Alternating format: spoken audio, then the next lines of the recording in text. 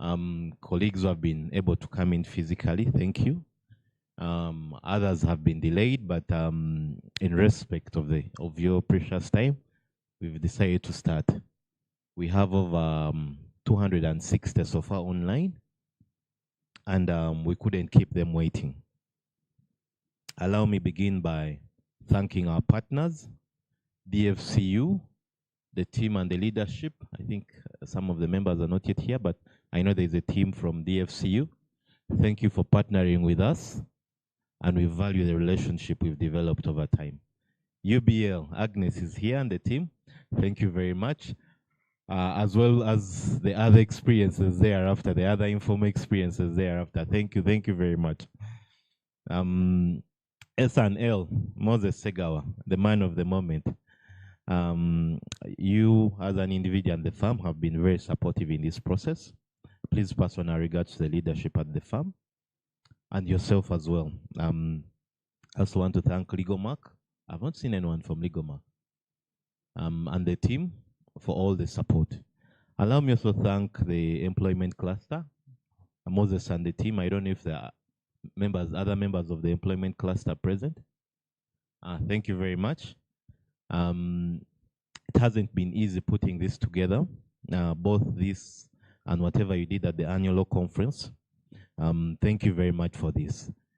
I'm glad that we've stuck to the future of navigating the shifting landscape of the employment law. Employment is a key aspect of our lives, the economy, jobs, and the future. So it's good that we're having this discussion, and not just this discussion, but a discussion among his friends, legal friends. And you know why? Because each of you doesn't just represent yourself, your institution, but you also represent clients. On a daily, you advise clients on employment issues. Now, if you as a lawyer, you're not equipped, then what will you be passing on? The landscape is fast changing. If you've seen decisions from the industrial court and elsewhere, some of us can hardly keep up with the precedents. As you're quoting this, someone tells you, wow, that position has since changed.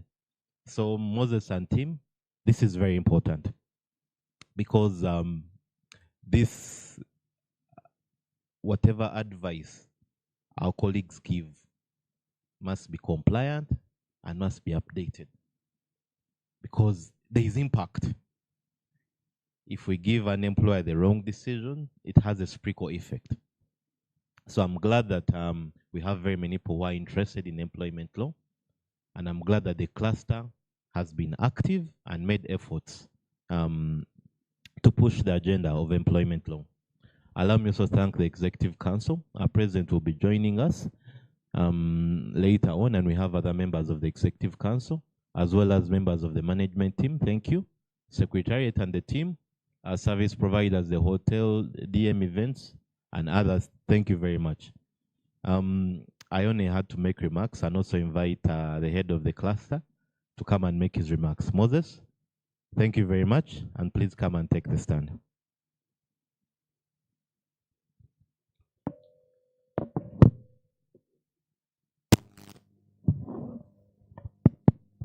Good morning, ladies and gentlemen, those here physically and those online.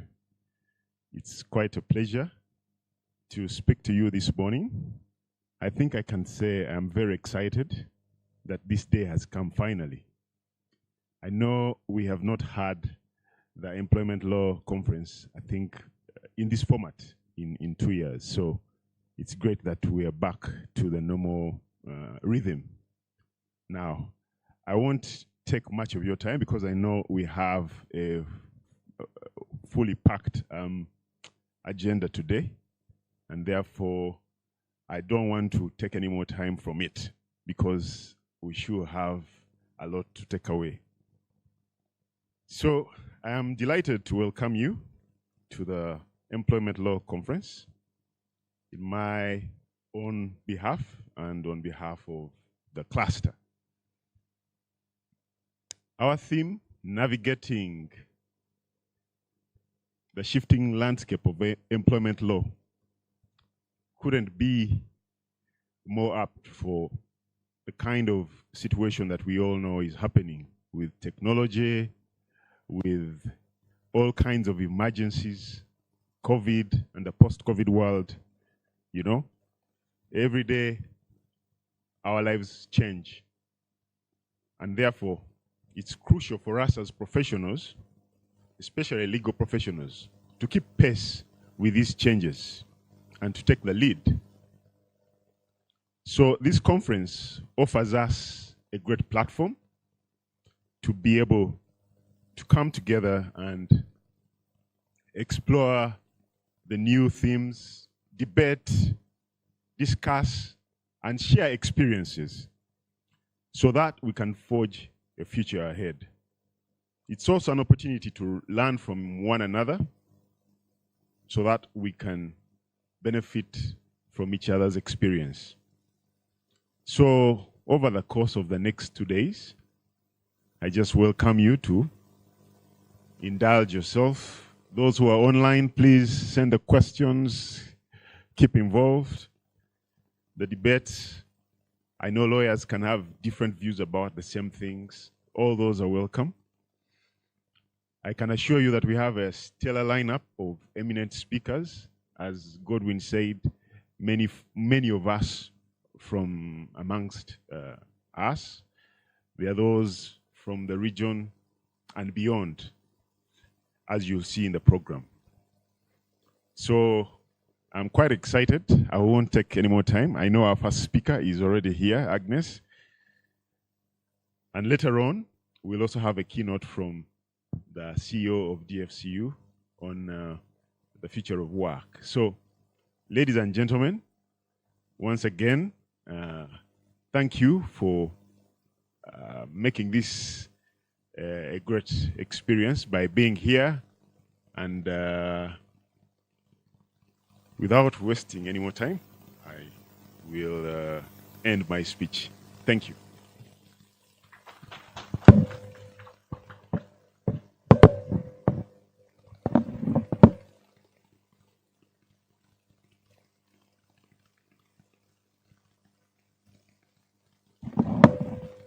Thank you, Moses, Cluster Head and CEO. We are now going to have our first presenter of the day, Agnes from UBL. Thank you.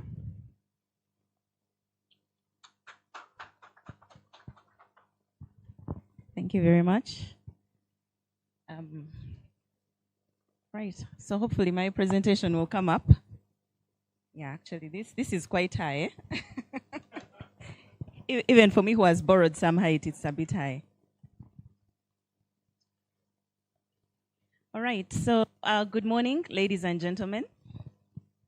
And for those online, my name is Agnes Sally. I am the Legal Director and Company Secretary for Uganda Breweries Limited. And I'm really excited. And Moses, thank you so much to you and the ULS team for having invited me to share my experiences. I'm one of those who joined Uganda Breweries. I joined in November 2020 in the thick of COVID. And for me, it was not a very easy experience because I had to join from another jurisdiction. So there was a whole lot of movement, logistics, onboarding. I did everything. My entire onboarding process and induction was done online. So that tells you, I'm hoping that I landed well in the role because I'm still here.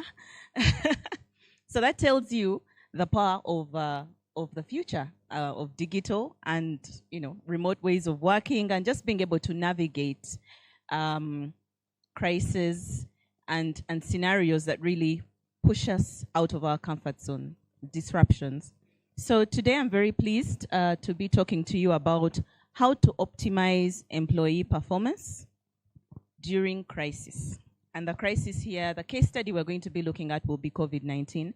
But I'd invite you to think through any scenario and then be able to really think about what your role would be as counsel, whether you're in-house or external, think through what contribution you would make to your organization, but also think about what that means for you. And whenever you think about a crisis, they say with every crisis comes an opportunity. Believe it or not, UBL was one of those companies that actually ended up performing even better than we had in the previous year. And we grew by 30% in terms of our turnover.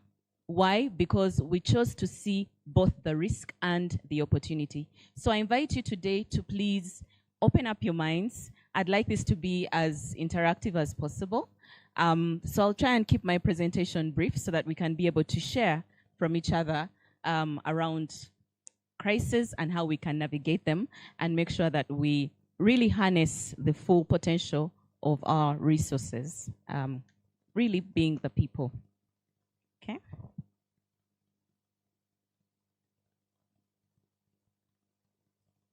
Is it me or? Okay, so this slide is really just because I wanted to tell you a little bit about UBL. So UBL is a very, very passionate organization. We believe that we have a heart and soul, and our heart and soul is really reflected in our culture. Our culture code is really to be bold, progressive, and connected. Why am I telling you this? Because in order to harness employee performance, in order to bring out the best in your staff, even in yourself as an individual, you must have a purpose. And you must have values. So we are bold, we are progressive, and we are connected. We are bold in that we seek to lead, to innovate, to go fast, and for others to follow. We are progressive. We think about those things that other people have not yet thought about. And we always are ready to adapt to changing circumstances, as I'll show you. And then we're connected. For us, having meaningful relationships is really, really important within the organization. We need to have our teams connected with each other, both at a professional and personal level, because we believe that that is what drives effective communication, that is what drives collaboration. So connectedness, ask yourself, how connected are we in our firm? Top down, lateral, whether it's your peers, whether it's your line managers, whether it's your bosses, your partners, how connected are you? Are you speaking to each other? Because that then drives the effectiveness of your performance. And then, of course, our rallying call this year is FIRE. So please do not be afraid when you see FIRE here on the screen. Yeah. For those who, I think you were supposed to give us some safety, but FIRE for us means fearless intent and rapid execution. So in my mind, whatever I do, as the legal director of UBL standing before you, I must make sure that I am fearless, I should be bold, and that I should rapidly execute. Because I serve an FMCG. It's a fast-moving consumer goods company. Yeah? So the expectation is that I cannot take, Moses knows this, I cannot take even more than 24 hours to make key decisions. Because the business is moving. Why? Because the consumer is moving, the customer is moving. Right? So you need to see how you fit in there. And of course, we believe that we are stronger together, and caring for our people is the bedrock or the foundation of our strategy. So UBL, I just wanted to give you a bit of a snapshot about, again, the footprint of UBL. This is a great organization, but it's also a big organization. We've been around for about 76 years, from 1945. Yeah, so we've been around. We have 285 employees, 280 contractors, and these are the ones on site. So we also have others that are in the field, that are dealing with the farmers in the thousands. We have a footprint of about 30,000 farmers.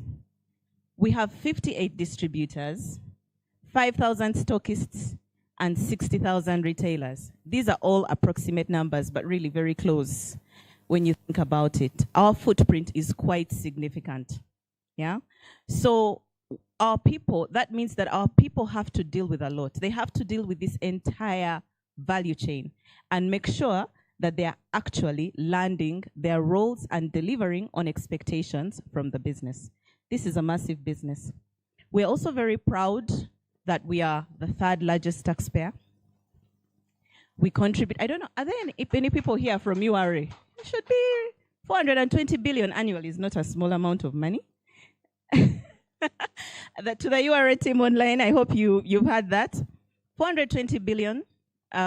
We also contribute, so we pride ourselves in promoting BUBU, yeah? So buy Uganda, build Uganda. 95% of our local raw materials are actually sourced locally here. And we spend about 52 billion just on sourcing local raw materials. We also spend about 45 billion on farming communities, just in terms of inputs. And there's a lot, there's really a lot. But I think what the point I'm trying to make here is that we're not a small organization, it's a relatively big organization, and our footprint extends beyond just our employees. We see ourselves in terms of the communities that we also serve. And I invite you as lawyers to also see that, and then to think through your responsibility to the community that you serve. So 2020 March, COVID-19 hit us. I remember that day because I was seated before the TV just thinking, what is this? How do we deal with this? Where did this come from? We didn't have this on our radar per se.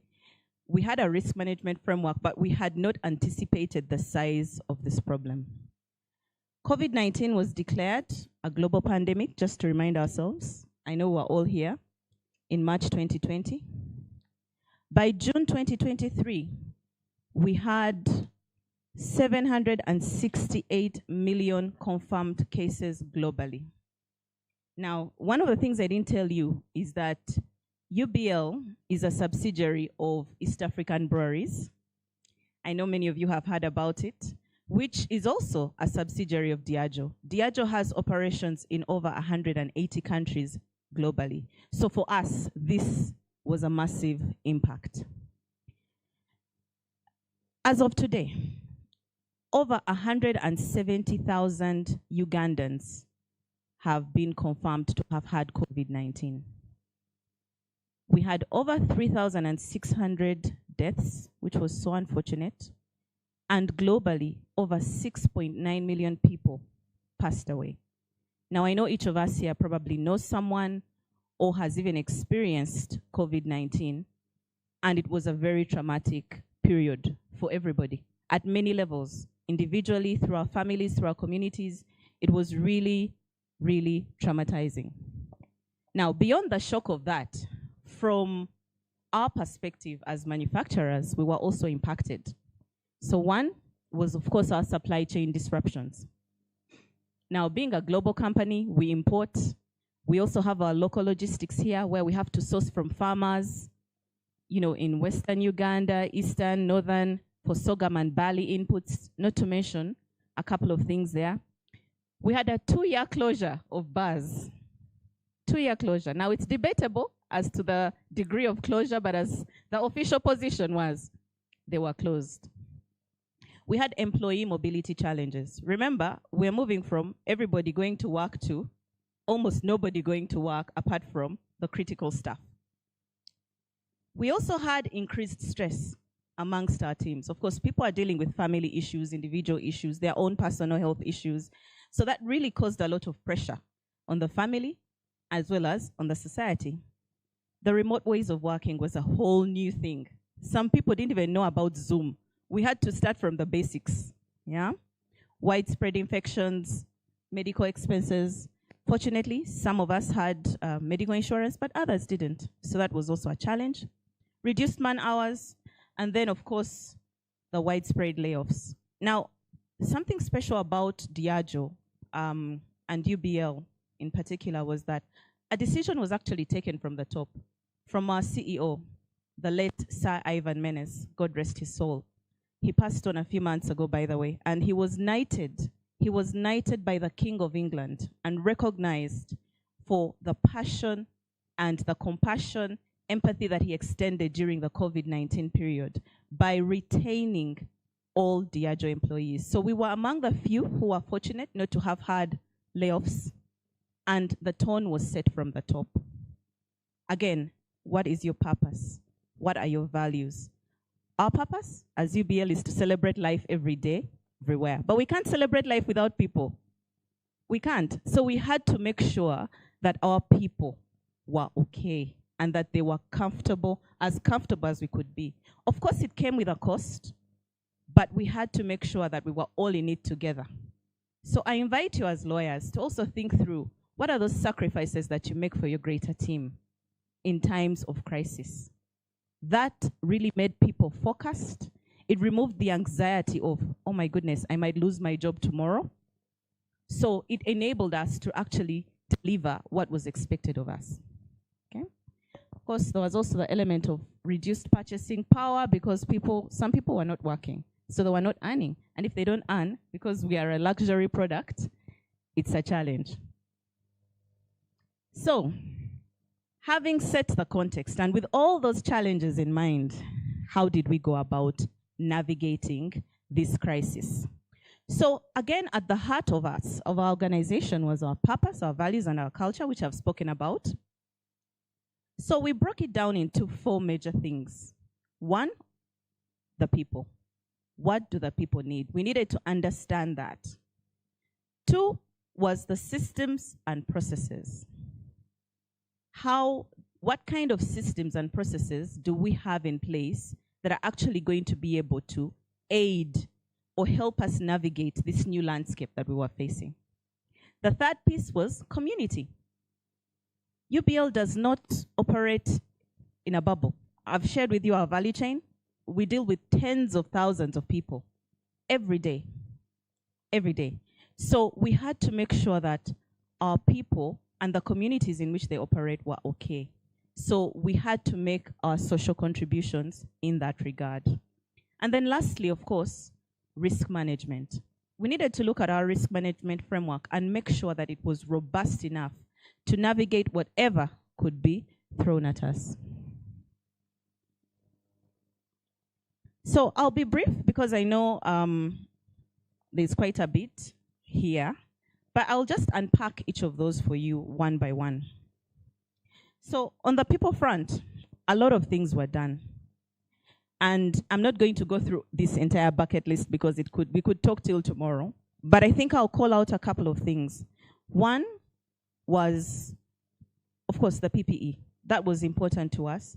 We actually leveraged this opportunity as alcohol manufacturers to make sanitizer.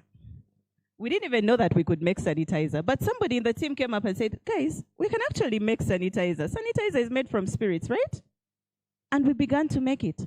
Not for sale to the URA people, so no proceeds were made, but we were able to actually give this to our employees, extend significant amounts of that to their families as well, and to the communities around us. So we donated lots and lots and lots of that, and it really, really made a difference. Yeah. So over and above just your standard mask and whatnot, we looked inwards to what resources do we have to actually make a difference. The other thing that we also looked at was tooling, right? So people had been working 100% from the office, with the exception of a few flexi, because we already had a flexi policy. So a few would go off every now and then because of, family obligations and so forth. But really, majority, about 95% at any given time, were in the office. So now we're facing a scenario where people actually had to work with the majority of us being at home. So the tooling was important. We had to look at right from the ergonomics, because we even thought about is somebody going to be working seated on a bed somewhere? Are they going to be working from their kitchen counter? How do we make this experience as safe? Because we lead in terms of safety. So we even looked at the ergonomics, and we gave our teams chairs. We gave them chairs, ergonomic chairs, so that they can be comfortable, right? We gave them recommendations, and we sensitized them around what their ideal working spaces should be. Again, we didn't have to do all this, but you need, as an employer, to extend that commitment and really demonstrate to your teams, even internally, that you are in it to win it with them. So we did that. Of course, we gave them laptops.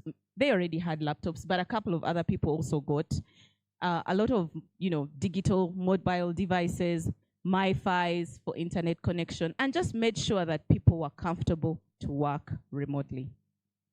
The other thing that we did was to look beyond just the physical health, because we, of course, discussed around insurance. We had actually some additional arrangements that were made. We renegotiated our insurance cover and made sure that whichever scenarios faced us, we were able to deal with them, and for our employees not to be able to meet the cost if, God forbid, they were infected or their family members were infected. So we also looked at the mental health of our employees. Fear, there was uncertainty. I think before the vaccines came, the anxiety was through the roof, and we recognized that. So we came up with employee assistance programs. We had online counseling. People could actually call and speak, in confidence to a counselor who would be able to help them with issues around anxiety, and also to guide them on how to take care. We had also medical experts who were on call at any given point in time. The other thing we did is we had virtual wellness clinics. So people were actually able to, log on, click on a link. You have an instructor, gym instructor, 6 a.m. in the morning, telling you, please, do your stretches, do your planks. And that helped the team to get energized. In as much as they were actually alone at home, they still felt connected as a community with the UBL team. Now, there's a lot here, but the other thing that we did, and again, I emphasize, always look at the risk, but also look at the opportunity. We realized that this was giving us a lot of time to do two things. One, reduce our leave liability costs, because not everybody was a critical employee at that point in time. So we sent some of our employees on leave to actually go and rest. That was one thing we did. Another thing that we did was to also focus on training and development. Many people actually ended up having the time to do a lot of development courses, leadership courses, managerial courses, and even to just build their technical competence in different areas of expertise. So, again, how are you using your time? How are you leveraging all the resources at your disposal? I talked about effective risk management. Now, one of the advantages that we had was that we already had a robust risk management or crisis management framework within UBL. So for us, dealing with a crisis was not something new. What was new was dealing with the COVID-19 pandemic. What that did for us was to provide a platform, or at least a baseline, or a framework with which we could begin to think and be guided in a structured manner on how to deal with a crisis. We quickly constituted our team, and by the way, this was replicated all the way up to Diageo. And on a weekly basis, we were meeting as a crisis management team with our MD leading us and the executive, and below us, we had mid-level management, again, cross-functional, because we needed to understand what this meant for everybody within the organization. And when we did that, we would report back, right? We would meet every week, and then we would report back to the board. So even the board was invested in understanding how many infections do we have, how many people have been impacted, what interventions are we putting in place? And by the way, not just interventions for our employees, but even for our contractor staff. On the previous slide, I talked about care packages. Those were extended also to our contractor staff. So again, think about your environment, your own organizations. How are you involving the people that support you? They may not be employed by your organization, but they definitely impact your output. So think about that as well. Then we had to do continuous scanning of the environment, not just media, but we went a step further and began to proactively engage. We were talking to Ministry of Health directly. We wanted the facts. We were not taking or making our decisions based on hearsay. We wanted the facts. We were dealing with medical experts because, again, we wanted to deal away with the anxiety. We were dealing with the National Task Force to shape what the future looked like proactively. And I invite the ULS, and I'm very proud that ULS, I always see a lot of opinions coming through. I see the president has joined us. Thank you very much for joining. And always frame and always shape the future. That is, I think, our mandate. It's our responsibility. We should not sit back and watch things happen. So even in the employment space, ask yourself, how am I contributing to shaping that future? Proactively, not reactively. Okay? So the next piece for us was systems and processes. This was a big one for us. This was a big one because whereas we had quite a number of systems in place, we also saw opportunities for so many other processes to be automated without necessarily losing jobs. The key for us was to make sure that wherever our consumers were, we were there. First and foremost, because we're in the business of selling. So we needed to ask ourselves, so where is the consumer? So the consumer has been told to stay at home. Okay, so how do we find this consumer? How do we safely deliver our product to this consumer and make sure that this consumer still gets the level of experience that they would have gotten if they were out somewhere in an outlet or if they were out somewhere at a hospitality event, you know, that same experience. So we leveraged things like digital marketing. You could easily go onto our website. We had Party Central. You could even download things like serving suggestions for your drink. Yeah, we went granular. We went beyond just looking at, okay, they have been closed, e-commerce, you order, but also went experiential. So are you taking it a step further? Yeah. We also looked at, of course, e-procurement, because we also had to now buy services, buy goods. So we had to really make our systems very robust. Digitization in sales has now been transformed almost completely. We now have AI tools where you go into an outlet and the AI tool will tell you, this outlet is segmented in this manner, you should be having these products, this is what is missing, simply by the click of a picture on my phone. Yeah, so we have automation through DMS, that's, you know, distributor management systems. We have systems like Trax, Edge. There's a lot. But I think for me, again, bringing it back to yourselves is, what have you done to enable your environment? Because there will always be a crisis. We don't know when or the size of the magnitude of the crisis, but it will be there. So how prepared are you? And the future is indeed digital. Again, I talked about online training. We were managing a lot of our employment issues online. By exception, we were having conversations, but really, like 98% was online. So right from leave management, performance appraisals, all that was being done online. There was no need for physical meeting, which also helped us to reduce the risk of infections and issues like that.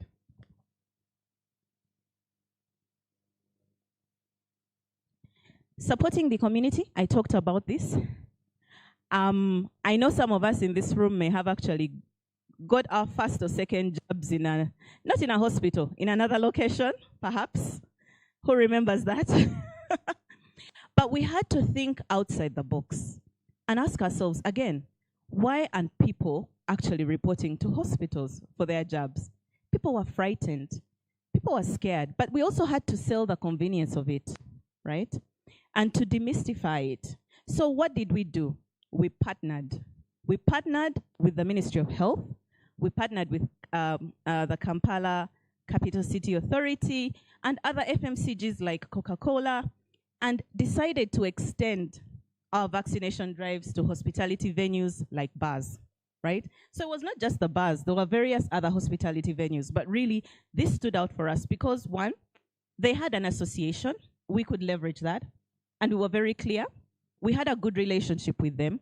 They had free venues that didn't even need to be hired. So we saw an opportunity and said, okay, why can't we bring this vaccination drive closer to you? If you don't go, if Muhammad can't go to the mountain, then the mountain will Or is it the other way around? But essentially, we made sure that we brought the convenience of it. I remember at the time, I think His Excellency had said that we needed to hit a 5 million mark. And there was a lot of pressure because we needed to then have the sector open. So how are we going to hit this 5 million mark? We needed to think outside the box. And indeed we did. And we hit a 5.4 million mark. So we even exceeded our initial target when we did that. We also thought about the bar owners who are experiencing a 2-year closure. And fortunately for us, of course, leveraging Diageo, which is our grandparent company. So Diageo came up with an initiative called Raise the Bar and donated $100 million to basically enabling or supporting different bar owners across the globe. So Uganda was allocated $1 million, which is not little money. And we were able to use that. So we were able to support them with PPE. We were able to support them with furniture, with merchandise that they needed to be able to bounce back. And it was very, very helpful. In fact, all these initiatives were so impactful that we got a presidential nod, as you can see. Our president rarely goes on Twitter, but he did recognize the efforts that were being made by the private sector. As I wind up, my reflections, and I invite you to reflect with me on this. I think you can see our people there. We have a gym, and our people work out. We're a celebrated organization, and we really try to make sure that we act responsibly and partner. So what are the things that, as a lawyer, I would invite you to think about? One, we talk about digital. I think the next session is about AI, artificial intelligence, automation, and all these things. But behind all of these things is people. So in whichever space you're in, you need to think about the people. Unemployment law is at the center and heart of it because it governs our relationship with our own employees, but also with the employees in the organizations that we work for those of us who are in-house. So people remain critical to organizational success. I'll repeat that. People remain critical to organizational success. So the question or my provocation to you would be, what is your purpose? What are your values? And what is your culture? Are these known? If I walked over to an associate in S&L or in any other law firm, would they tell me the same answer that you would give me? Is there alignment? Is there understanding and appreciation of what these are? Because, and this is so fundamental because it is what will inform your approach. It is what will inform your decisions at whichever level, be it at the board level, be it at mid-management level, or even the guy at the floor who is just running the line, or your clerk who is delivering your mail. He needs to work within your culture, your values, and your purpose. So that's my very first. And of course, again, culture, it's strategy for breakfast. Culture, culture, culture. Very important. Number two, change is inevitable. Change is inevitable. And organizations need to learn to live with disruption. It's the new normal for us, really. So how robust is your risk management system to deal with this? We are now moved from VUCA to BANI. Who can tell me what BANI is?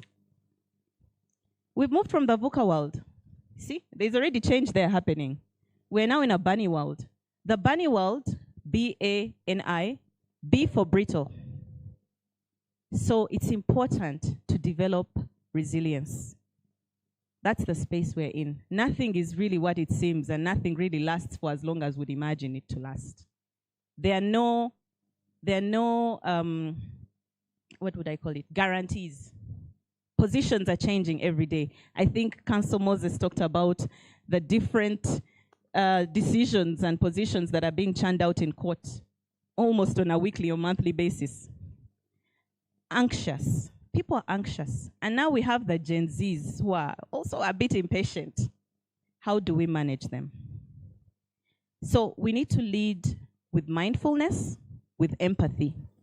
And there's a special need, and now I speak more as an in-house legal director and a people manager. There is a special need to really lead with empathy, but also to develop soft skills. As lawyers, and now I'm speaking to the people who are also part of the Law Development Center, we are so good at teaching people about the law. So they come in, we receive these young associates, they are fired up, and they are ready to just tell me about all the provisions in the Employment Act, which I value, don't get me wrong. However, are you applying your knowledge to the context that you're dealing with? Are you giving me practical solutions? Are you empathizing with me? Are you putting yourself in my position? That's my provocation to you. I often receive many opinions, and what I'm really looking for is a practical solution. Sometimes I get 4 pages, 5 pages, but I'm really looking for one line, just one. And I'm looking for a person to actually tell me, how do I navigate this? So think about your clients. How are you holding their hand? How are you leading them? How are you helping them to navigate and deal with this anxious world or anxiety-filled world? The world is now nonlinear. It's nonlinear. So you must find the context and adapt. And then you need to be flexible. You need to be flexible. Yes, I understand the legal position. However, are there opportunities? What opportunities can I harness? I understand the legal position. I understand the legal constraints. But how flexible are you being? Being innovative is just as important. As lawyers, simply because you can regurgitate the law and tell me what it is, how are you helping me to innovate in that space? How are you helping me to navigate? What solutions are you anticipating for me? And that comes with a special appreciation of what I do or of my space. If you're my lawyer and you've never visited the brewery, there's a problem. There's a problem. Because that is what I do. So if you cannot understand what I do, how are you going to advise me?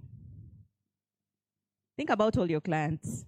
We have people now who are taking on oil and gas. How many of us have been to the refineries? Or are we actually just giving desktop legal opinions? Have you been on ground? That will enhance your understanding and help you to innovate. Because you cannot innovate unless you see the gaps, unless you understand. Yeah? So think about that. And then the world is also incomprehensible. That's the I in Bunny. So you need to rely on your intuition, but at the same time, you also need to leverage tools like, or systems that are, technology-driven. AI, I'm really looking forward to that discussion because it's become front and center. There are so many things that AI is doing now, even perhaps better than some of us. So, which is worrisome, but again, how are you leveraging these tools? You must understand when to use them and when not to use them. Your human intuition will still be relevant. Data science. We are led by data-driven decisions. So, for me, I need the facts. And I think that's one of the things that helped us to navigate. Because a lot of things were being said, hearsay, all sorts of positions being taken, but we needed data. And we would religiously follow the Ministry of Health and the infection rates, and to be able to make decisions that were data-driven. So you need to be able to leverage that technology and have those platforms or feelers out there that will enable you to make informed decisions. So the other aspect is around digital, which I've talked about, and automation. Invest in systems. I still have some lawyers who call me and say, I'm sorry, I can't respond right now. I still need to get to the office to send you the email. So in my mind, I'm thinking, okay, my law firm, these people do not have, they don't have email on their phones, or they don't have an email platform on their phones. Something as basic as that. That's just an example. As a lawyer, you should be able to function from almost anywhere. If you're in court and your client needs a quick opinion, surely you can take a break and be able to respond. Yeah? That's just a simple example. You should be willing to learn, unlearn certain things, and to relearn constantly. Constantly. So again, being open-minded is very, very important. And then lastly is the employee welfare. Again, I've touched on that. And one of the things I also invite you as lawyers and as employment law experts to think about is that employees are now seeking more of the positive employee experience. Gone are the days when people wanted corner offices per se. There are people we have in Diaja who don't even have any physical workstation. They don't. Very senior managers. Because it's not a park anymore. Before you needed the view, because you were spending time in the office. Now, you're literally working on your feet as you go. Gone are the days when people were talking about work-life balance. People are now talking about work-life integration. So how are you creating that flexibility for me as an employee? How are you creating that convenience for me to be able to balance my own personal commitments with the commitments that I have at work and still be able to deliver? And we actually found under our flexi policies that by allowing people to work remotely in certain instances, they were even more productive. So again, as lawyers, do you have to see your associate every day at work to believe that they are working? Can they work remotely? That's something else. So as I wrap up, for me, the other aspect is collaboration. I talked about that. Inclusion and diversity. Inclusion and diversity. And most people see it just from a gender perspective, but there's now also the age perspective, right? If you're a law firm and your average age is, forgive me, and I do not want to insult anyone, but if your average age is above 65 in that firm, or 70, I invite you to think about recruitment and succession planning as well. Yeah? Because you're running a business, and the business is not you per se, it is your people. So be ready to think about that as well. Yeah? And again, inclusion and diversity. If you recruit some younger people, they'll be able to teach you. There's what we call reverse mentoring. We now have sessions with, execs and, the executives in UBL. We are mandated to meet with younger people so that they can tell us about things we would not ordinarily encounter. Like, for example, where do they hang out? What experiences do they have? What kind of, and in fact, these young people, they are so good with these AI tools. So good with them. There's a lot of coaching that they do, reverse coaching and reverse mentoring. So I invite you to think about that as well as you go about enhancing your employee performance. Lastly for me is on the collaboration piece. I have now seen, initially we had many law firms just dealing with the Uganda jurisdiction and servicing us very well. But as the world becomes more and more of a global economy, global village, these jurisdictional barriers are being torn down.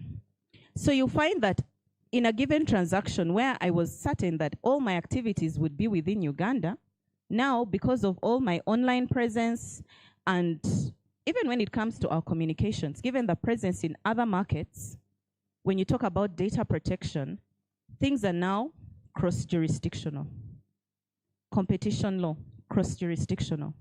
So I also invite you to really think about how you're equipping your teams in that space, but also how are you collaborating with legal partners in other jurisdictions. If your firm has not yet done that, please consider it. I think it's really important, at least to have an affiliate or presence and especially when you're servicing multinationals like UBL, because most of our issues will be cross-jurisdictional in some shape or form. And I know many of us here would be in the same position or would even have clients that are in the same position. So I think for me, that marks the end of my presentation. I'm mindful of time. Thank you so much for listening to me. I don't know if there are any questions or if we even have time for questions. Maybe you can guide me. But it's been a pleasure speaking to you. Thank you very much. Thank you, thank you, thank you. A round of applause to Agnes and the entire UBL team. For those that joined us a little later, she's the legal director and company secretary at Uganda Breweries Limited. And she was sharing how UBL optimized employee performance during the crisis. Hey, I'm learning English as well. Brian Kambaho is my name, and I'll be your MC for today and tomorrow. For those online, please do enjoy wherever you are. We'll just be driving straight into the next presentation, and Agnes here spoke about it, which is AI, robotics, and big data at the workplace. And we have none other than Elijah Chitaka, who is a technology executive and entrepreneur. He's a former chief information officer at Stanbic Bank.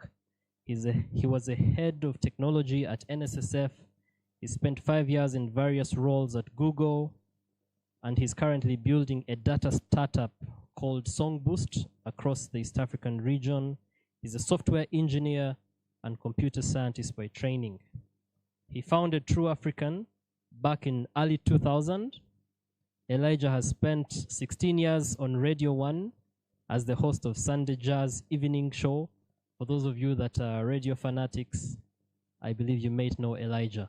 Elijah, if you're online, could you please let us know that you can hear us, we can hear you. The tech team could help us confirm.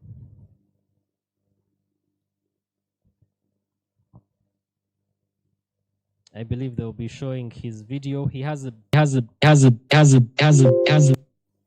sorry for the technology feedback.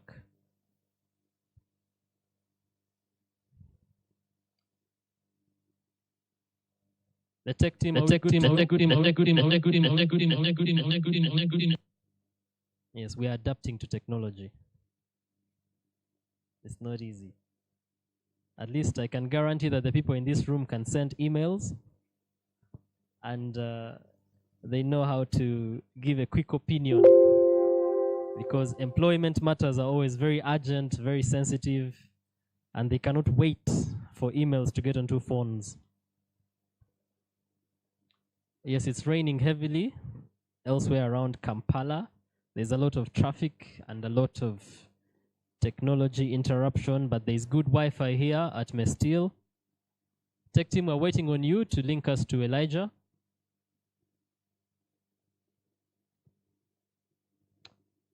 If he's unavailable, then we may have to move to the next part.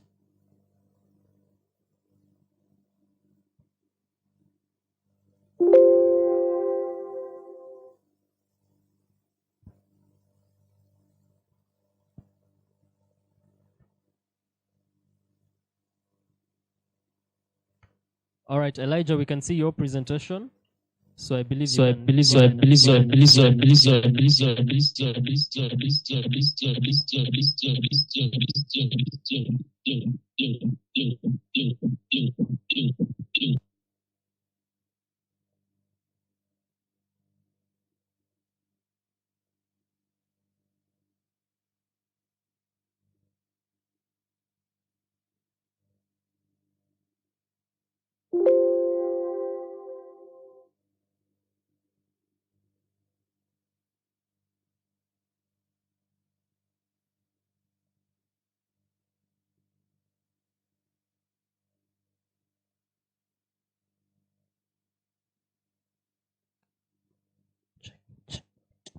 So I'm reliable. Yes, I'm reliable.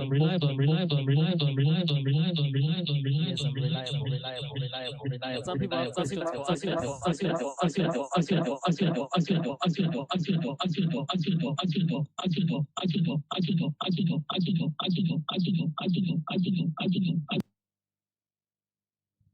Sorry for the feedback and background noise. We thought we'd use this opportunity to ask a few questions for Agnes, or to hear from the rest of the employers and employment lawyers how they dealt with the crisis of COVID-19. So we could allow two or three questions as we connect to Elijah. Any questions in the room? Or any people online? Yes, Agnes told us to be bold and courageous and have fire. I want to start with the backbenchers there.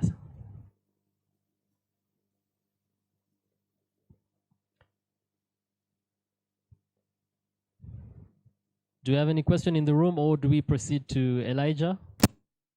Elijah, if you can hear us, you could just speak.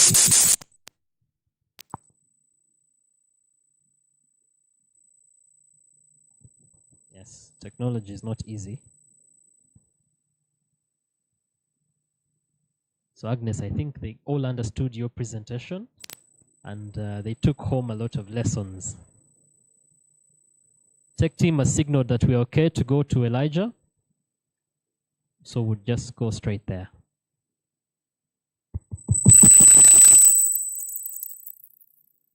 Can you hear me in the physical room? The online room can hear me well?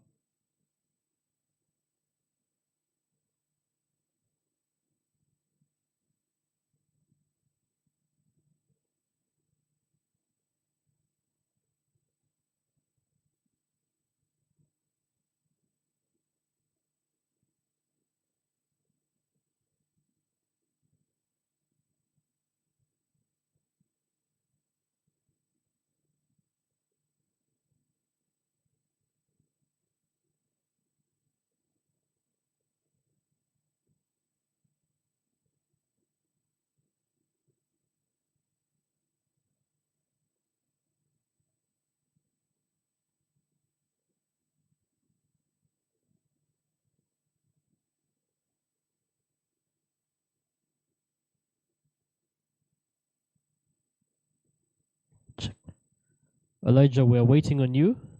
So I'm told that now the system is up and running. You could just go ahead and start the next presentation.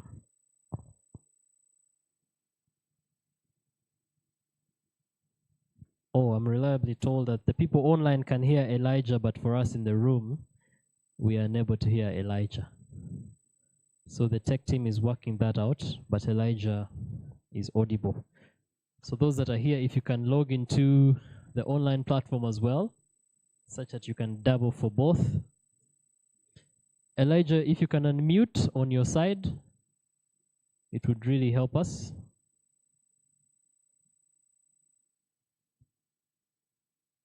All right, shall we get started then? Yes, now we can hear you. Please start again. All right, let me just share my screen. Let me know when you can see it. See it. Yes, we can see it. All right, good morning, team. Apologies for the rough start. Technology is not meant to be difficult, believe it or not. I wish I was physically in the room with you. Unfortunately, I am not. I am in Nairobi. I speak to you from Nairobi this morning. But it's such a privilege to speak to this room. And thanks for the invite. I really send my regards to the organizing committee. So I've been given 20 minutes to speak about such a wide topic. And Agnes has set the stage quite effectively. In some respects, she's made my job a bit easier. I won't repeat what has been said about me. In the interest of time, we'll just dive into this topic: big data, AI, and robotics. I think it's very topical right now for a number of reasons. But let's see if we can demystify some of this. So let me start my presentation by just showing you a quick outline of what we're going to talk about.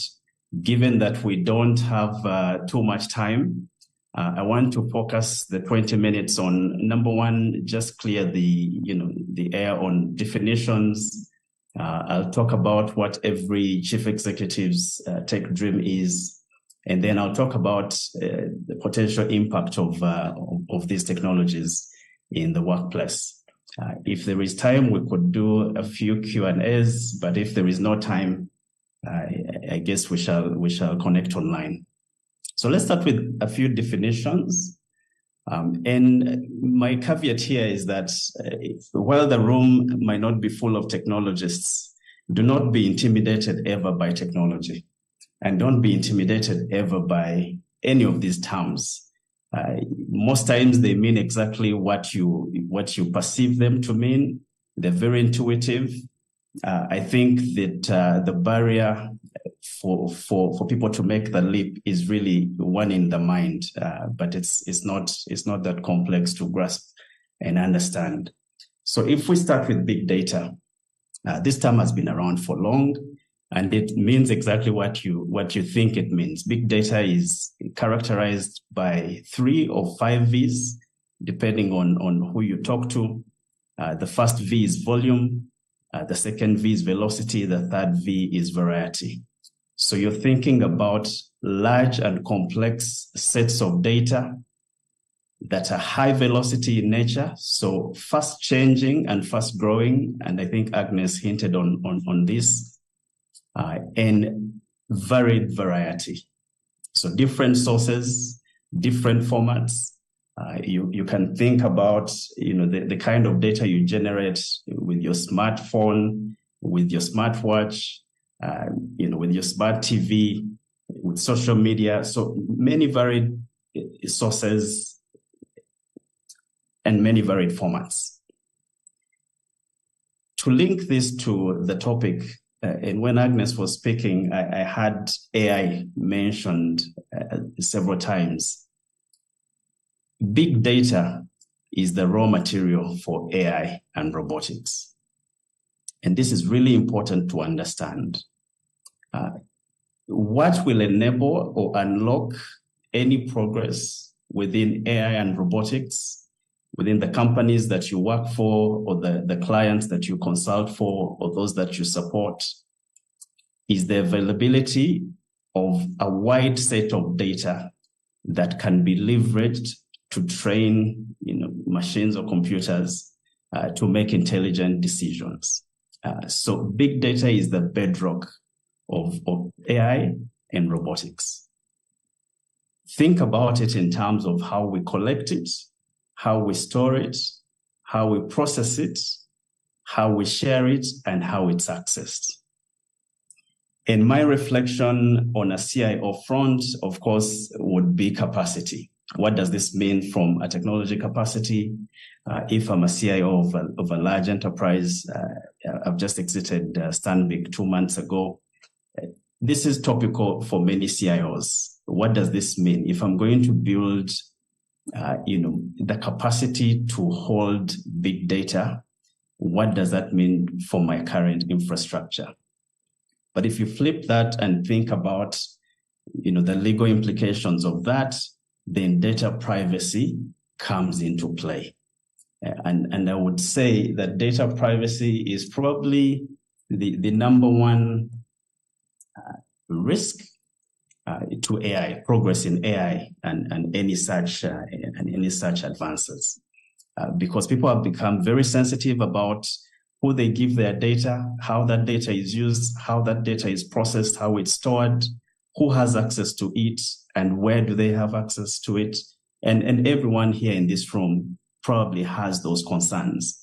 And yet, that very data that people have learned their rights to protect is the bedrock that will unlock the power that many speak of, within AI and within robotics. So that's the first thing. Next is AI, artificial intelligence. Like I said, most of these terms mean exactly what you think they mean. artificial intelligence is simulation of human intelligence based on large amounts of data that can be used to train computers. So you're trying to train machines to give them the ability to think, to give them the ability to learn, to give them the ability to relate and reason. And that can be scary in some respects. But this is the reality of what AI is. We're really just trying to replicate or simulate human intelligence, within computing systems. There are two ways to think about this AI thing, and I know that it comes up in presentations now. Everyone thinks it's the future. Everyone thinks they need to understand it. But there are two perspectives to it. There is, if you're looking at an enterprise or a company that you're working for, there is internal capability for AI. So how you can use AI within your own enterprise based on your own data to create or simulate this human intelligence and scale it. And then there is the external perspective, the tools that are available to everyone. Today, ChatGPT is topical, and that is available to everyone. So it's really initiative on yourself and your employees to leverage those tools that are widely acceptable. Of course, the externally available tools are going to have limitations of contexts, especially your context. If you think about language processing today, most of the AI tools available, will translate hundreds of languages, but unfortunately, none of the ones in Uganda. Why? Because the raw material, which is the data, the underlying data that is used to train these language models to learn the language and learn the context, is not available. So again, it becomes real that once you don't have the raw material, you can really be wiped out of this kind of new world. And we're seeing that with language. That's just one example. You can relate that to your business context as well. So this is AI. Then the third one is robotics. So robotics would be to turn that intelligence into actions in the physical or virtual realm. So you're really trying to think about self-driving cars. So you're taking all this intelligence that is built as a result of availability of a wide range of data to now build machines that can take action. So a self-driving car will, take in data from sensors to say, this road is blocked, I should make a right turn. I think I should go slow. There is someone crossing the road. So it's taking all this available data, processing it through intelligence, and turning that intelligence into actual, actions in a physical world or virtual world. And these things have already happened, and most of us have been exposed to them. So this is the definitions, the three themes that I'm speaking about. Big data, which is the bedrock and the raw material that will unlock any meaningful progress within any context. Artificial intelligence, which is the logic and the ability to simulate human intelligence in machines. In robotics, turning that intelligence into actual tangible actions that can create value for your customers, for your users, for communities, and all that. So let's switch to what CEs want from technology. I've had the privilege of supporting several CEs, as mentioned. The most recent was Stanbic, before that at NSSF. And CEs typically want three things from technology. Number one, they want great employee experience. Why? Because they believe that employee experience is linked to productivity. So if you want your workforce to be productive, then they must have a robust employee experience. And typically technology has a large part to play in creating this employee experience. The second thing they're looking for is superior customer experience. And many CEs have talked about this. Customer experience is important because it is highly linked to growth and profitability. You know, the experience that customers have while interfacing with your business will affect, you know, what they say about the business, if they do further business with you. So it's strongly linked to growth and profitability. And CE is obsessed about customer experience. And then the third thing is risk mitigation. And all these three, I had Agnes talk about them. So risk mitigation is important because it's linked to sustainability. They understand that the world that we deal in today, you know, is quite challenging. And for you to run a business that will outlive you is going to take you developing your risk muscle. So these three things are very important to many leaders in any room. Employee experience, because it's linked to productivity, customer experience, because it's linked to growth and profitability, and then risk, because it's linked to sustainability of the enterprise. Now, if we then layer these things to AI, robotics, and perhaps big data, we shall see why these terms have started showing up in boardrooms. Think about robotics. If I map out robotics to the three things that CEs are obsessing about today, robotics is what we're looking towards to cause a shift from back office to customer-facing, you know, workforces. This has come up during my time at NSSF. At that time, Richard was still the CE there, and he obsessed about this ratio of having so many employees, I believe over 70% of employees as back office versus 30%, you know, front facing. In some organizations, the ratio is even worse than that. And they're trying to turn this thing around because they want to run an automated shop, but with a human face. They understand that culturally, our markets still want a human to interact with customers, but they also want the benefits. The customers want the benefit of speed and velocity. And that comes from, you know, deep automation. And deep automation comes from, you know, these things like robotics.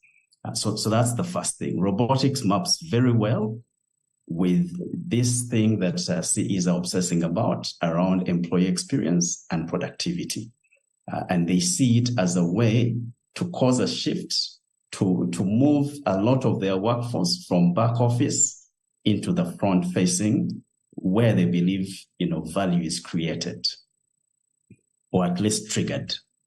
The second piece is on customer experience. How does robotics affect that? If you think about that deep automation, they're looking for more real-timeness. Today's world, no one wants to wait. Everything has become here and now. Everything is instant. And I have the same expectation of every business. You know, I have the same expectation of you know, legal opinions. I have the same expectation on an Uber ride. If I hit, you know, that button, I have the same expectation on music streaming. If I hit play on Spotify or whatever, I expect that these systems will respond to me and take action in that moment. So turnaround is important, and deep automation through robotics can help enterprises achieve that.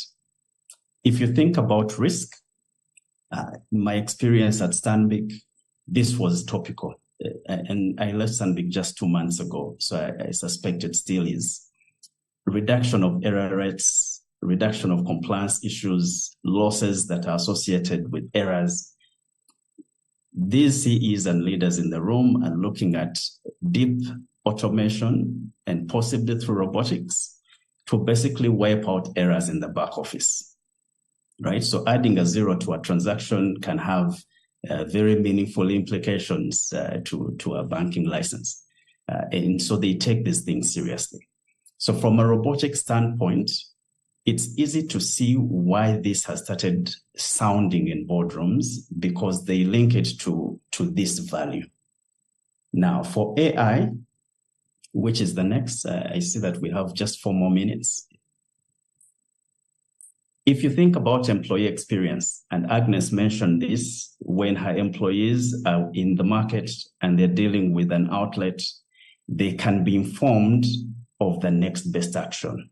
This customer that you're sitting in front of, this is the best conversation to have with them. So you take the guesswork out of customer engagement. And that is very empowering to an employee, because you imagine if you had a guide, if each of the employees had a guide to really tell them, look, you're going for a meeting with Elijah, this is the best conversation to have with him. This is his context. Don't bring this up, it won't fly. And you could interact with this thing and ask it questions. Should I mention relocation now that he's not based at home? Should I mention health insurance or whatever it is? And it can guide you and say, no, that's not his current context. This is what he's thinking. The kids go to these schools, so perhaps you're thinking of the following products. This would be very powerful. The second thing around customer experience and AI is to improve personalization. We've moved from a world where we think about one size fits all to every customer is unique and every experience of theirs is unique. And the job of technology is to make sure you leverage that tech to make that experience memorable. And AI can achieve that. And then from risk, think about all the scoring that you can do before your customers walk in. You can know, who is creditworthy, who is not, who will take what action, who is likely to go bad. This customer from this ordering pattern is likely to hit a rough patch. Maybe we should link them to financing. Maybe we should link them to insurance. That kind of deep intelligence is AI enabled.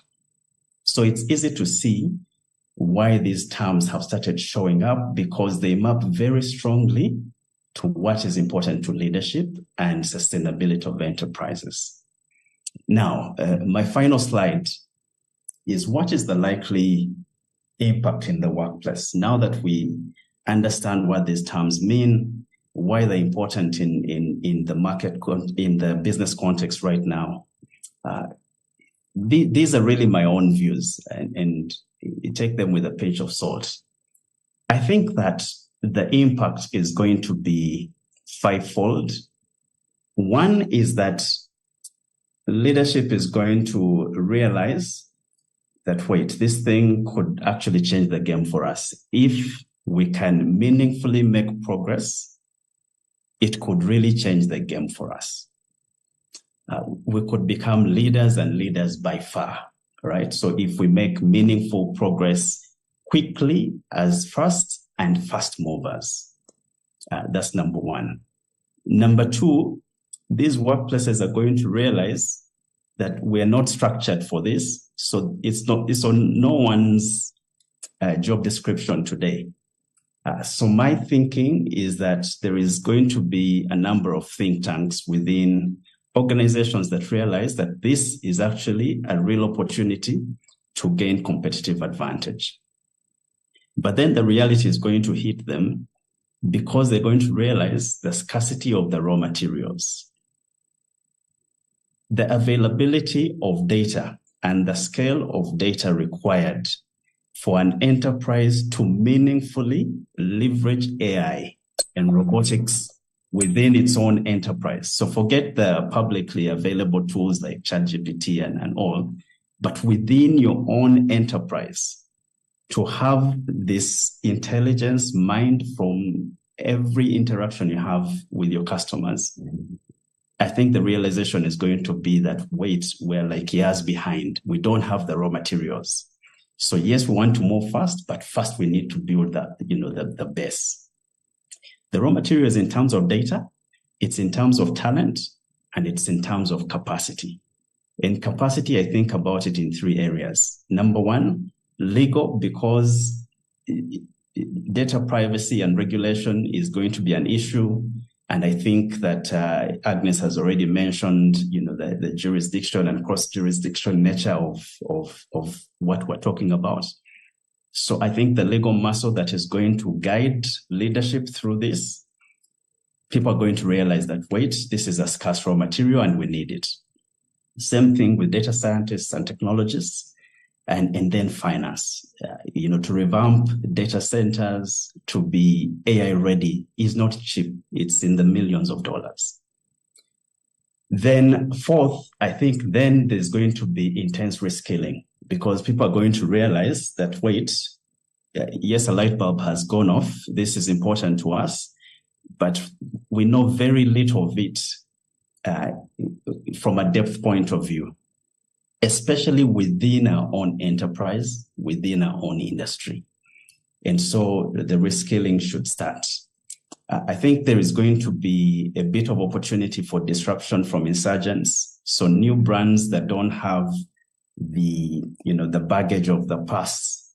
If I'm not trying to rebuild data centers, I'm going to build an AI-ready data center already from the start, which is what we're doing today with our startup.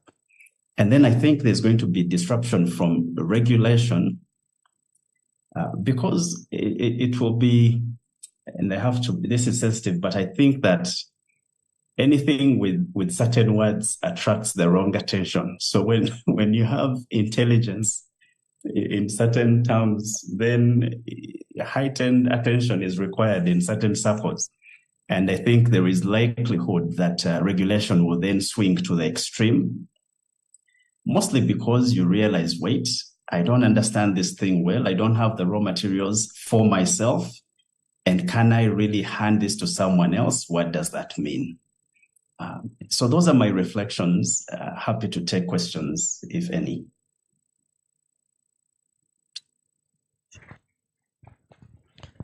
Thank you. Thank you, Elijah. Very, very profound. I like that you gave us a summarized version of what to expect, of what the workspace is going to be, how it's going to be affected. I saw a question online. There's someone asking, how does deep automation, which comes with real time, come into play in respect of solving complex legal issues which require much thought and contemplation? Maybe we could just do one or two questions and then rush into the next panel. But Elijah, if you could take that. Deep automation and the realness of legal issues. How would we solve that? Yeah.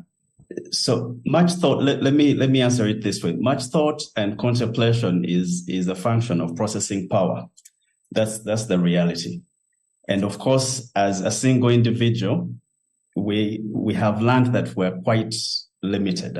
Our processing power as individuals is not at extreme. If you take accident rates of self-driving cars versus accident rates of humans, it's night and day, mostly because of, the rate of computing, the rate of processing. It's not that the human won't see that, look, there is a situation ahead of me that might be disastrous. They see that. But, how quickly you take that in and respond to it is typically the issue. And handing that processing to hundreds of data centers, of course, will kind of de-risk that issue. So deep thought and contemplation is a function of processing power that is available to you. That's the short answer. Okay, thank you. Indeed, the answers could be much longer. Very understandable. The other question from Genevieve Campire. What is your advice to employers in light of ethical issues surrounding AI? For instance, the authenticity of data sources, the ownership of the rights in the work generated by AI tools. This is a deep question. This is actually a question for this room. Huh? And that's why I was saying that data privacy is going to be very topical. I've chatted with Moses before, and I know thoughts around, is it going to be led by technologists? Of course, technologists will just move forward. I think legal will catch up. that room has enough intelligence in it to drive the legalese on that path, because the question, I guess, is legal in nature. Does that make any sense? Yes, it does. And I think we have some legal people. So I'll invite Segawa Moses to come and take us into the next panel. And we have Alice, who is also very knowledgeable. Maybe he will kickstart with that question. So thank you very much. A round of applause to Elijah. For the 200 plus people online, I believe you're enjoying, and the presentations also came in handy for the people here. They're also taking notes and really applying it both with the legal knowledge, but also for their employers who are quickly adapting, like Uganda breweries. So the next panel, we are really rushing such that we can maximize the time. The next panel is the future of work and the employment law implication. It will be moderated by none other than Moses Segawa, who is the head of this employment cluster and a partner at S&L. So Moses, please come over and invite your panelists one by one. We're very excited. There are panelists both in the room and online, so it's going to be a hybrid panel, and that is exemplary of the use of technology. We're really adapting fast. Mr. Segawa. Can I do it here? Yes, please. All right. Thank you very much, Brian. And gratitude to the past speakers who have set the stage. Agnes and Elijah, I think they've set the perfect rhythm for us to get into the next theme, future of work. I think we're trying to bring it more into the employment law implications. Some of you may be wondering, is this an employment law conference? Yes, it is. So without further ado, I would like to invite my colleagues. Some of them are already online, but let me start with Asmahani Saad, who is the managing partner of KTA Advocates. She's the head of corporate and commercial and projects, and has vast experience in oil and gas projects. She's also a non-executive director in a number of boards. Please welcome Asmahani.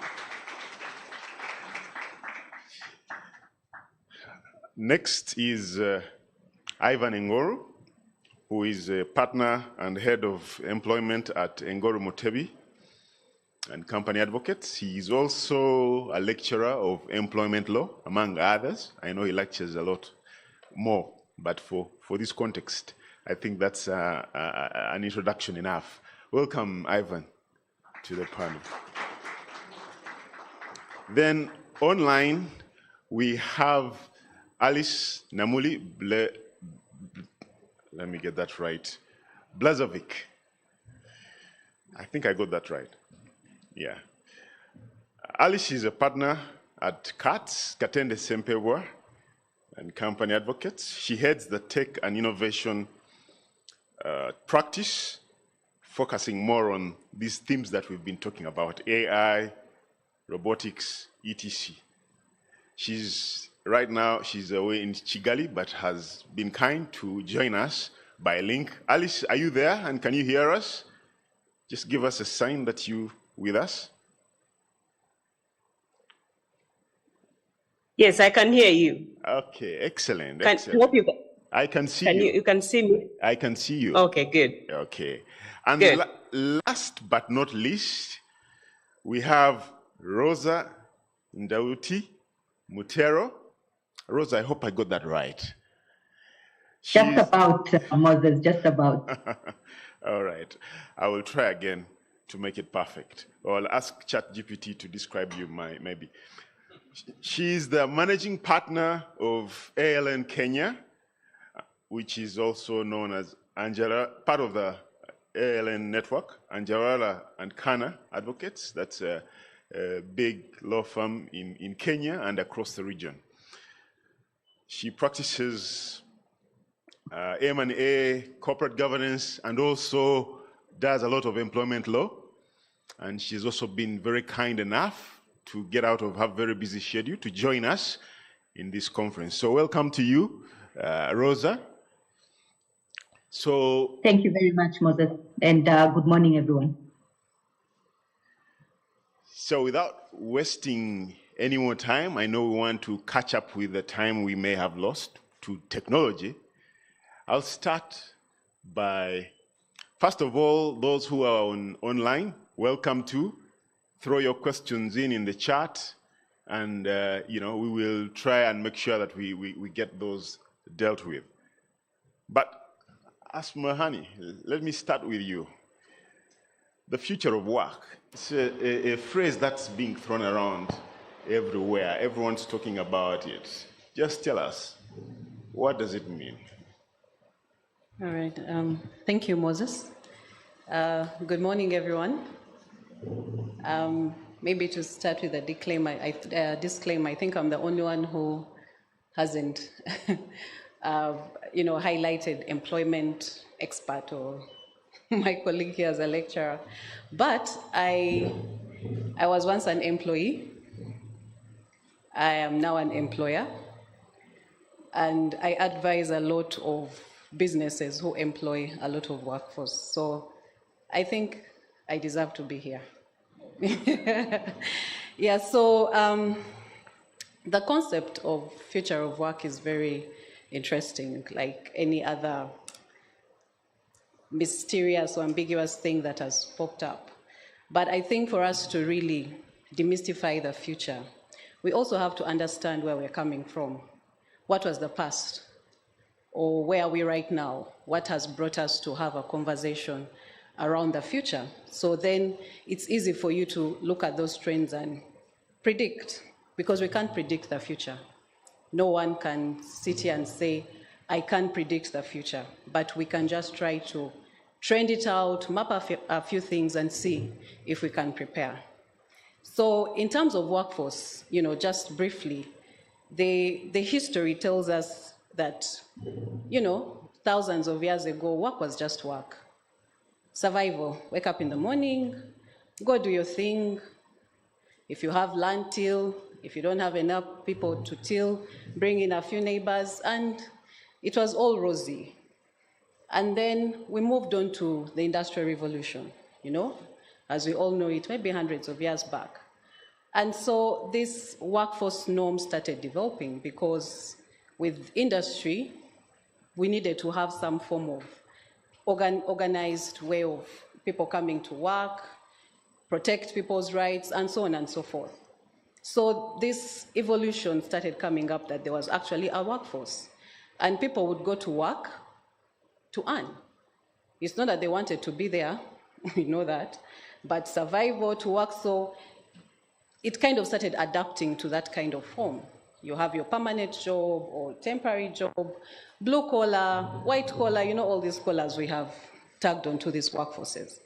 So there's been constant evolution.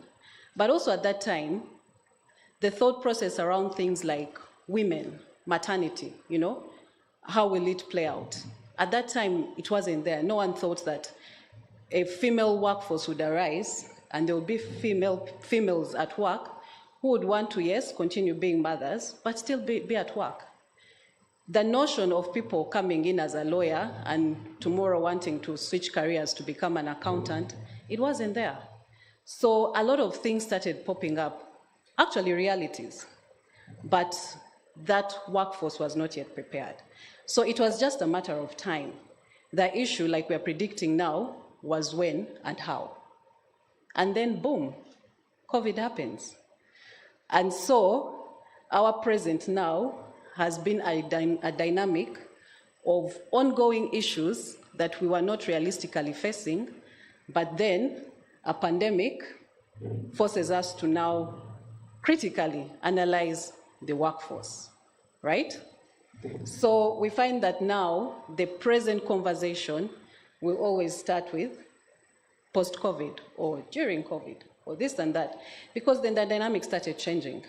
Businesses closed, but businesses had to survive. So you remember that survival instinct? It came back to play. But then the only difference now is that trends had changed, technology was there. Most people are not even using technology. I mean, post-COVID, I don't even remember how it was, when someone would send I don't even think online, I don't know if online meetings were there. Some people are working in very advanced companies, maybe Agnes, I don't know, but you had to physically appear for a meeting. And so COVID happens, and then, quickly we started adapting and changing. So that is the reality we are facing at the present. So like the speakers have talked about, and rightfully so, post-COVID conversation, we have the remote working, hybrid working, we are mixing generations, millennials, the Generation Z are coming into a workforce, and they're kind of interacting and integrating. And so it's formulating a lot of conversation that now is now making us to actually prepare or have critical conversations about the future, because it has become a necessity.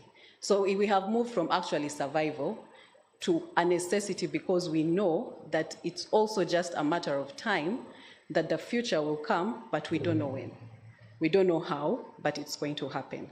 So the future of work is a combination of all these things, everything that has been said in this room. But there are also threats. You know, people are thinking, okay, what is our relevance now? As lawyers, we're asking ourselves these questions. If everything is technology is coming in to sweep out most of the things that we think we can do, what is the future? So like any other future, it's a bit scary, I must say. It's unpredictable. We are talking about robotics and all these things when you watch, at least as for Uganda, and you know, I always say Ugandans, we have our own pace. So in a way, the opportunity is, let me just tell you, these nice things we're hearing now, we still have some years as Uganda. Because if you look at just our technology adaptation right now, right from government level, you know, the cost of the internet, you know, accessibility, the infrastructure that is enabling developed worlds to move faster than we are still not yet there. But again, these conversations are very, very relevant now. Why? Because as lawyers, we are going to advise companies like UBL that are advanced, not only working in Uganda, but like Agnes told us, she's advising other, you know, workforce that is multi-jurisdictional, and perhaps they're moving faster. For example, Kenya. So again, it becomes. So for me, the future of work, it's going to present itself in so many facets, you know? Again, starting with people. The workforce that we are going to employ, or that we are preparing to employ. We've heard of all these Gen Zs, the Alphas. So what kind of workforce are we preparing for? Are our laws really ready? Because right now the Employment Act, if you look at it, it's still, like I said, it's still Ugandan, very typical, you know? But again, now you have people who want to work remotely. We have the cloud workforce where, you know, there is a whole global trade happening on the internet. I can sit here at KT and employ someone from Singapore to do for me some work. I don't even know them, we don't interact, but they are part of my workforce. So that question around people and making projections about the workforce and what will really speak into the workforce that you want to have, to speak into your business strategies and how you want to grow as a business, that is very important. The second future we are looking at is technology. All right, Okay. all right. Thank you. Okay, yes. Let me just wrap Yes, it up. just for the sake of time, so that we cover all the... All right, okay. Let's just shift gears a little bit. Thank you very much for giving us that background to the future of work. You took us very, very far back and have brought us to present. So I think that gives us great context. I think now it's a good time now to explore what's the legal framework, employment law implications. What's the legal framework around the future of work? How are we doing in that space? Ivan, very quickly in 3 minutes. Okay. Thank you very much, Moses, and colleagues in the room physically, and those who are online. It's an honor to speak to the audience. And for me, I think I want to start from where Agnes stopped. The number of issues which she raised, which I think is going to shape the future of labor legislation in Uganda. But in brief, when you look at the pattern of legislation. And perhaps even, you can even go as far back as common law, 19th century etc. I want to put up 4 quick points. I think in my view, we are likely to see a much more expanded duty of the employer. That is for sure. And you can see that from unfair termination provisions, dismissal legislation. There's now a whole detailed procedure which the employer must subject himself to before he can be said to have lawfully terminated the employee. We're also going to see improved job security and job ownership. So for those of you who are advising employers, I think your job is well cut out for you. We are going to be seeing legislation around flexible working hours because of what we saw in 2020 up until 2021. It's no longer going to be the conventional work style where you expect the employee to report to a designated place. And I think Agnes was spot on that. So we are likely to see, Chair, in a nutshell, we are likely to see shrinking control power of the employer that we used to see during the common law era, which we saw during the early legislation.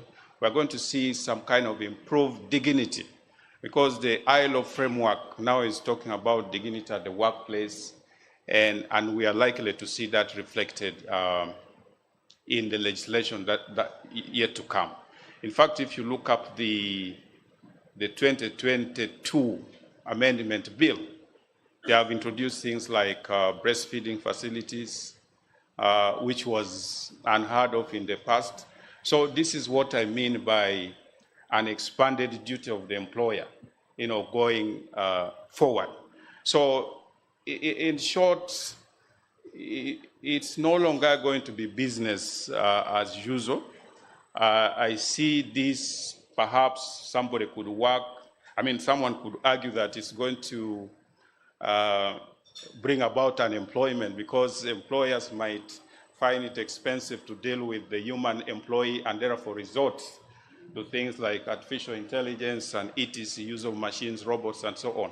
So certainly we are going to be seeing, what I'm saying is we're going to be seeing a clash between the conventional employment structure to a much more hybrid, where there is a combination of technology and the human face. So, Ivan, before yes, you go leave that, yes, I want to ask you, in the context of this current legislation or the current legal regime, the Employment Act, yes, how does it fare with this futuristic phenomenon?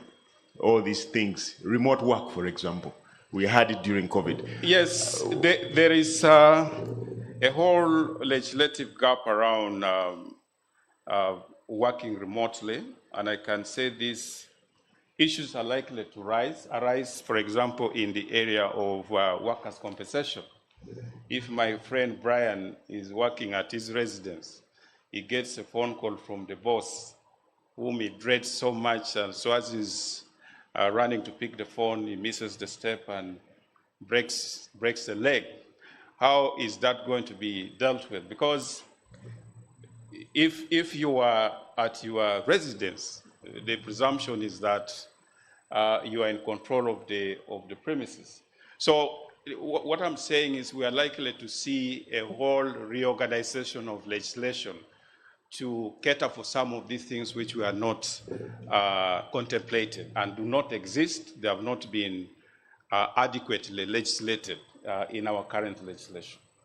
All right. Thank you very much. Thank you very much. We'll just shift gears a little bit and take it to Alice. Alice, share your views about, very briefly, about the future of work and the implication, the data protection implications.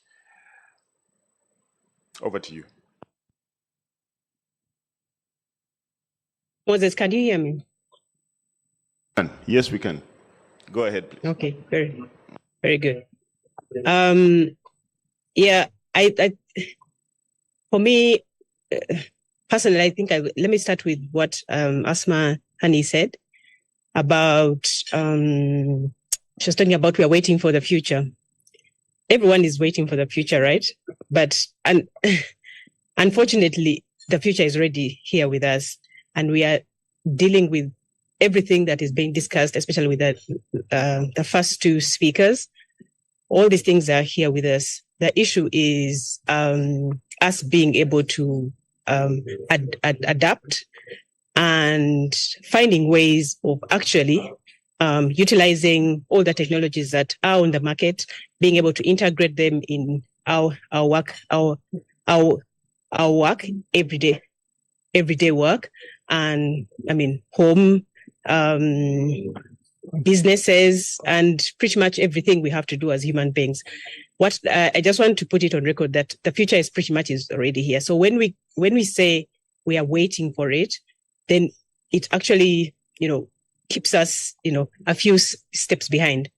I agree entirely that Uganda, we always keep, a few steps behind, but I also know in Uganda, there are so many people who are so many steps ahead, like that first two speakers who shared all the information we've had today. So, yeah. The other thing I also wanted to say is that I think, for me personally, when I think of what the future of work is, it's definitely going to be a hybrid. Or this already is taking place, has already taken place. If you talk about its background, where it came from, and all that, I would want us to start, I guess, mainly from COVID, where all this remote work came through. But despite the fact that everyone is very excited about the new workspace, the hybrid, the new technologies and all that, there's something we always forget. And that is how safe is the technologies we use? How safe is our data? How safe our businesses? How safe for lawyers, our clients' information? So many of these things are always ignored. And I always advise that it's actually not, it's not all about getting the most, high-tech technologies out there on the market. It's always easy, actually. It's always simple to start with the easiest, easy to grasp or easy to adapt, technologies that are on the market, as opposed to going to very, very high tech platforms that become very complicated to manage within our workspaces. When I talk about complications, it's important to also manage whatever technologies we bring into our workspaces, what risks they bring on board. And especially for us lawyers, we are mandated to keep our clients' information very safe or very confidential. So any kind of data breaches definitely would cause us to pay, I guess, like huge damages. This is already happening around the world. It's already happening in Europe, in North America. Clients are suing lawyers for data breaches. But so what can we do as lawyers or as basically employees or employers?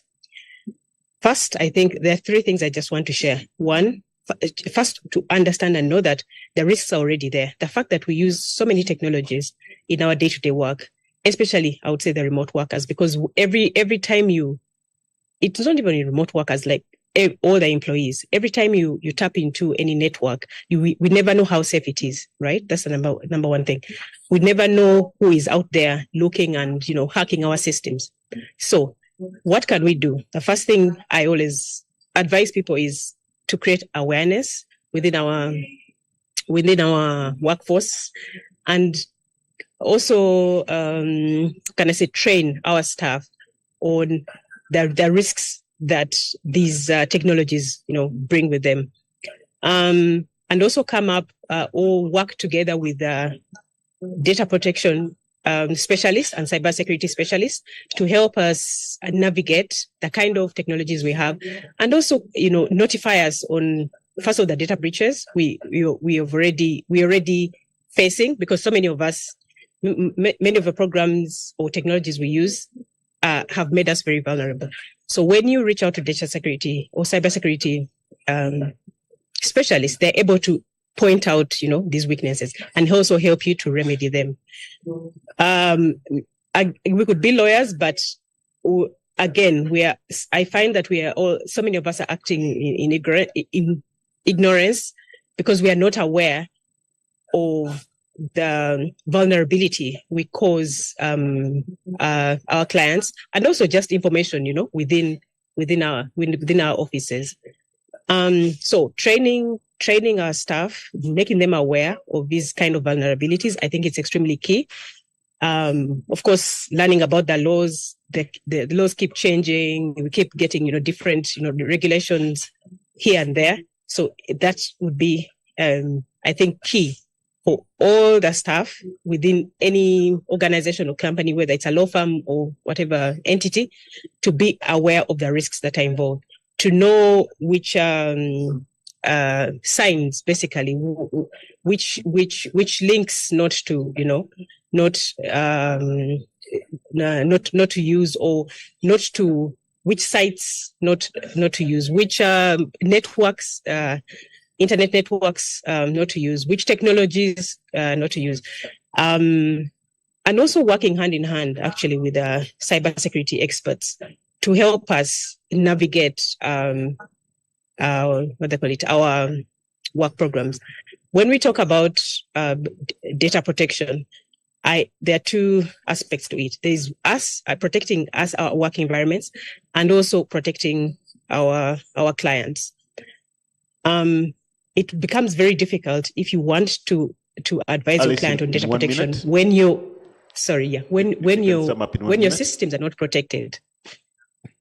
It becomes very difficult for you to protect your client's interests when your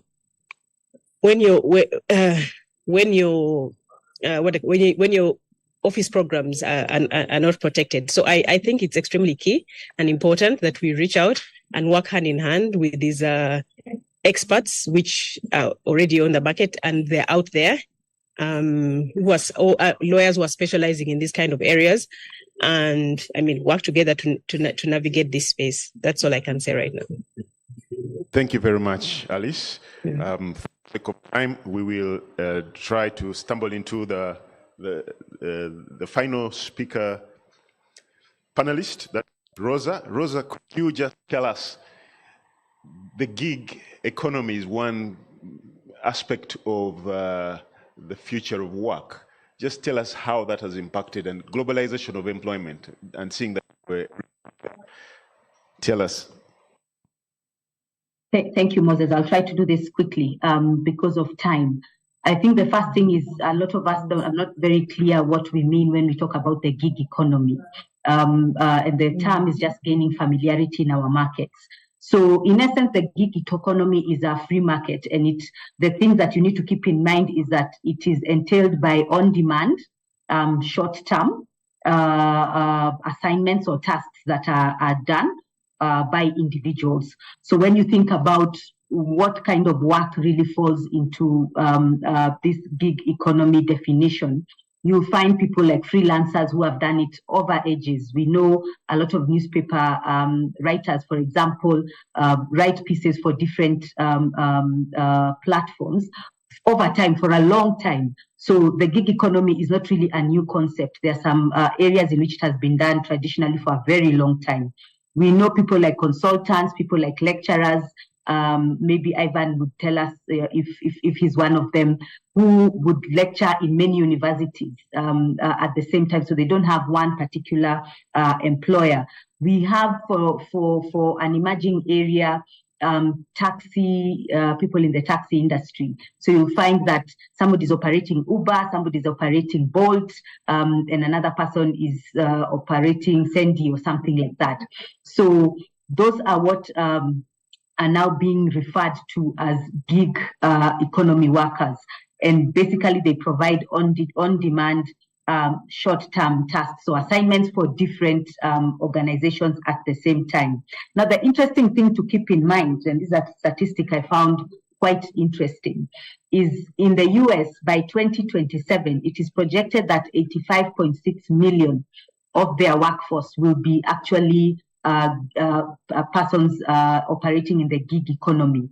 Now, that's 50.9%. So over half of their workforce will actually be gig employees, so to speak. Now, that may sound very high level and far away from us, but actually the statistic is showing that in Africa, the gig economy is growing by 20% per year. If you think about 20% in the context of our economies, most of our economies in East Africa are growing at the average rate of between 4 and 9%. And so you can imagine that the gig economy is growing faster than even our economies are growing. And it's looking to reach about 80 million gig workers by 2030.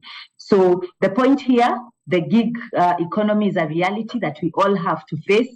I know a lot of us, our generation, our parents' generation, we are used to when you enter employment, you stay there until you are retiring, and they give you a wheelbarrow or a djembe for long service award when they're seeing you off.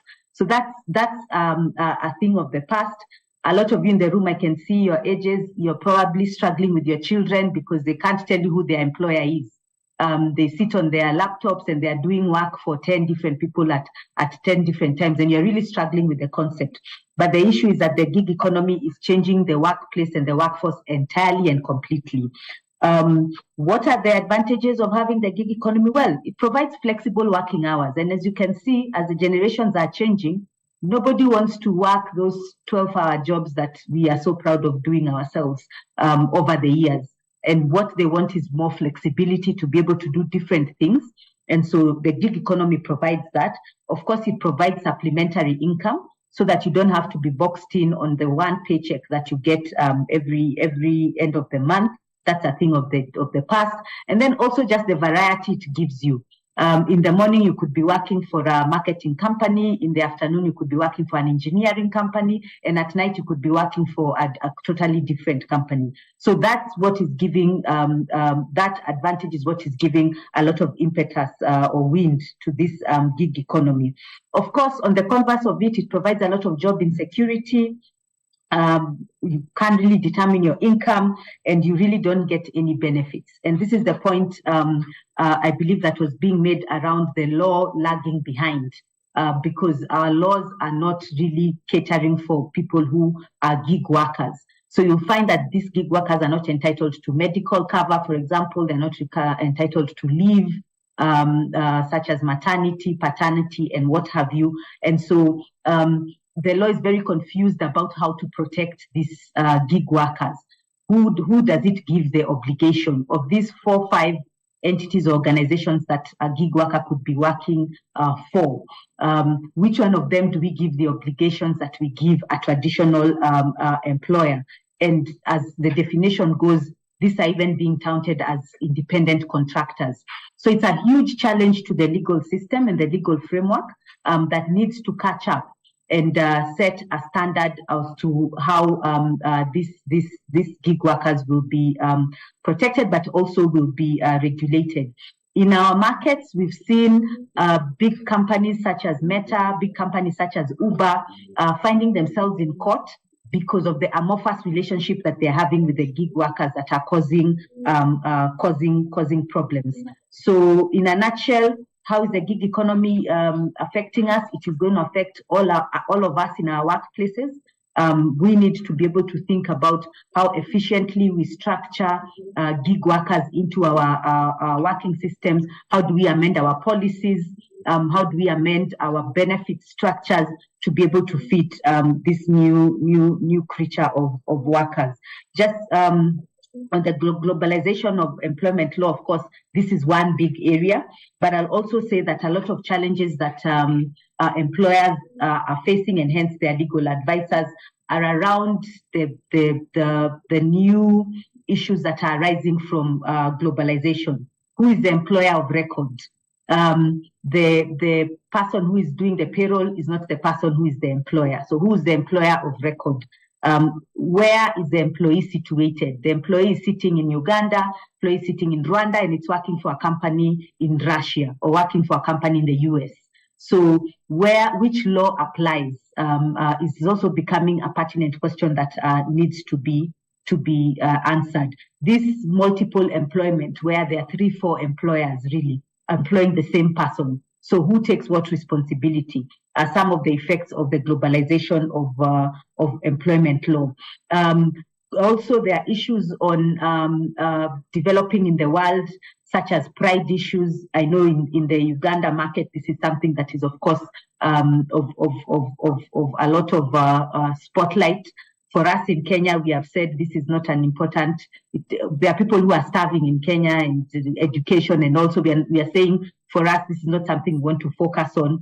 But that's not the same case with other African countries. And so when a client comes to you and they're asking you, how do we deal with having global policies on issues such as pride issues? How do we deal with them? And how do we make sure we have communicated them without offending the local laws?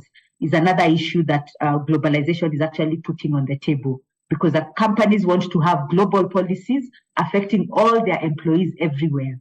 Yet these global issues have different nuances in our countries. They're legal in one country, they're not legal in another country, or the law is different in another country. So that's actually another issue that most of us as advisors to employers are facing. Back to you, Moses.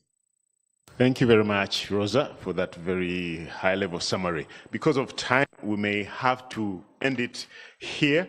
I know there is a question that has come from the floor, from David, New Vision, on the gig economy, but I think Rosa has answered it, so I don't think we need to tackle it. It was really the growth of the gig economy is one aspect of changing work. What could that mean, the legal implications? And I think the question is still open. And some of it has been answered by the panelists. So, ladies and gentlemen, I don't have, unless there's any questions on the floor, I would like to close this so that we go for our next event, just to salvage some of the time that we lost. Just join me to give a round of applause to our panelists who have done a great job. Thank you very much. And yes, we'll keep talking about the open issues, the ethical issues, and many of the things. Please, even on the chats, please keep questioning and answering those interesting questions. Thank you very much. Thank you to a very lovely panel. You were able to show us that you're both adapting online and also physically here. We've been blessed. That is the chat room, as you can see. There are also some questions in there, but just for the benefit of time, we'll allow the panelists to answer on there. For now, we'll have a quick health break and tea break. So for those online, please do stretch. Please get a cup of tea. It's a very cold morning. I'm already in evening. I'm already looking forward to tomorrow. So we'll be back here in exactly 10 minutes. We'll resume at 11:30 for the next panel, which is very exciting with our keynote address. For now, I will have some background music from the tech team as we do a tea break.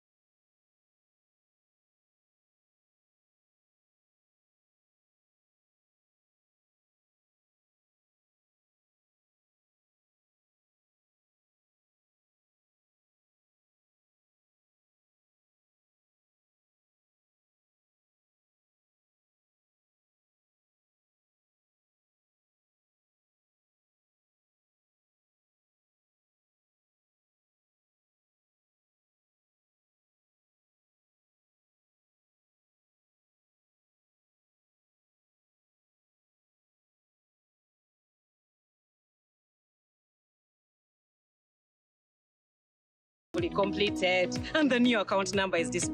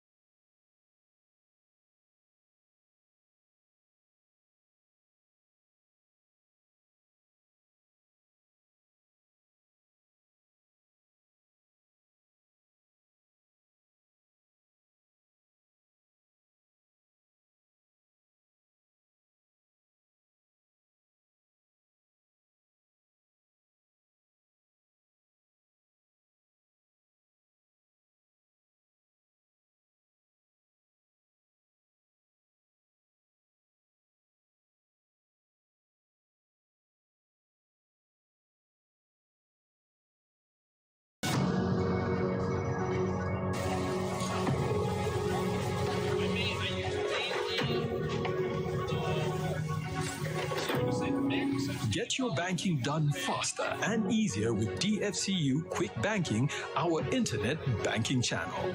Access your account on your mobile phone, tablet, or computer at any time from wherever you are for your personal or business banking and live your life uninterrupted. DFCU, with pleasure. You know, in the game of money, it is important to separate your everyday money from savings or investments. It's why you should open a DFCU secondary account whose sport by simply following these quick steps. Step 1, log into your DFCU account with Quick App or Quick Online. Step 2, go to Open New Account, select which type of account you want to open and view the details. Step 3, proceed to open the account of your choice by following those steps. Step 4, now read and accept the key facts document and the terms and conditions. Step 5, authenticate transaction with Trust Factor or OTP received. Step 6, operation successfully completed, and the new account number is displayed on your phone or laptop screen. Voila! You're done! Introducing the Visa contactless credit card from DFCU Bank, the card that gives you power. Are you heading for a girls' night out? Paying for that new gadget? Or going on a weekend getaway? So it's keys, wallet, phone, and your DFCU Visa contactless credit card you simply can't leave home without. Sort out those things that just can't wait. You've got the power. Get your Visa contactless credit card today. DFCU Bank, with pleasure.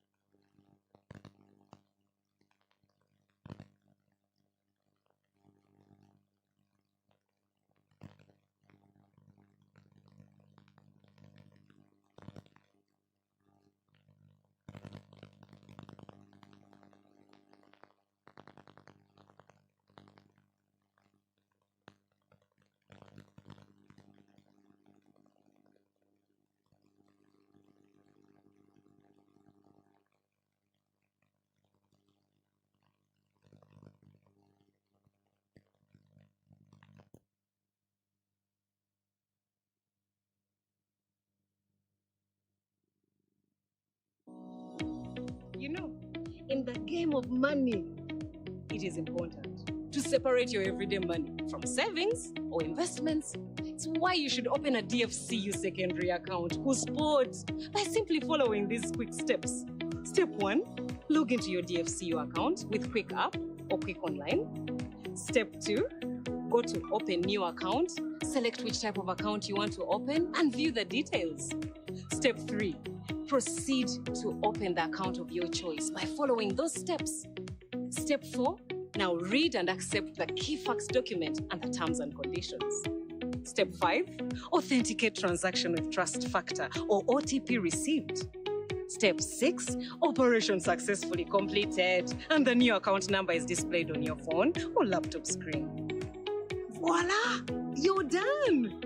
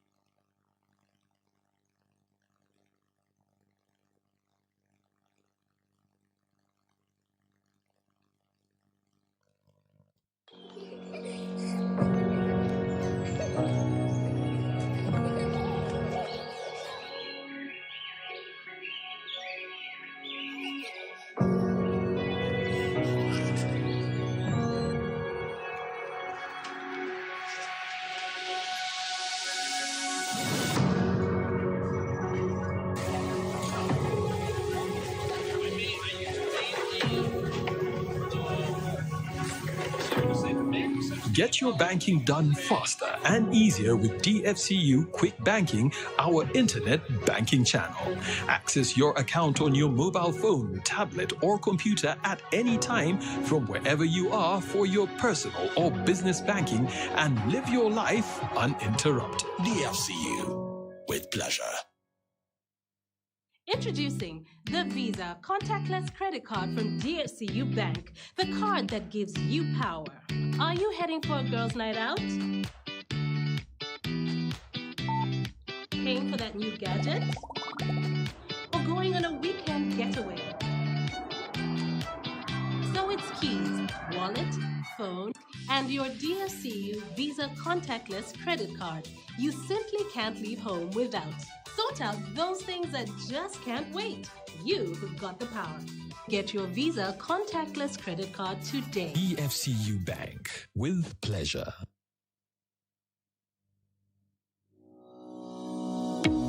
You know, in the game of money, it is important to separate your everyday money from savings or investments. It's why you should open a DFCU second.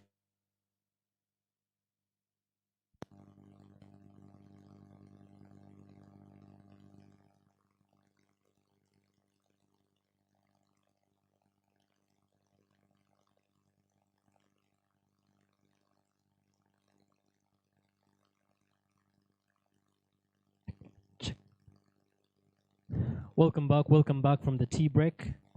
For the people online, we hope you've had something warm. It's a cold morning, and we hope you've had something to munch on. We hope you've taken that health break. For the people in the room, I can see that you're all joyful and you're happier than you were when you came. So a bit of recap.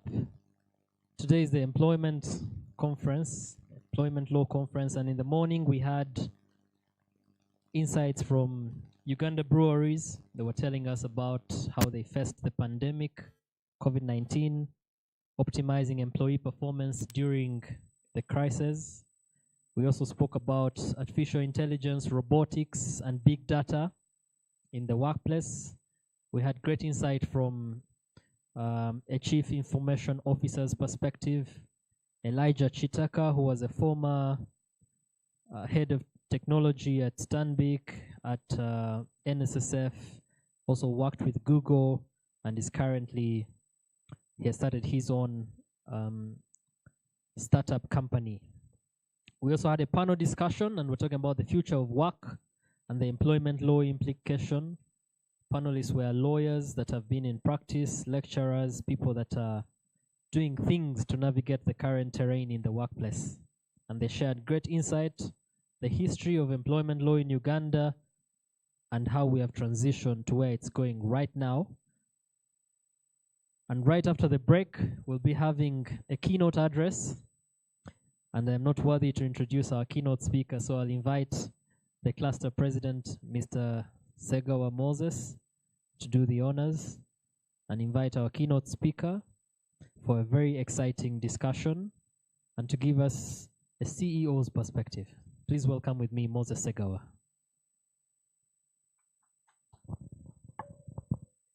Thank you, Brian. My duty here is very simple. For the sake of time, I would like to welcome our distinguished guest, Mr. Charles Mudiwa. Charles is the MD and CEO of DFCU Bank, who happen to be our main sponsors for this event, and we're very grateful for their support.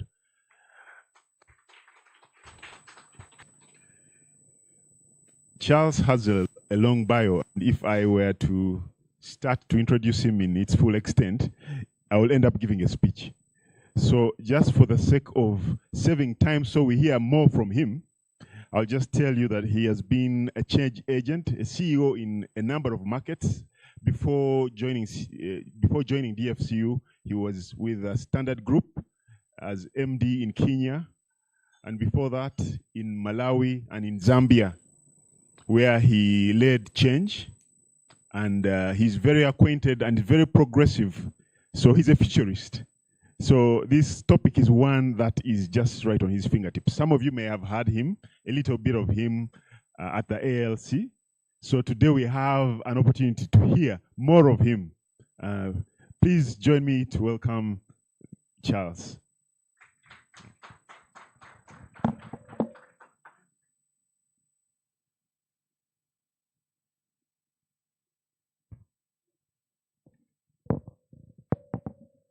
Good morning. Good morning. I hope you're all well and refreshed. You are? We're good. Thank you. I've been asked to talk about the CEO perspective. Can you hear me? Okay. The CEO perspective from a work point of view and what is the future of work and how I see it. I've just chosen a thematic approach to how we deal with this issue. But before I start, I just want to tell a story, two stories actually. The first one is that many years ago, when I was growing up and we were in primary school, or P as you call it here, I was in P5, I think that's what it is. I still remember one of my favorite trips was to go and watch the bottling company, you know, where they make Coca-Cola. I'm sure you don't have to know why, but so it used to be fun. We used to go there. They take us to Coca-Cola breweries. Okay. They take us to Coca-Cola breweries, and of course, we take a tour. And then afterwards, the reason why we loved it, because at the end of the day, when we finish, the Coca-Cola brewers had a very nice loan, and they would give us, each one of us, a bottle of Fanta. And it just used to be, I can still taste that Fanta up to now. I've never tasted any Fanta that's better than that one. I don't know why, but it just used to be in my mind. I can still taste it, how it even got into my senses. But the most amazing thing that I still remember about that trip was that each time we walked around, the guy who would take us around would get a point where they used to wash the bottles. You know, it was that time we had bottles, and so the bottles would come in, and there's a place where they would wash the bottles. And this guy would always tell us, you young people, please, when you drink Fanta, don't put candles inside your bottle. You know how it is, eh?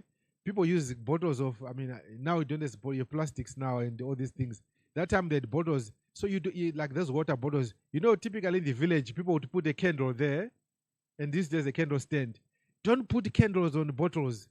Don't use this to carry paraffin. Don't put things inside it, because we have to wash these bottles and make them clean.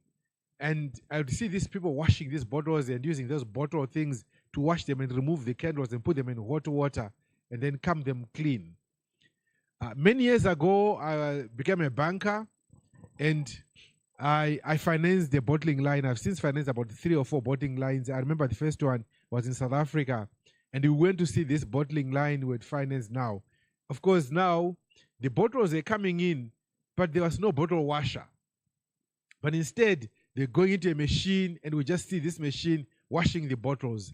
And then they come out clean, and instead of a bottle washer, there was a guy who was standing there with an ultraviolet light, which is blue, a purplish blue, and they will be inspecting that is the bottle clean or not. And then the bottle, if it's not clean, he moves it back, it goes into the cycle. If it's clean, he lets it go. And then, of course, many years later, I financed another bottling line. Now, even the ultraviolet light was no longer there. The bottles were automatically washed. There was a sensor that picked them up and automatically certified them clean and so on. The bottle washer was no longer sitting in there, but was doing quality control, testing if there's any bacteria in the bottle, etc., etc. Now, that defines how this bottle washer moved from manually washing the bottle to now sitting in a lab doing quality control. And for me, that's a perspective about the future of work. How has the work moved on from being manual to now being mental?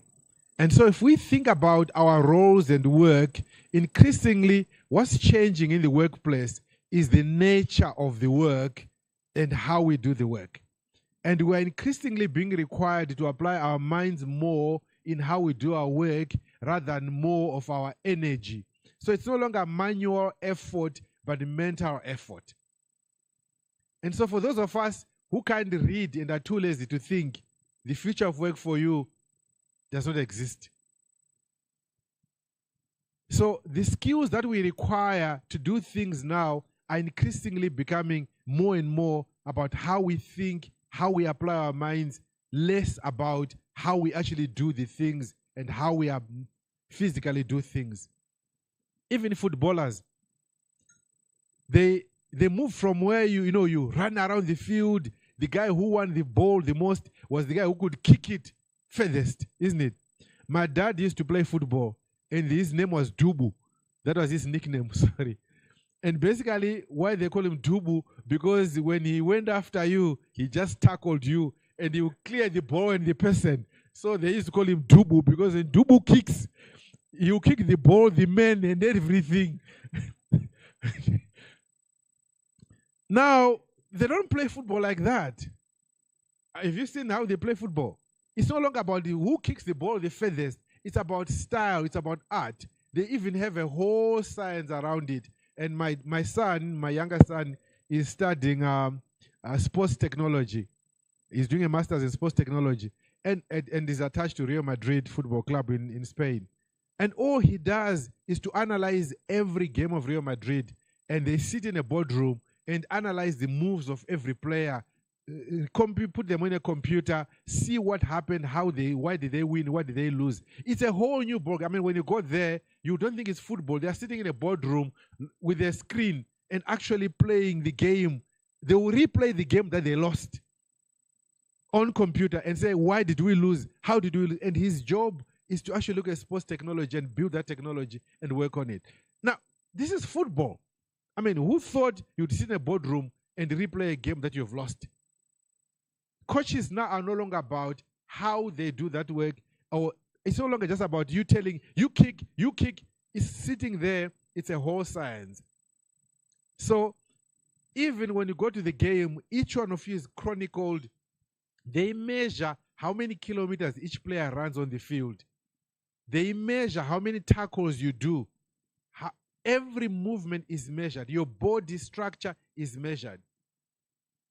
They even know the typical dimensions of what a footballer should be. The strength of your leg, the strength of your muscles is measured. Now, that's where we're going in terms of how we think about that. So, what am I saying in introduction?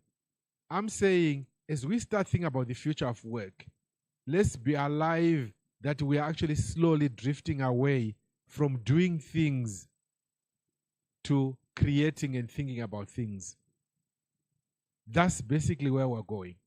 And as you sit there, if your job is about doing things and you're not thinking and creating, you might want to revise it. Make sense? Last story. I finished high school, went to university, graduated. I worked for government in Ministry of Finance. I did econometrics, for those who are interested, which is basically the mathematics of economics in simple language. And I worked in the Central Statistical Office as a statistician for many years. And I got a job at the IMF to go and work in the economics division, doing modeling and forecasting. And they gave me a 5-year contract. Very excited. I'm flying to Washington. I'm moving on a 5-year contract. I went and told my father.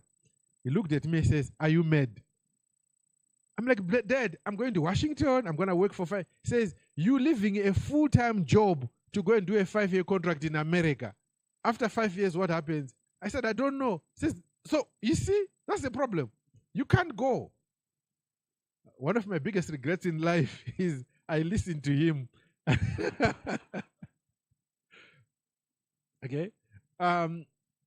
Because the guy who took over my job is doing something completely different. Somebody I will see today up to now. I say, "You know, you took my job. I'll never forgive you." But that's actually what it is. Now, in my father's mind, a job, you go there, it's for life. This thing of getting a contract job was just taboo. He just could never understand why would someone leave Zimbabwe, fly to America, go and live in America for 5 years on a job that is only 5 years. After 5 years, he does not know what will happen to him. He just said, "Are you crazy? You can't do that. You stay on a job which you are permanent, you're getting a pension." He says to me, "When are you going to get it? What happens to your pension when you get it? How are you gonna get the pension there? You can't back and be unemployed. Who employ you?" And it just put the lights out of me, the fear out of me. And I just said, "Okay, fine." Did I ever know that years later I'll be on contract, even move countries and come and live in Uganda on a contract? I mean, I'm sure if he's listening to me now, he's thinking, "I told you, what are you doing here?" Okay. So I've got a slide presentation that I'm going to share with you. Where is the thing?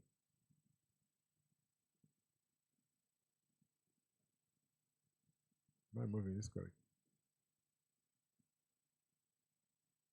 Oh, it's working. Oh, great.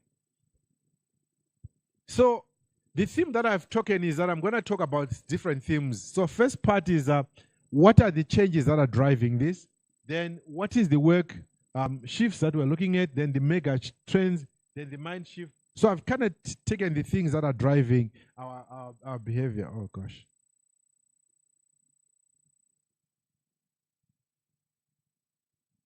Where am I pointing? There. Okay, great.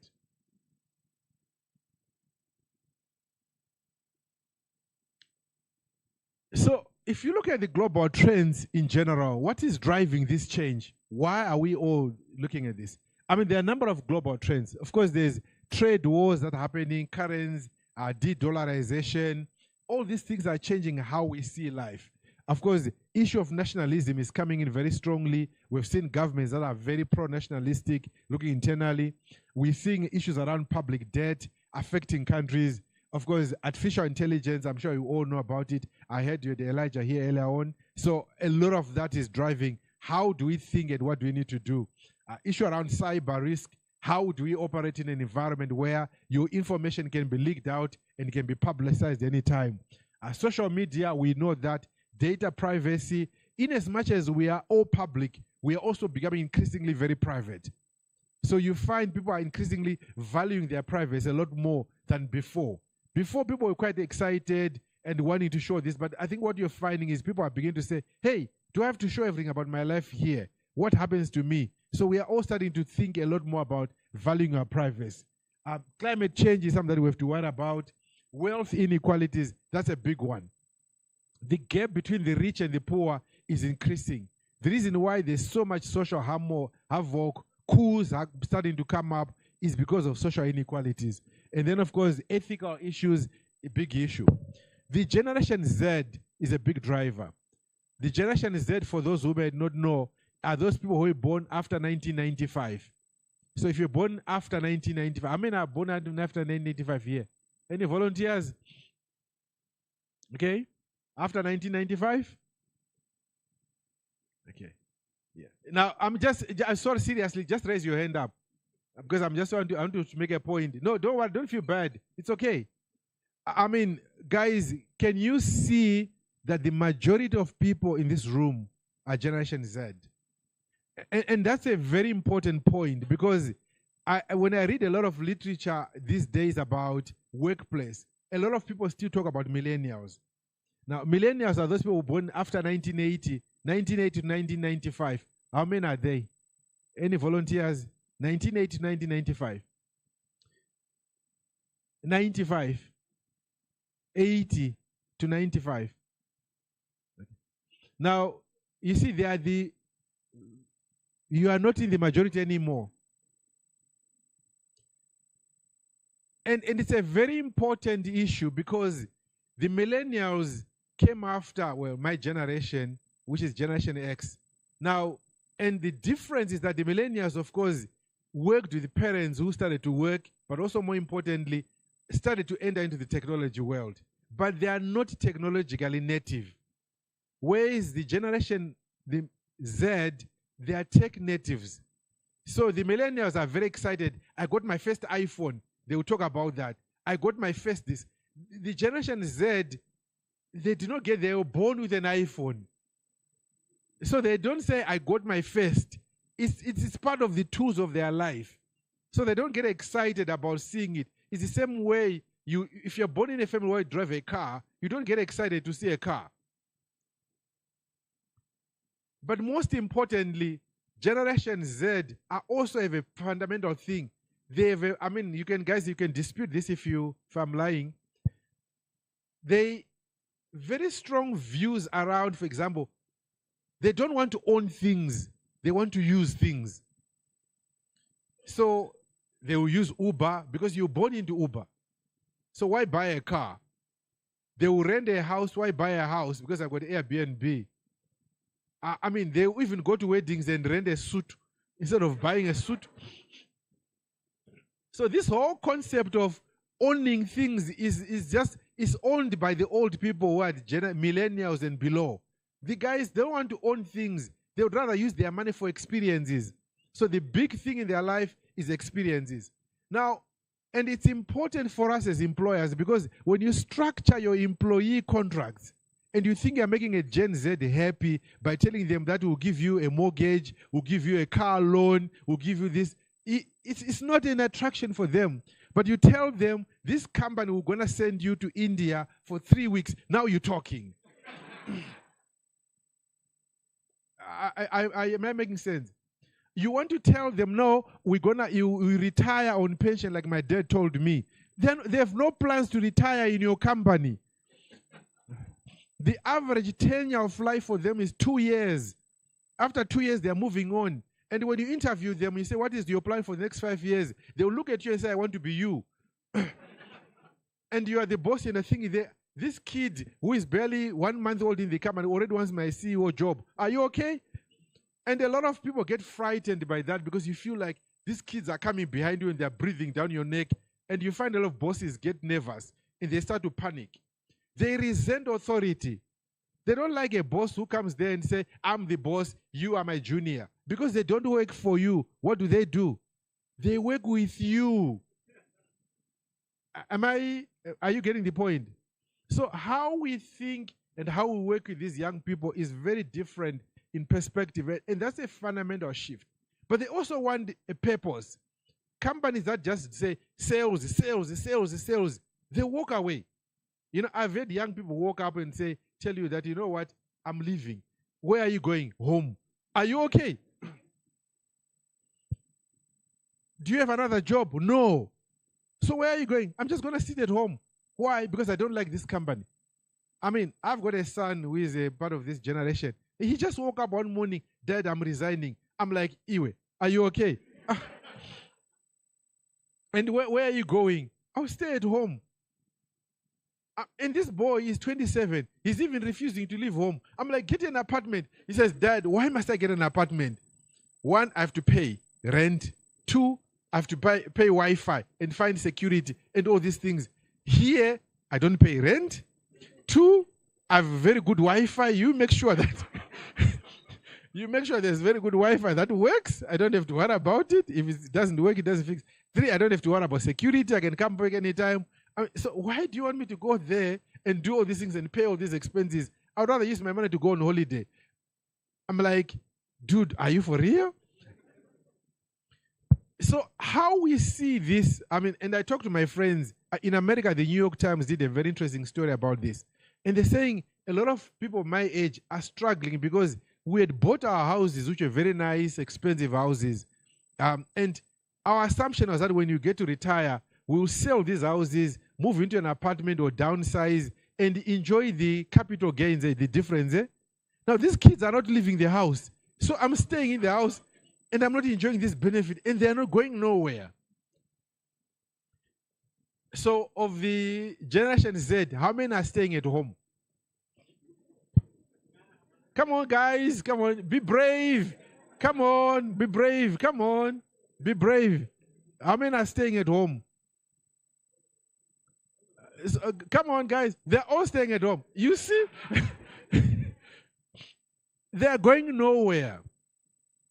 So as we think about the workplace and how we define the workplace, I think let's just be very aware of that the young generation that we are running at that workplace, their demands and requirements are fundamentally different from us. The issue of saying I give you job security doesn't really matter for them. They are looking for a purpose and fulfillment. And if a company does not give you the fulfillment and purpose and they're not clear about it, they'll walk away. And so loyalty is not bought by money and material things. Because in most instances, for most of them, they already have the material things anyway. They have more technology at home than at workplace. So when you say, I give you this, it doesn't really matter. But can you give me purpose and reason to exist? Then you got me.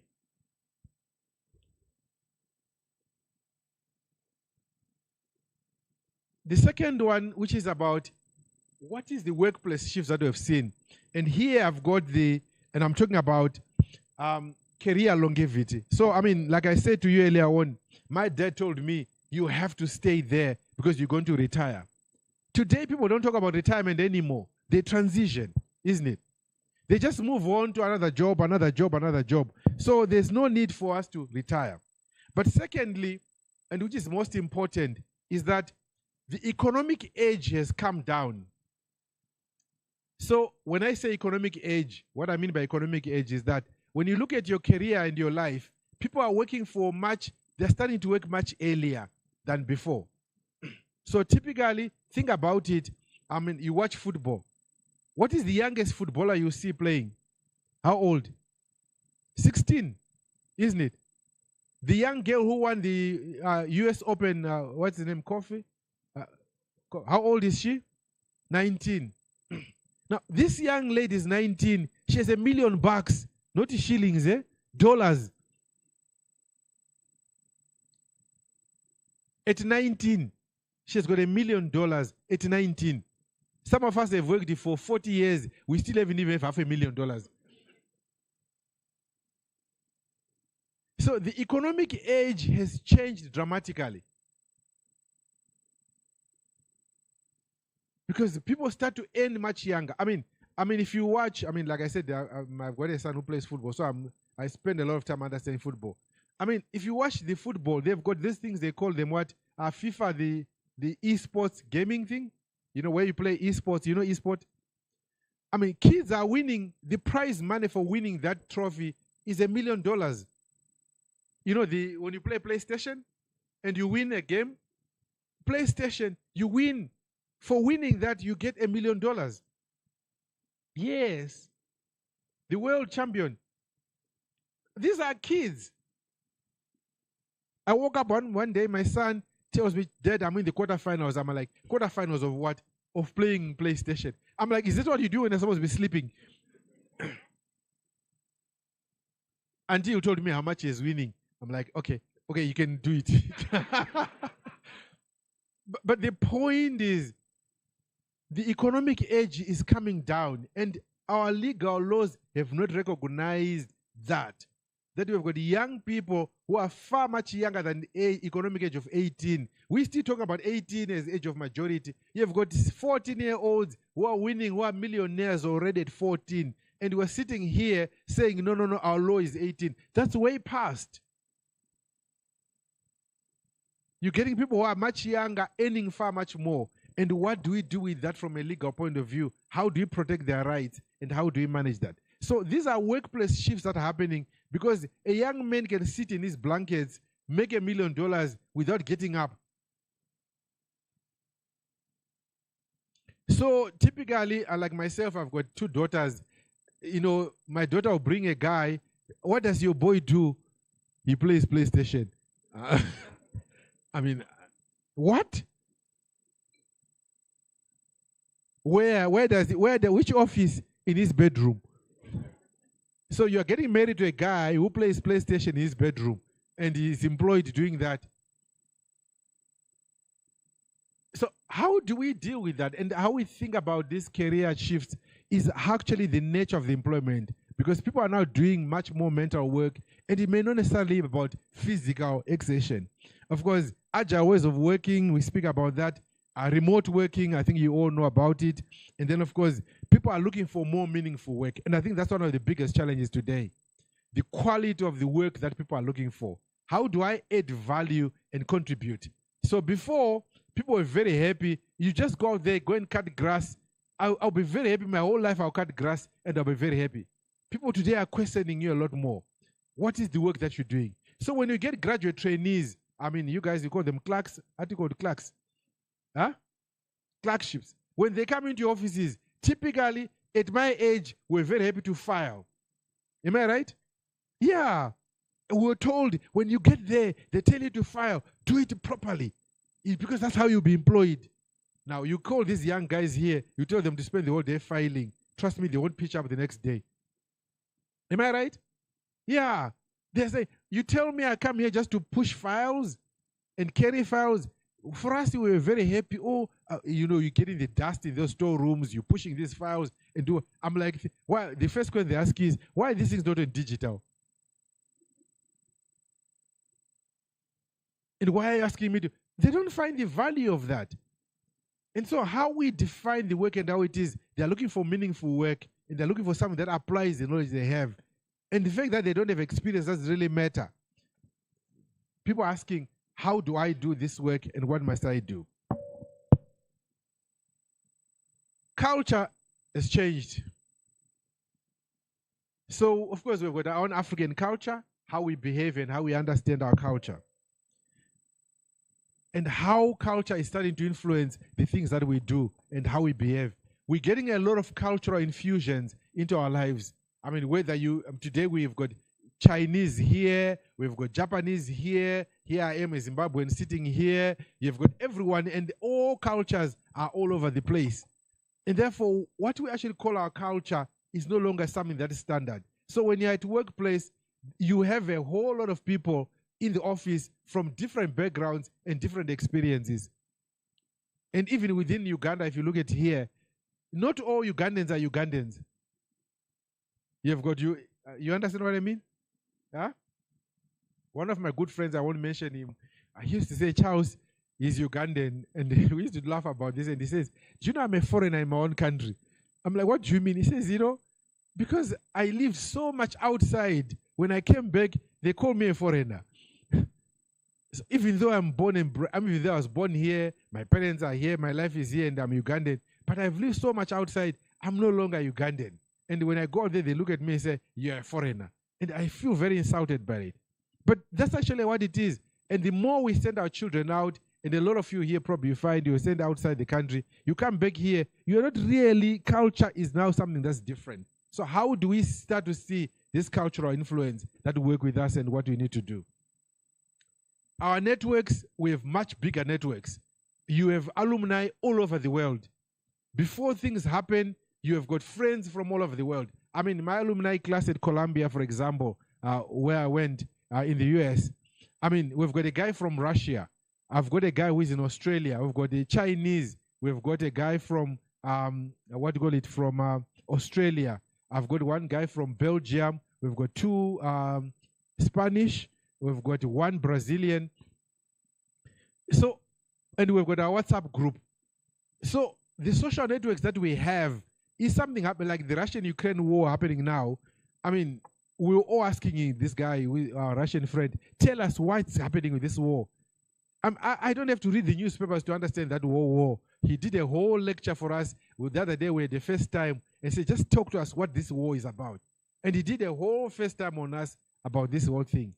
So you have got a whole group of people. I mean, one of the world's eminent doctor on malaria is one of my alumni in class. He's based in Australia. He runs the largest lab for malaria research in the world.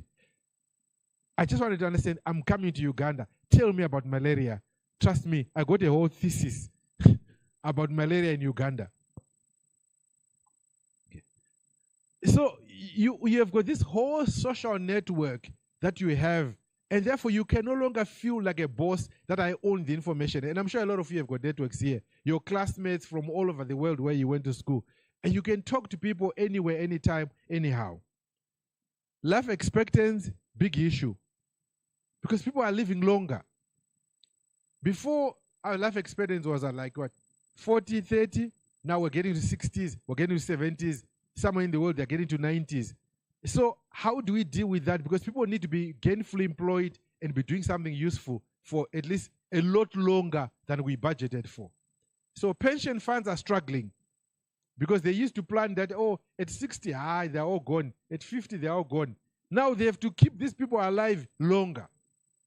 I used to be chairman of Liberty Insurance in Zambia, and we spent so much time doing modeling because the life expectancy kept increasing every year. When I became chairman, we were at 45. By the time I was leaving, the life expectancy was at 60. And we had to do all our actuarial models afresh because now we had to carry people longer and pay more to pay out that. I mean, in America right now, the baby boomers are retiring. And the biggest challenge they're having is pension funds are struggling because they have to pay out huge payouts. The number that's expected coming into the market from these payouts is $70 trillion. That's going to be paid worldwide by the baby boomers living longer. Insurance companies are struggling to fund this amount of money because they never budgeted for it. They plan that they all die at 50. Now these guys are getting to 90. So they've got a whole 40 years to finance, which they did not plan for. In fact, one of my friends in Cape Town was saying to me, Charles, we have a problem. I said, what is the problem? He says, you know what? My mother-in-law and father-in-law have come to stay with us, and they're not dying.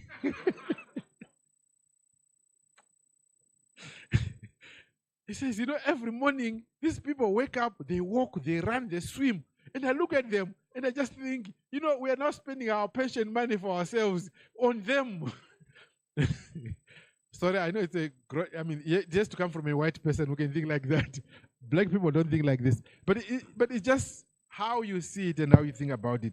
Then, of course, emotional detachment. How do you create emotion connection with the people? There's a word that's being used these days, and you hear it a lot, quiet quitting. Who knows quiet quitting? Quiet quitting. Ever heard of it? Yeah. A lot of young people quit quietly. And I mean, I was talking to a couple of young people that 2 days ago at the bank, and they just say, you know, the way some of these guys, bosses treat us, we just watch them and we just do nothing. And I could see all the red flags of quiet quitting. So I called the boss. I said, do you know your team has quit? What do you mean, Charles? I'm like, they're just there. They're just watching you. Yeah. And you know the typical word they use, whatever. It is what it is. The moment you hear those words, whatever, it is what it is. The other one, how are you doing? I'm fine. Just know they've left. The moment they say, I'm fine, know they are gone. You know what fine means, stands for? Huh? I'm frantically irritated, neurotic, and exhausted.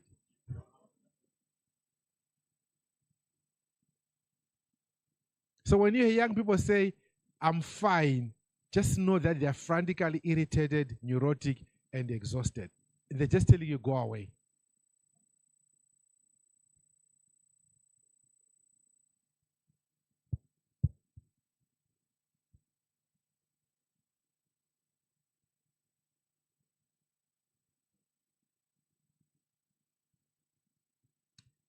Mindset. Where is our mindset as we look at this thing? Big challenge we're dealing with in mindset is the clash between company values and individual values. And there have to be huge trade-offs we need to make. So typically, we struggle with how do we align the company values to my individual values. Typically, most of us have got side hustles or side gigs that we do. And therefore, the fact that I'm working for you as a lawyer does not mean that I want to be a lawyer. And my values may be very different. And what we're finding in the world is that increasingly people are being judged more about values than they are being judged about performance. And if you look at it, the largest number of CEOs in the last 5 years have been fired for breaching values than performance. I mean, this week alone, where the CEO of which company resigned? Oh, gosh. Yesterday. Oh, gosh. One of the big companies, just yesterday. NatWest, I think, had a CEO resigning a couple of weeks ago. Yesterday, with another one, CEO resigning again on similar issues. So CEOs are increasingly, I mean, with the Spanish football, sorry, which one? So which one? Spanish football, but there also one of the larger global companies also CEO resigned this week. BP. Yeah, BP. The CEO of BP resigned because of relationships in the company. Of course, Spanish football also the same week this week. NatWest last 2 weeks ago. Values are increasingly becoming very big. And the issue is that Gen Z are very strong on values. And they will not accept to be treated in a different way. You saw how that lady, the Spanish football captain, behaved. Typical Gen Z. She would not give down. The guy tried to explain, no, we cooperated, we what? She's telling you, no. If it was our generation, the guy kissed you, yes, okay, no, that's how men are. You go home, they tell you, don't worry. Men behave like that. This girl was not giving up. You remember the whole team said we will not play any other game until this guy steps down. So increasingly, Gen Z are in a very different space. They drive values. And if your company does not have a very strong values and does not talk about purpose and values and behaviors, they are in trouble. Because they will challenge you on it. And they will want to understand why this is happening. And they will not tolerate any behavior that infringes on their rights. You remember Trump and Greta Thunberg? You remember Greta Thunberg? That young girl, they were environmentalists. We know her. I think there's a Ugandan lady. So what's her name? Who is part of that team? Vanessa? Yeah. I mean, those young girls are young. They took on a whole head of state, not just head of state, the world's biggest power. They took him head on and told him, Mr. Trump, we are not following the values. I mean, these are 14-year-olds. I mean, eventually it was like, I'm the president of the US. They were not impressed. So authority and values do not impress the current workplace that we have. So you don't walk around with your authority and say, I'm the CEO, therefore follow my line. I'm the senior partner or managing partner. I'm this.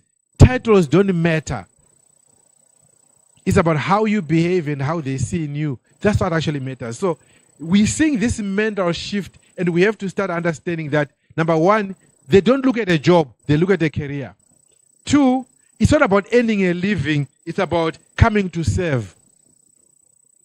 Three, it's not about static behavior, it's about values and what you want to do. And then four, it's about personal development. How do I progress myself beyond what I want to do? But most important on this one, People are also celebrating that the whole idea that I must graduate, I must have a degree, I must have whatever. Some of us, it was a hallmark of success, the number of certificates I have. Today, people are not fenced by certificates. In fact, you find increasingly companies are moving away from full certificates to just coming up with what they call micro qualifications. If I want to do law, I'm not going to do the whole degree in law. I'll just go and do tax law. And I'll come and work as a tax lawyer. Why must I do everything else that I don't want to know? So micro qualifications, and you find universities are increasingly offering micro qualifications. And you can fully qualify with a micro qualification. And therefore, why do we as employers now insist on you must have a full degree? All we want is to become a programmer in our department. So if I come with a diploma in programming, what is the problem? Why must I have a whole degree in IT just to do programming? So we're saying employees starting to demand and asking that I can be qualified for this thing and I don't have to have the whole thing. You know, it's like the old way when we used to play, when we were growing up, they used to have a thing called an LP. Who knows an LP? Huh? An LP. Shows my age, eh? They used to call it vinyls, isn't it? You know vinyl records, eh? Where you'd buy the whole LP, and even if I wanted one song, I had to buy 12 songs just to listen to one song. And of course, Apple changed it when they allowed us to buy what? One song. So today, why must I have a whole degree when all I want is one course?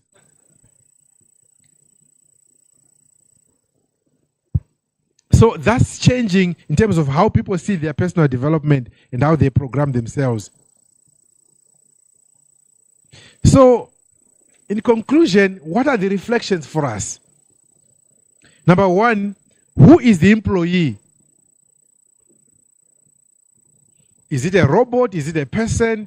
When the word employee itself, in terms of definition, can we be very clear and agree on what this word is? Because if I buy a tool that does the work, is that not my employee? The EU has got a legislation that now allows them to tax robots.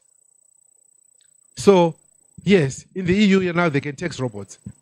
In fact, when you send your returns on employees, they will say human employees and what? Robotic or mechanical employees. So who is an employee?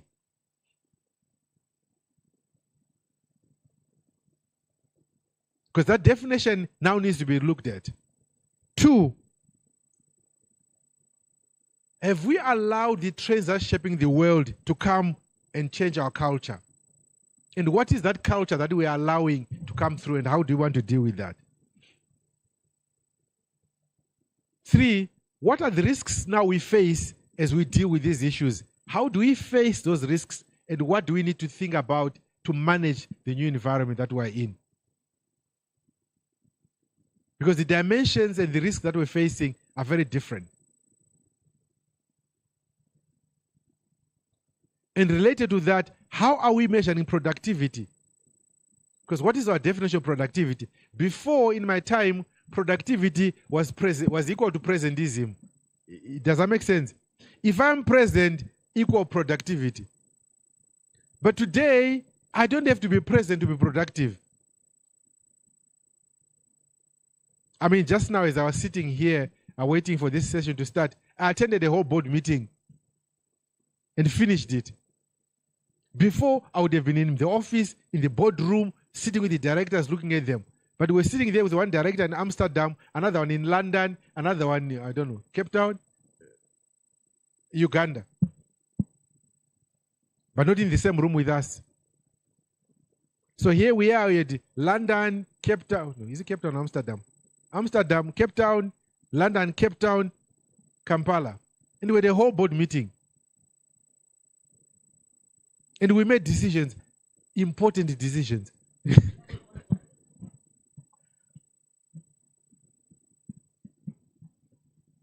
So, what does that mean when you say you're being productive?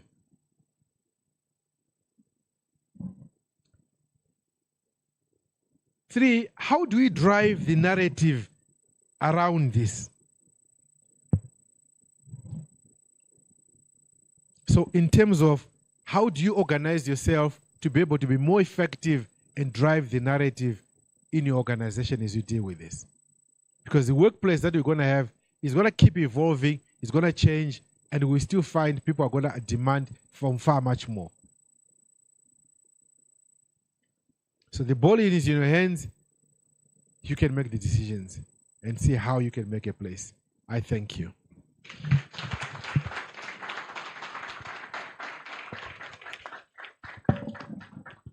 I don't know if there are any questions or. A bigger round of applause to Mr. Charles Mudiwa. I should say, I think you're more of a Gen Z than majority of us here because you're very knowledgeable of esports and lots of things that are trending. Any questions for him in the room and even those online? People online kept laughing and making comments and really appreciating your presentation. Any in the room? I believe there's a question on. Oh, there's one here.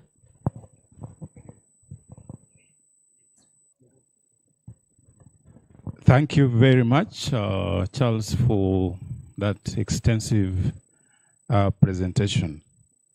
My name is Ivan. I just wanted to make a brief comment.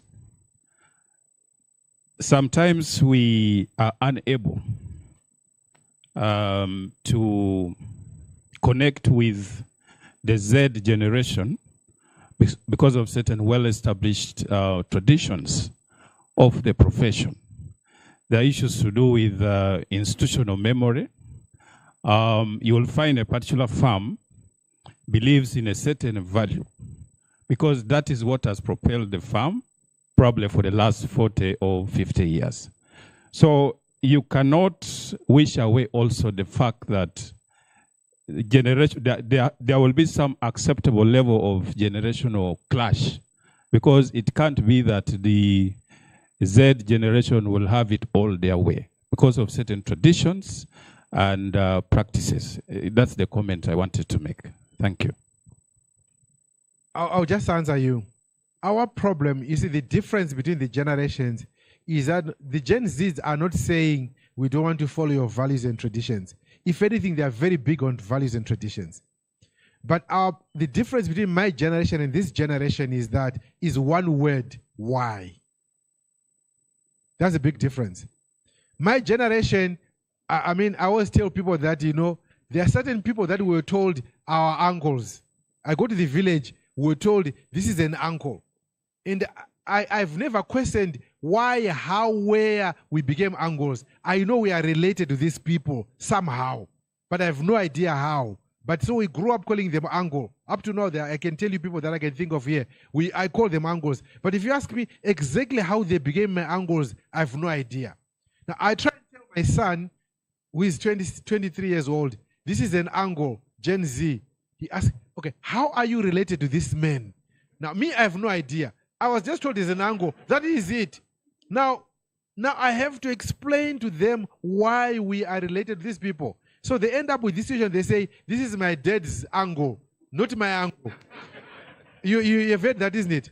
Because we don't explain them. So part of our role is we have to tell the stories and explain the history, why that is. Because they will keep asking us why. We were quite happy just be told and we'll keep quiet. And we believe it. That's it. Today's kids want to be told why. So even in the workplace, you can't just go and say, well, you go and move this file and do it there. They want to know, why must I carry this file? Why can't it stay here? So explain the rationale of what you are doing. And also don't tell them how to do it. That's also our biggest mistake. We were told, okay, to carry this file from here, you take it, go and get a ladder, etc. Today's thing is that just tell them, you know what, I need this file in this office by 2 o'clock because of the case that is going there, and we need to present something. Now, how the file gets there, don't worry about it. It will get there. So they are more interested in the outcomes, not in the process. Now, typical old-style leaders want to dictate even the process, which is why we want to make sure we see you sitting on your chair. If you're not on your chair, you're not working. But he could be on his apps and doing something and walking around and strutting around. But is he not working? He's working. Measure him on the outcome, not on the way of working. Am I making sense? Yeah. I mean, I spent some time at Microsoft in Seattle at their head office. And they've got this place they call the Imagine area. There, no one tells you where to work. They just tell you, we expect you to produce 3 things a quarter. That's all. Now, how you do it, you can go and smoke weed. You can do whatever you like. No one asks you. You can go and sit wherever you want. At the end of the quarter, you must show deliverables. That's all. There's another question at the bottom. Sorry. Oh, sorry. There are some questions at the back. I don't want people at the back to feel. Any other question in the room? Oh, there's a hand at the back. Then I'll come to you. I also see that someone online has raised their hand, Mariam. So I'll be giving you an opportunity after this one.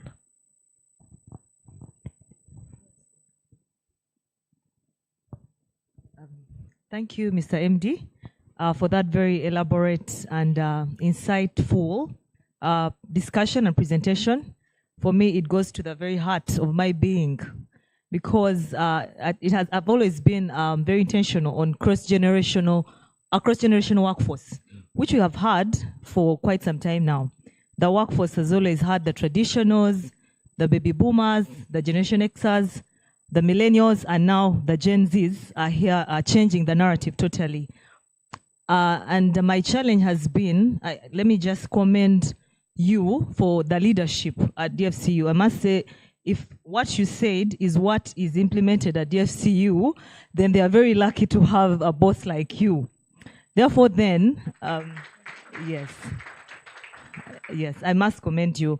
My concern or question is, what initiatives have you perhaps put at DFCU, or what initiatives would you recommend in workplaces to align or harmonize the different generations, but specifically the values that are as a result of our different generations? Because these values stem from really childhood. Yeah, and the workplace and the professionals, not very many people want to look at child development, personalities. It's just recently when interviews have moved away from what you are saying, the certificates, and what did you study, to your personality, in order to align the work that you intend to recruit me for with my personality to ensure productivity. Because if the work that you're giving me does not align with my purpose, I don't find meaning in it, then I will not perform. And yet the performance targets are not aligned to my values or my personality. And therefore, if I don't perform, basically there's just chaos everywhere. And then the insecurities, like you've mentioned, where the millennials feel disrespected, or maybe the baby boomers when the Generation Z asks. And then because traditionally they have been told you don't question your elders. But then the Gen Zs actually, they have a legitimate question. I want to know why I should do this. Then it will inspire my doing it, and it will enhance my productivity. So my question is, what would you advise or propose as initiatives to align the different values of the different generations to ensure productivity? Thank you. Thank you. Do you want to answer it, or do we take one more? Let's take one more. All right. Okay, thank you so much, Charles. I just want to put a little spin in it. When you look at the workforce in totality, especially in Ugandan scenario, our biggest workforce, actually 80% of our workforce is informal. And that is mainly blue collar, you know, in agriculture, industrialization, and things like that. So in reality, are we speaking into that workforce? Because there are so many attributes that they're within the same generation, yes? There are Gen Zs there, there are millennials there, but in terms of the attributes that create this environment for the Gen Zs to be who they are, the ones we are talking about that. And then this other workforce where, you know, you wake up in the morning, you have to go and dig and do this and that, but you're still in the same generation. So it might be kind of, you know, out of the context, but it's something, you know, especially given the dynamic of Uganda, that we are agriculture based and things like that. Is there a way the generation in itself can connect and have, productivity at that level? Okay, yes, I'll answer the first question and then the second one. The first one is, how do we get this in the workplace? I mean, you have to allow the space for people to do that. So for me personally, at DFCU, I think we've set up a kind of a council for young people, which is driving culture.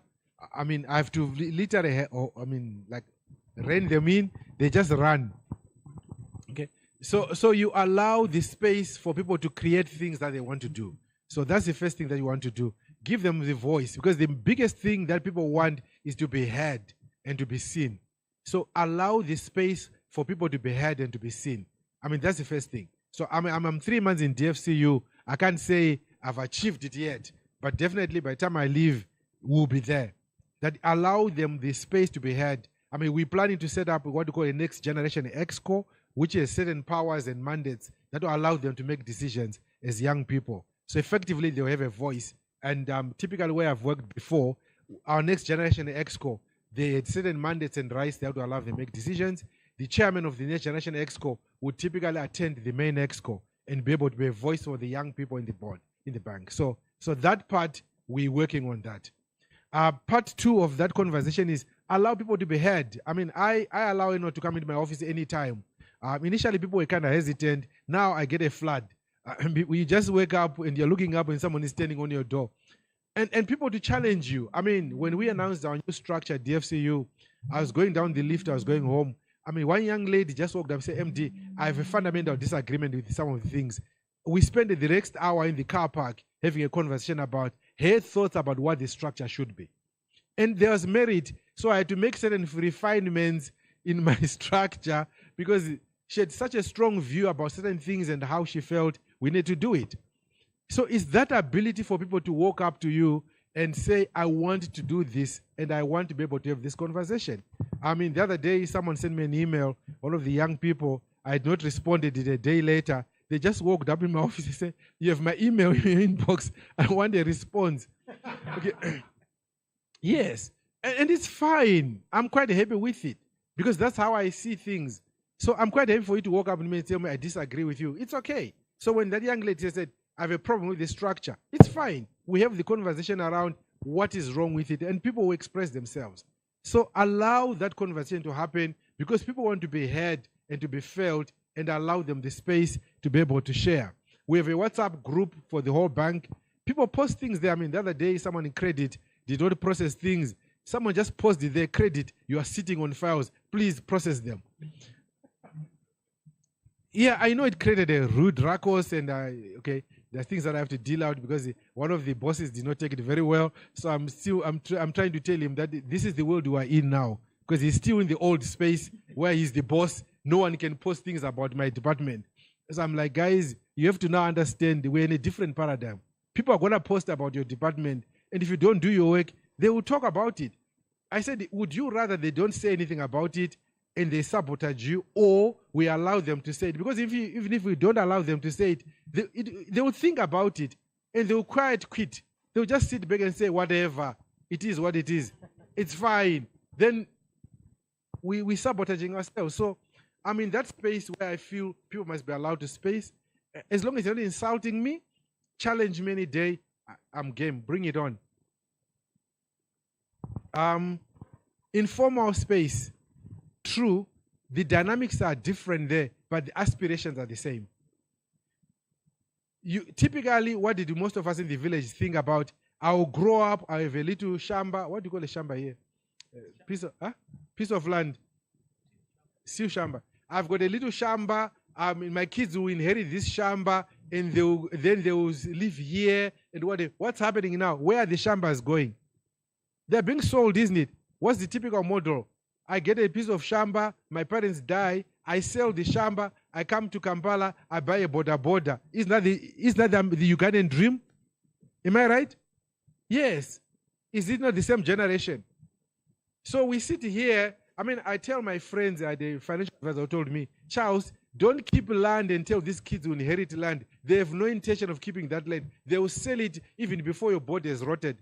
I mean, they're going to sell it because it doesn't mean anything to them. They don't want to own it.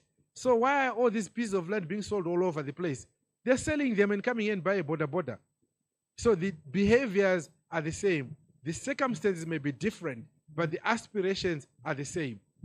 When they come here, what do? Their livelihood is a border. That's it. They'll go and rent somewhere, stay there in Amamve, come to Kampala every morning, ride their border. That's their whole life. And hopefully they move from being a border, they hope to become somebody, isn't it? And they become a border, they own a shop, they'll do something, but the fundamental aspiration is the same. It may be different, in terms of how it expresses itself, but the aspiration is the same. So the whole thing of holding things, it's not there anymore. In fact, I always laugh because we send our kids so far away and they will probably get married. My daughter lives in the US and I'm thinking, I've got a nice house in Zimbabwe. I was hoping these kids will come back and stay there. Trust me, I look at them, none of them is talking of Zimbabwe. So I told my wife the other day, my dear, let's sell these houses, take the money, go on a cruise for 6 months and enjoy life. Because none of these kids are coming to stay in these houses. So if any of us here have got kids, some of us are older here, and you're thinking you're going to have a little shamba in Arua, and you think these kids are going to come back and stay in Arua, you are dreaming. They have no intention of going back there. Thank you. Just one more question in the room by Patson, and then we'll close. There is also a hand that is online, so we'll allow her to ask, and then we'll close this session. So Patson, please. Yeah, thank you for the insightful but also disruptive discussion. My question relates to two things. One, we're told the principles of success are almost similar regardless of the generation. You must put in time, you must work hard, but also organizations or businesses invest a lot of time in the processes to say, to have sustainable development, we must have some certain things in place. And you're discussing how the Gen Z reacts, and I'm wondering how that plays out to develop sustainable growth and involvement from the business owner perspective. Because my worry is that you don't want to sabotage the Gen Z, you want to give them freedom to work and deliver. But also you have timely and tested processes. You have a lot of planning that goes in at the board, at the EXCO. You want to ensure that they are respected. How do you synchronize the two to ensure that you don't bottle the Gen Z that will not even allow to be bottled? I would say three things that quickly. One, give them a purpose. They must see the reason why that thing is happening. Two, give them clear outcomes, not process. Tell them, I want you to do this and this is why we need it. So once they know what the outcome is, they'll be able to work. Three, they must feel their voice must be heard. If they feel their voice is being heard and whatever they suggest is being heard, then they will do that. But four, show them the relevance of who you are. A lot of us come in with authority rather than about the value that we give. So if you show value, then people will see what it is. If you read Chep Connolly's writing, Chep Connolly is one of the founders of Airbnb. When he founded Airbnb, and those young boys that he founded with, the first day he says he got there, he was a hotelier. And he thought, what am I going to do? They're talking about technology, apps, APIs, whatever. And he is totally clueless. He went home and says, have I done the wrong thing here? But then he started to understand, what is Airbnb? He says, oh, it's actually people sleeping in a hotel room, but you book it online. And he suddenly realized, you know what? These young guys understand technology and how to make the app easy and how to access the hotel. But at the end of the day, a person wants to sleep in a bed, into a room, and have food. You don't eat an app. So when he met the young people next time, he said to them, yes, I hear you have done the technology. Let's now define what that room looks like.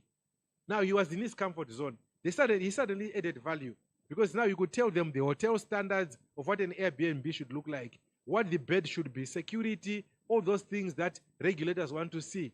Now they suddenly said, oh yeah, now he calls himself the modern elder. He's the elder, but he's giving them all this practical experience, which they don't have. But they also have the creativity, which he didn't have.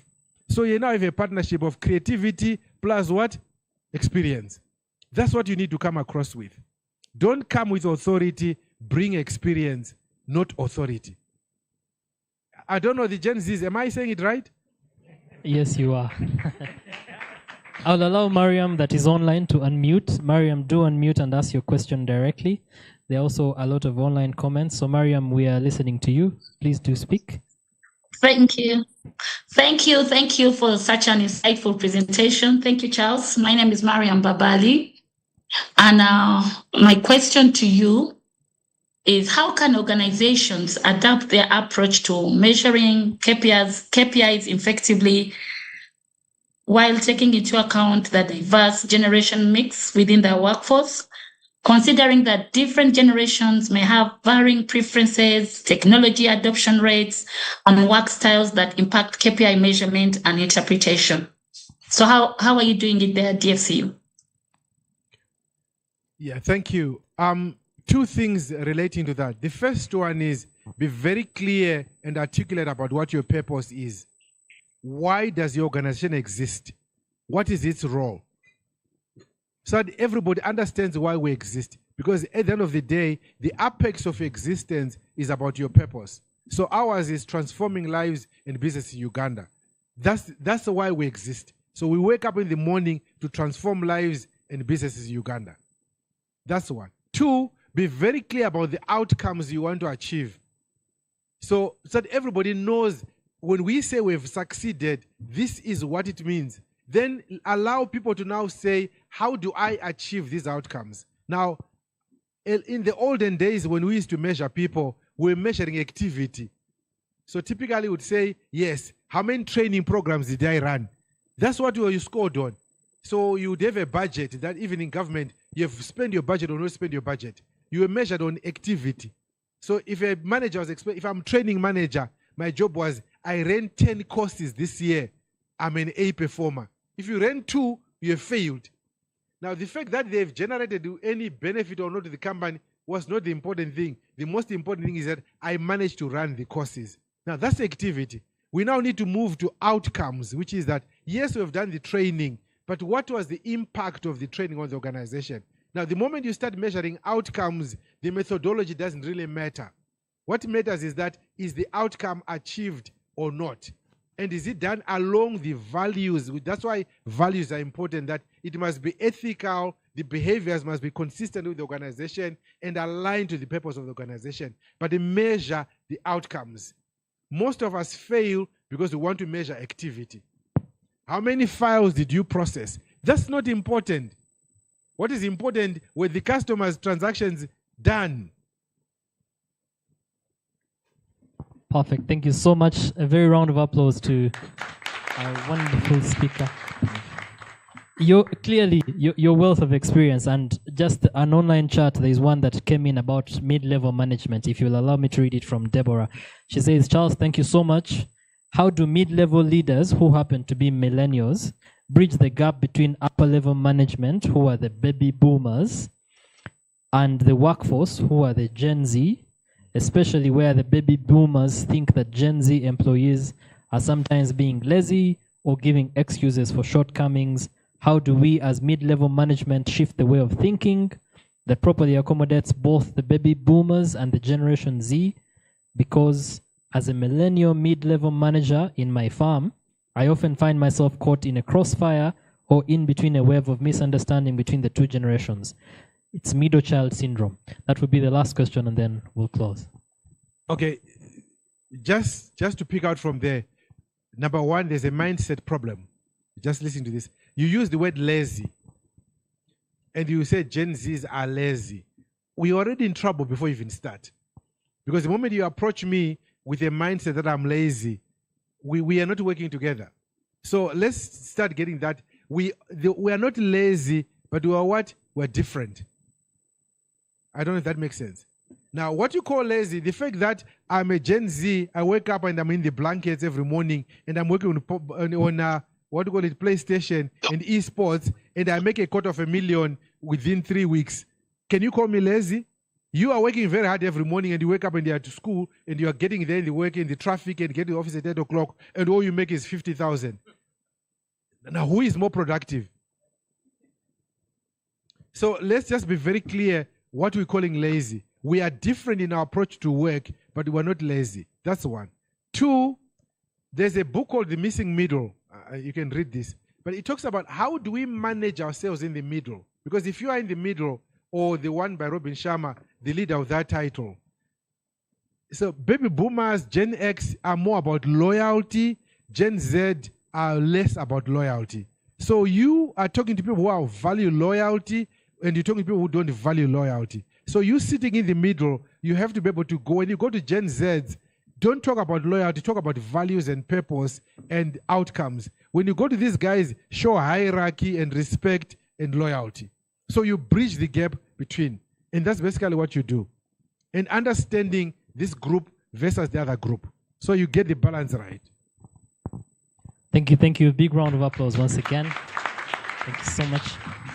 Well, maybe as you head back, there was a photo moment with the panelists and the MD. If you could just step up front here for a photo with our cluster head and the panelists. And then later, everyone else can join in for a group photo as we head to the next session. I'm told, so let's do it very quickly, please.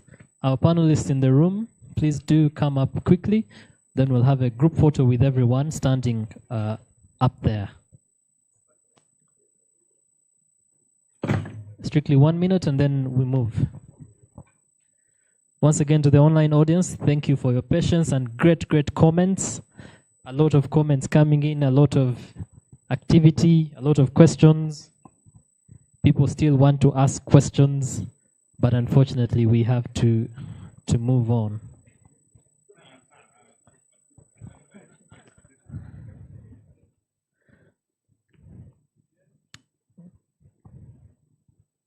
All right, I guess everyone can now begin to move up for a group photo. So you can stay down and then the rest of us can stand up here. So please do come.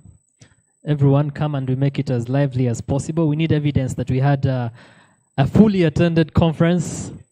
For the people that are online, we are sorry. We shall crop you into the pictures.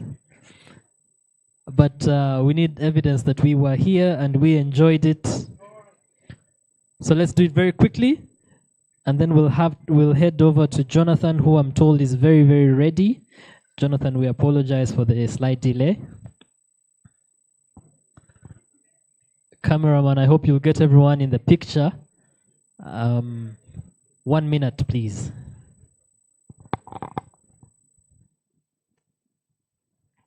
Make sure I'm also in the picture.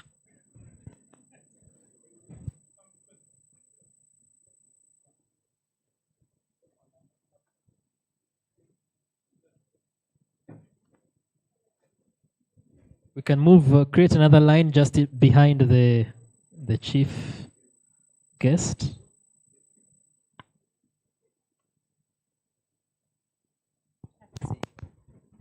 CEO, we need you in the middle.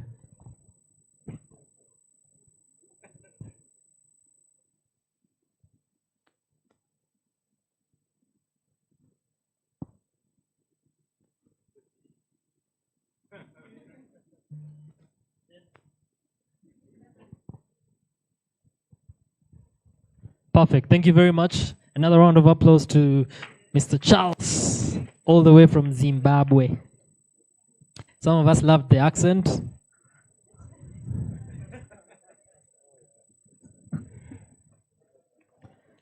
All right, please do resume your seats because we'll be going straight ahead into the next presentation, and we have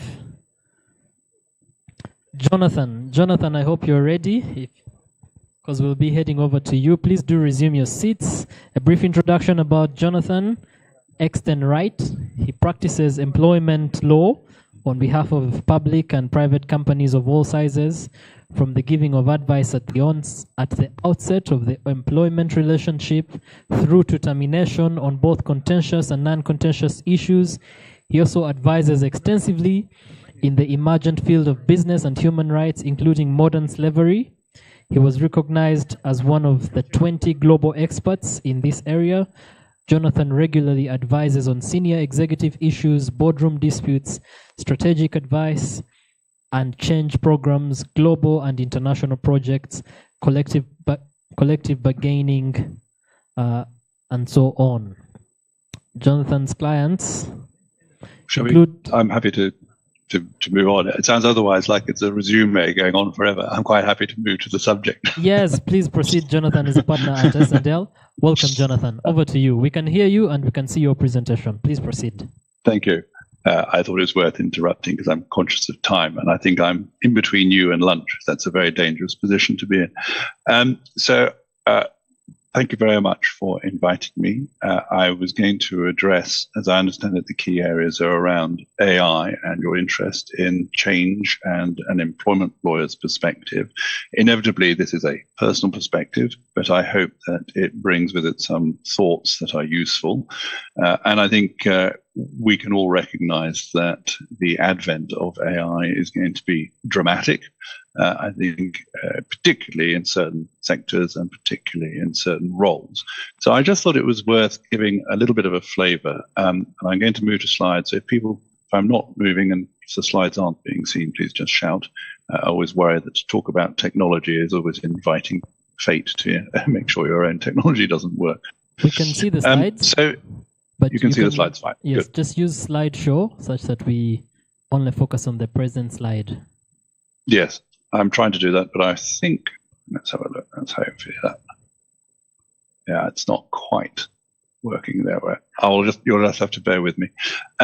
So the key theme, I think, at the moment is there's a huge amount of legislation emerging around the world. And we're seeing perhaps it being led by the EU in many respects with its EU AI Act. And I would think that is probably something of a bellwether. And it is really approaching it from a risk-based analysis.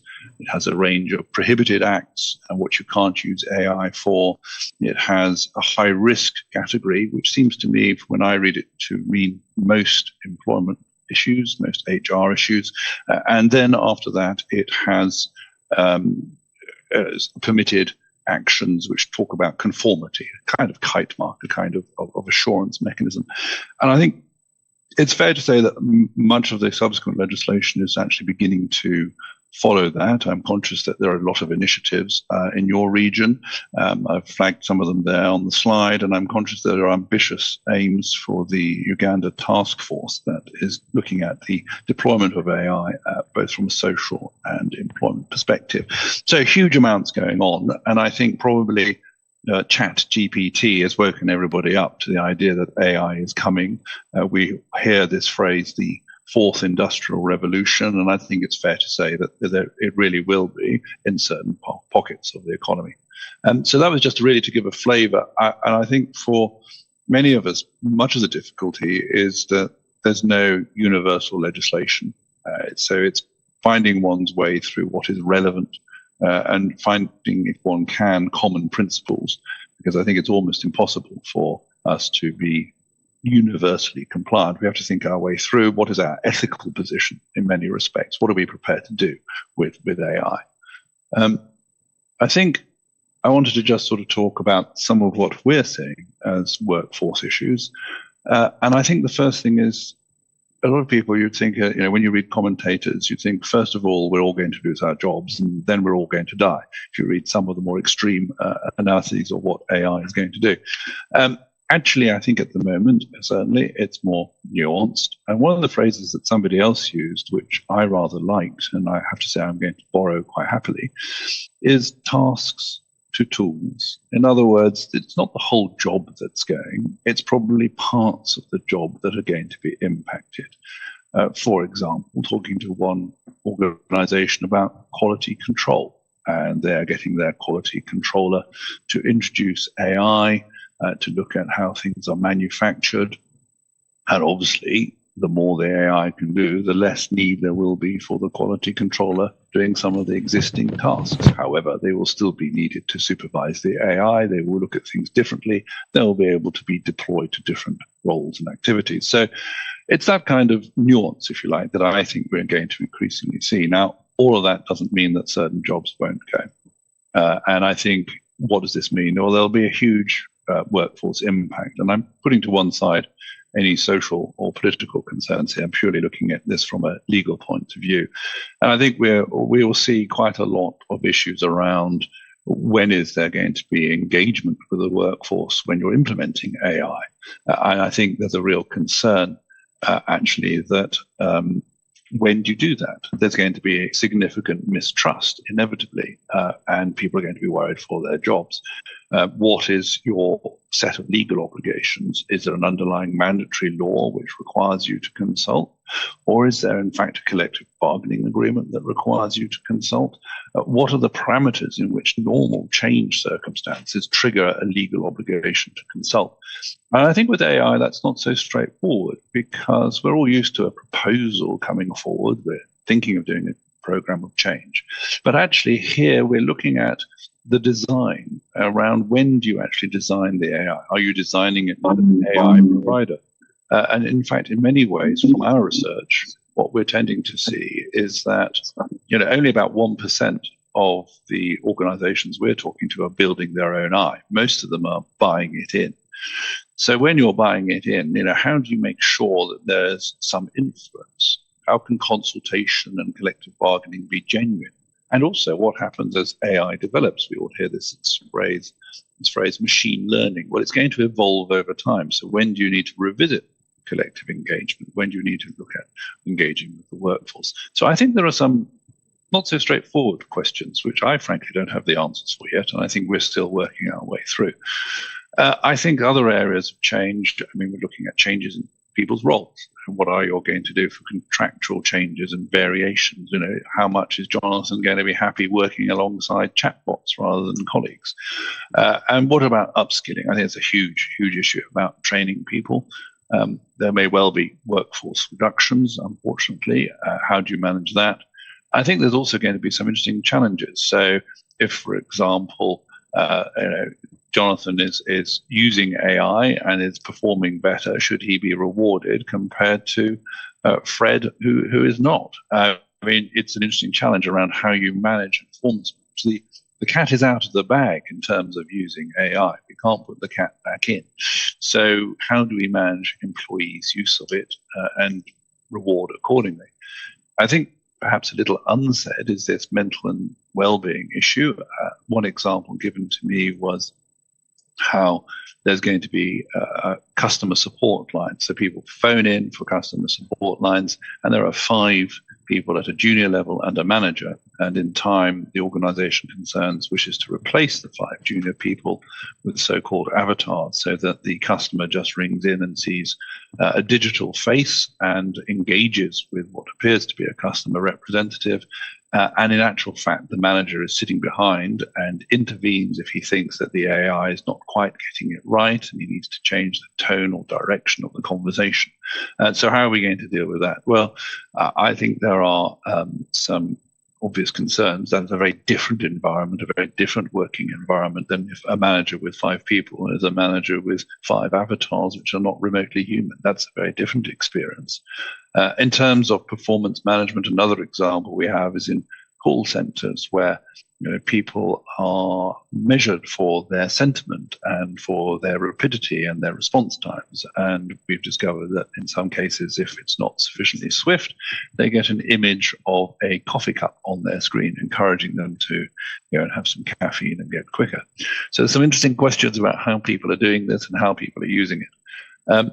And I think in this sense, there are some other themes that we can see coming out on the next slide, which is, if you like, there's the question about status issues. There's the question of contract variation. There's a question of redundancies.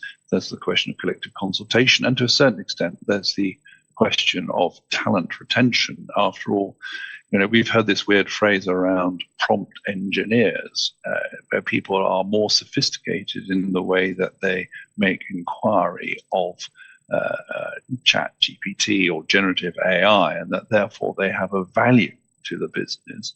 And therefore, are you retaining those? Are you keeping them engaged? What is going to be a key skill going forward? There is some suggestion that the middle rear of some people in some roles will be less significant. that actually there's going to be a challenge about talent development, because some of the old roles where you would cut your teeth, to use that expression, where you would learn from, will actually not exist. So how do you train somebody up from being a trainee to becoming a partner if there's not much in between? How are you going to do that? What's the law going to look like? And again, I heard earlier, some people saying, well, why should we not just do one area of law in our planning going forward? So there's going to be lots of challenges about those sorts of areas, I think. I think it's worth moving to the next slide, which is when is AI being used in the HR context? I think it's worth mentioning this because I think a lot of people are not quite aware of quite extensive use by the HR function in the employment space of AI. And I've mentioned some of these already slightly, but we're seeing people using AI to sift CVs. We're seeing people use AI to assess productivity, keystrokes, sentiment measurement I mentioned. We're seeing even AI being used in redundancy selection, often in allocation of roles, which is problematic. For example, if you have childcare responsibilities and you have to take time off, that immediately introduces some challenges if you're being measured on the frequency with which you take up work and how swiftly you respond. We've got performance, I've mentioned, scoring in interviews. We've now seen situations where people who have books in the background of their screen, I fear I do not today, are scored more highly than those who do not, which obviously raises some issues about socioeconomic status being used. So I think a word of warning, I suppose, that we need to be very mindful of how AI is being used generally, but also in the HR function. And I think in that context, it's worth and merits organizations undertaking an audit of their use of AI.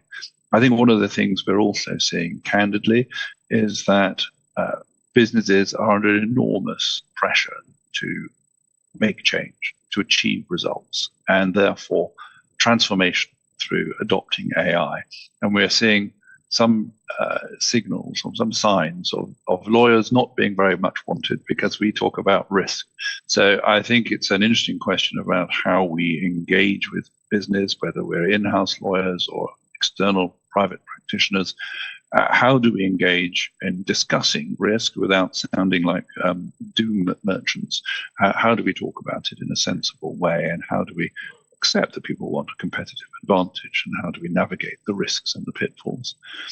I think perhaps moving on to the next slide, which is, I think, one of the most fundamental concerns, and this is the slide which is really perhaps bringing out one of the big themes of bias. And I think the real issue here is people may do something stupid on a one-off accident, but here, because of the deployment of AI across the whole canvas of the workforce, there must be an increasing risk of systemic bias, not just one stupid remark by Jonathan, which he should be punished for.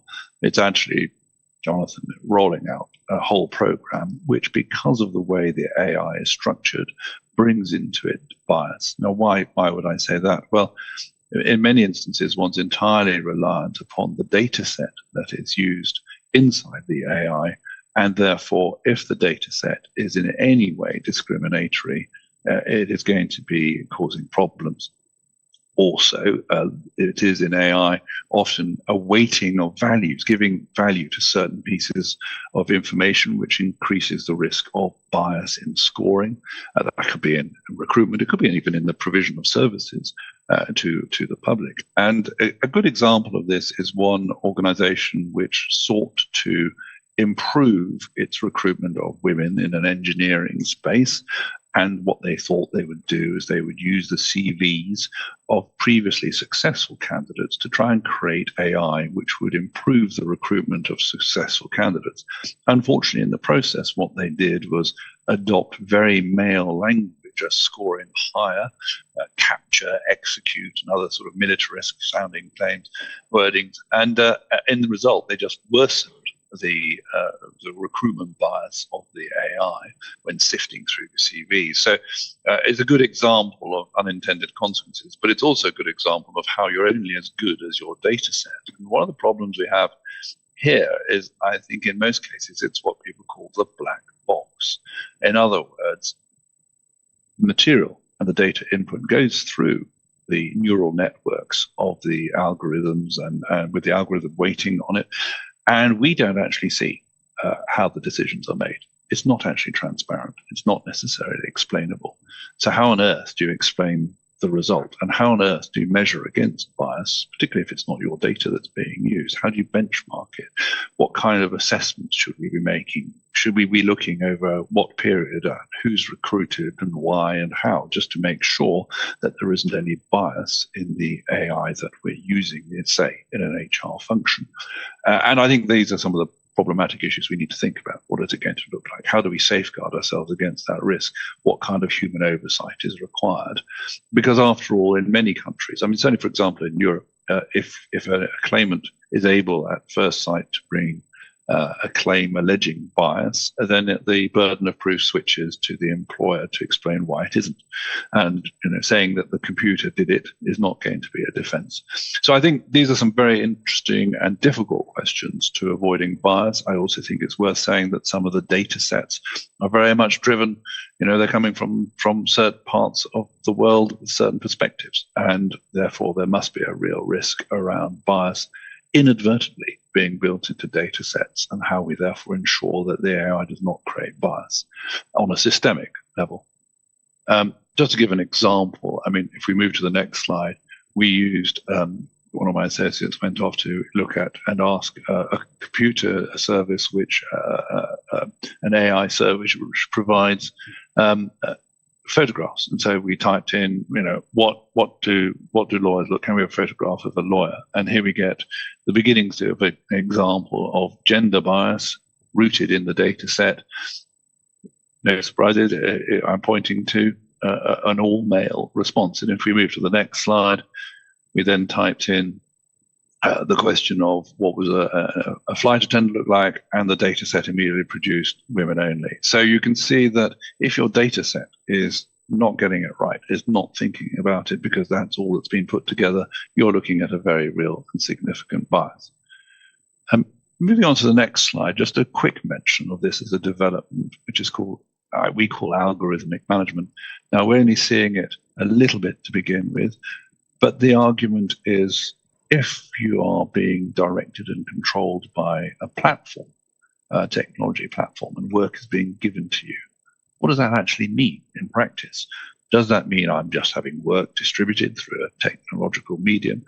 Or actually, is there some degree of direction and control which suggests that actually there's some sort of worker or employment relationship between the person who set up the platform to allocate work, to direct people to opportunities? Could you then see arguments around whether or not somebody is in fact an employee? We're seeing particular examples I flagged in the slide, which is in Europe, where people are picking up on this, and legislation is beginning to emerge where people are saying we need to protect people in those circumstances. That's a very particular area, but I think it's worth a mention. Then I think finally, just because I'm conscious of time, it's probably worth looking at some of the issues we've seen around generative AI. I mean, this produced an enormous explosion of interest at the time. And as you can imagine, a lot of organizations were running around trying to find out, how do we address generative AI? And I think at the moment, some organizations and some businesses are frankly a little bit confused in the messaging they're giving out. Some people are saying, well, we want to encourage innovation, we want to encourage use, and other people say, well, hang on a moment, but only this kind of use, and we only want you to use certain types of generative AI. And so I think it needs careful thought. As I say, as I said earlier, the cat's out of the bag. People will be using generative AI to support them in their work. And I'm sure we've yet to see a full deployment by law associates in law firms using generative AI, no doubt, as time comes. And it's worth noting that there will be more providers of generative AI. Probably in the next couple of years, we estimate probably another 20 or so. So it won't be quite so monopolistic. There'll be more opportunities for people. There will be better AI, generative AI, as the processing improves, as the information improves. So we'll see more of the same. It's not going to go away. It's probably going to increase. Indeed, some people are talking about everybody having their own personal assistant. I wish. So what are we looking at in terms of some of the issues around generative AI? Well, I think the first thing is first of all, confidential information. As soon as you start making use of one of these tools, then actually what information are you putting into that tool? If it's not your tool, it's going publicly. And then I think the other issue is data protection, certainly a very big issue in Europe because of so-called GDPR, and people are very concerned about where information flows are going and so forth. Significant problem is intellectual property. Who is generating the content? If you're using Gen AI, who does it belong to? Where does it go? And also a real concern that actually I may use somebody else's intellectual property. We've seen that in analysts producing fabulous reports for presentations to win client work, only to discover to their horror that tucked inside that presentation is somebody else's intellectual property, which has been scraped off the generative AI and public source information. Another example is accuracy. I mean, a lot of people, I was interested to hear about the generational differences that the last speaker was talking about. A lot of people may not fully appreciate that the internet doesn't always tell you the truth, and neither does generative AI. And so the so-called hallucinations, I mean, if one thinks about how one is vicariously liable for employees, a lot of employers need to be reminded that they're going to be responsible for their employees' actions, and therefore, giving out work or material that is inaccurate is immediately going to open up issues. And I think both on intellectual property and on accuracy, we're increasingly seeing contract terms saying, well, if you're producing stuff, who's producing it? Where's it coming from? Is it clean, as it were, intellectual property? Is it accurate? And that comes also to provenance, identifying your own work versus machine output. Security is obviously an issue because employees are using generative AI. It's going across the cybersecurity boundaries. What are you doing in that respect? A lot of people haven't thought about the actual contract terms, which, surprise, surprise, give the user very little protection in terms of availability of generative AI. I've mentioned bias, which is, I didn't dwell upon any further. I've mentioned reward and performance, and I think there's also an issue of, well, what frameworks do you have in place? What policies do you have in place? What training do you have in place? How do you make sure that it's done properly? What sanctions do you apply? And so moving to the final slide, really, I think some thoughts perhaps for those who haven't already done it.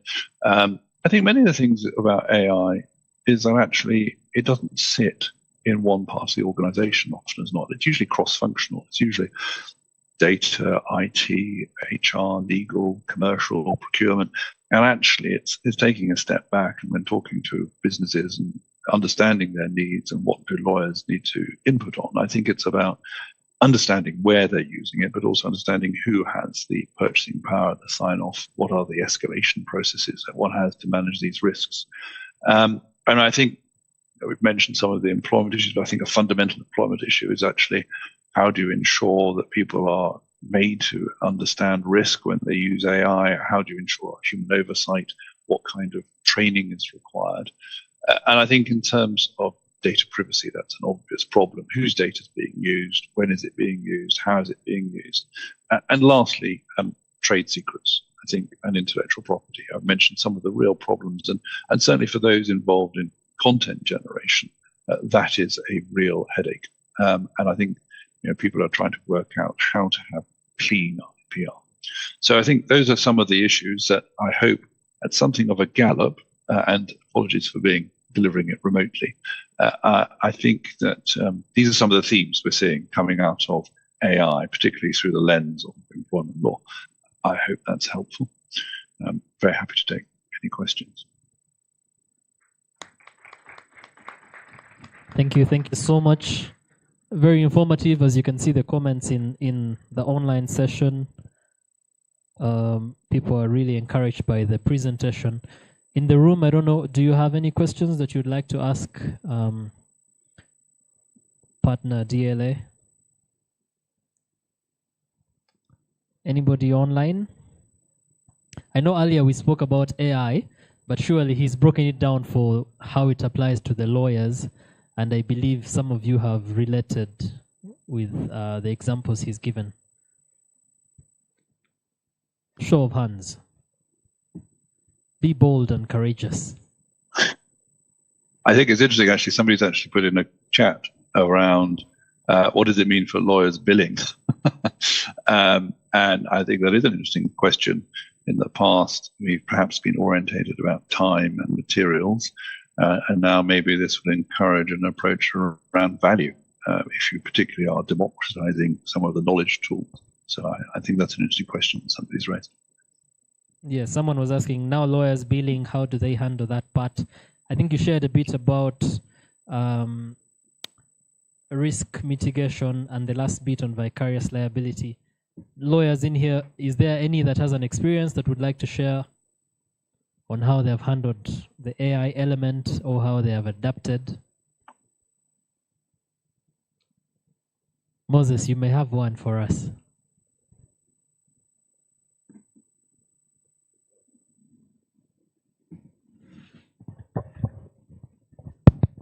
Well, thank you very much, Jonathan, for that brilliant presentation.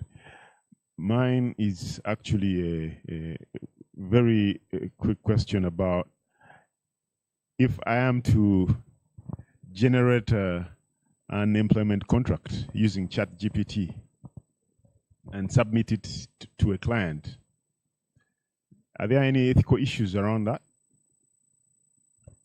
Well, first of all, I think there are several. First of all, I think you will have probably in the process, unless you've anonymized it, there's a very real risk that you have put client information into generative AI or ChatGPT AI, and that is then their information and it's publicly available. So you've immediately brought in an issue potentially of client confidentiality. Secondly, even if you assume that you've managed to anonymize it and then produce it by hand yourself later to make it bespoke, then there's the interesting question of how are you representing what you've done to your client? Are you representing it as your own work?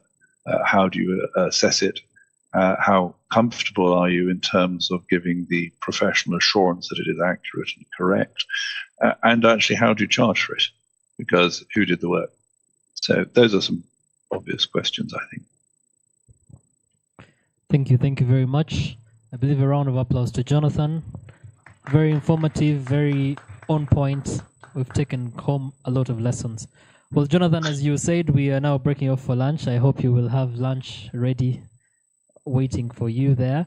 For the people online, I see a question has come on for Jonathan. I don't know if he's still there to answer it or we just proceed. Yes, I am. Yes. So if a law firm is to progressively onboard AI, yeah.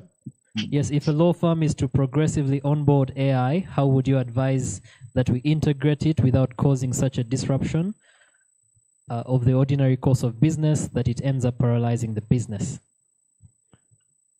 Yes, well, I think it's fair to say we're all looking at opportunities to introduce AI. I would say there's two types of AI from a law firm perspective. I sit on the steerco of our international firm looking at that, and I've sat on a number of working parties professionally. And I think there's what I would call the competitive AI, which is trying to reduce cost, which is trying to do things faster. And obviously that is a challenge because it's a workforce impact and we can't pretend otherwise. And so how do we give people comfort that it's not going to displace them? How do we look at what we're going to do with people afterwards? How do we ensure that it doesn't damage our ability to train people up? The second type of AI, I would say, is value AI, if I can put it that way. Because I think increasingly law firms hold a lot of information and hold a lot of data.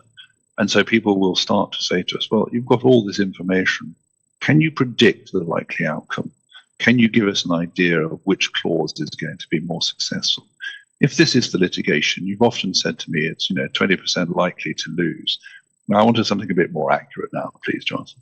So we're going to see, I think, increasing pressure on law firms to harness the data that they have, which is by no means easy. And some clients will say, well, whose data is it? Is it my data or is it your data, law firm? So I think there's some interesting challenges. So aside from disruption, I think disruption is a very real problem. I think, if I talk to associates, I can see half of them enthusiastic and keen about the other AI. I can see the other half looking very wary of AI, being truthful. And so I think you need to capture both camps.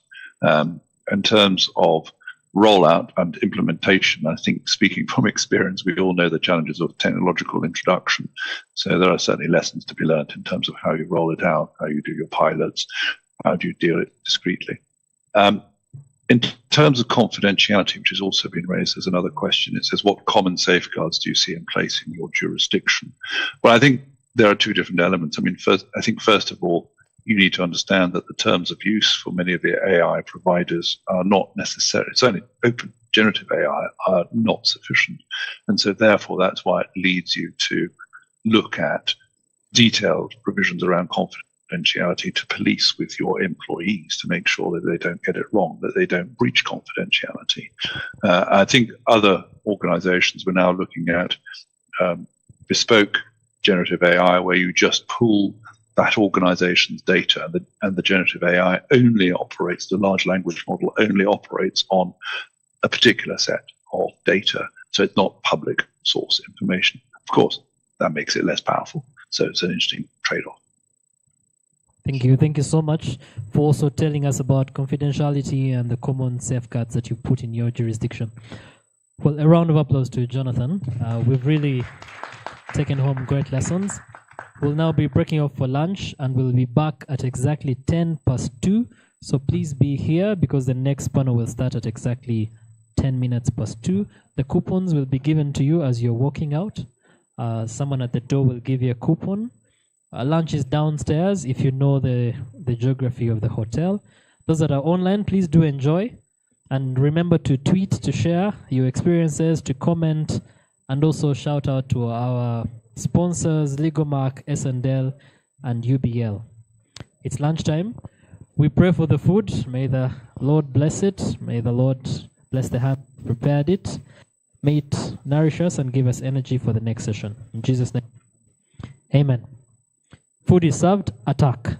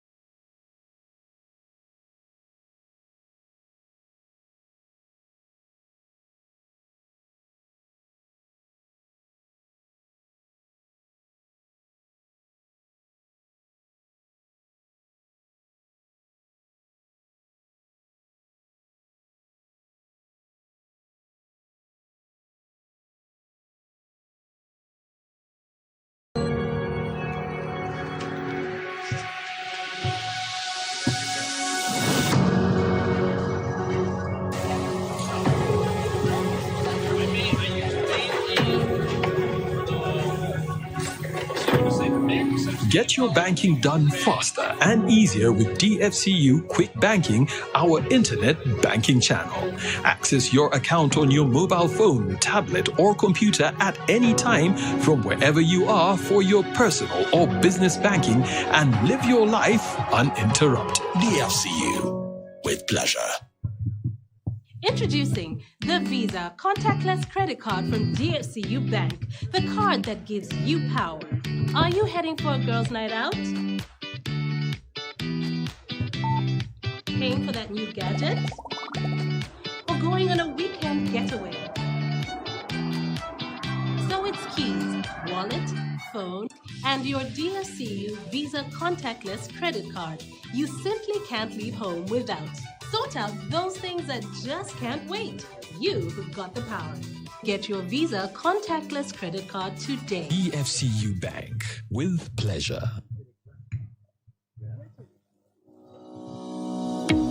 You know, in the game of money, it is important to separate your everyday money from savings or investments. It's why you should open a DFCU secondary account whose sport by simply following these quick steps. Step 1, log into your DFCU account with Quick App or Quick Online. Step 2, go to Open New Account, select which type of account you want to open and view the details. Step 3, proceed to open the account of your choice by following those steps. Step 4, now read and accept the key facts document and the terms and conditions. Step 5, authenticate transaction with Trust Factor or OTP received. Step 6, operation successfully completed, and the new account number is displayed on your phone or laptop screen. Voila! You're done!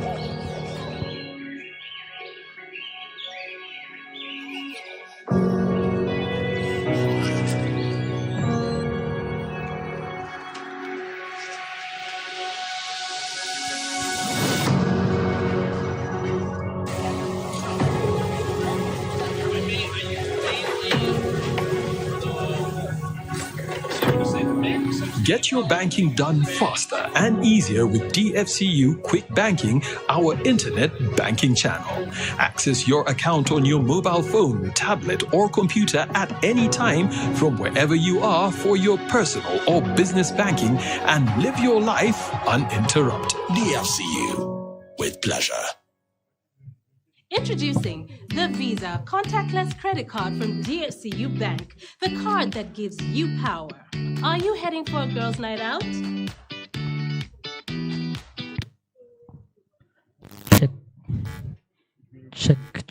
Check. Welcome back, ladies and gentlemen.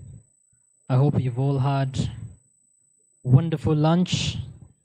For the people online, I don't know if this mic is better or check. Are they the same? All right, welcome back from lunch. The people online, welcome back. We're sorry we've started a little after the time we had communicated. But briefly, we had an amazing session in the morning. We had an amazing session with the CEO of DFCU. I saw the comments, I saw the activity, the questions were still coming in long after the presentation had stopped. Please do keep the questions. I know the panelists remained online to answer some of those questions, so please do keep the questions coming. A recap is that yes, earlier in the day we spoke about optimizing employee performance during COVID-19 and other pandemics or other crises. We spoke about AI and robotics, big data, how to deal with information in the workplace, a chief information officer's perspective.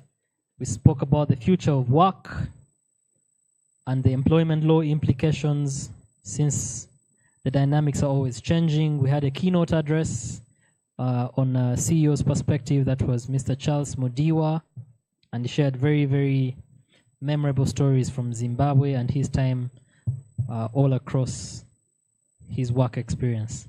Well, after lunch, we'll be going straight to a very exciting session, and we have none other than Dr. Dennis Oto Odokonyero. So as a warning or as anticipatory remarks, he says, please be ready to be active because you've eaten. He will have questions. He will have responses he is expecting from you, raising of hands, and so on and so forth. So Dr. Dennis Odokonyero, I don't know if, are you already online? Can you hear us? Yes, I can hear you. Can you do a quick mic check? Yes, we can hear you. We can see you very, very clearly.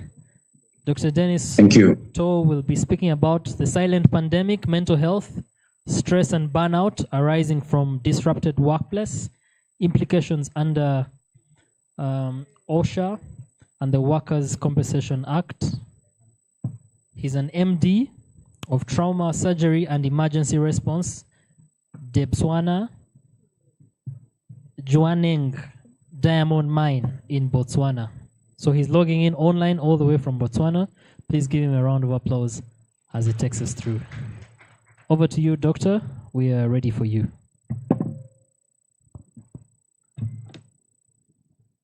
All right. Thank you very much. I will request that you share my slide. Is that okay?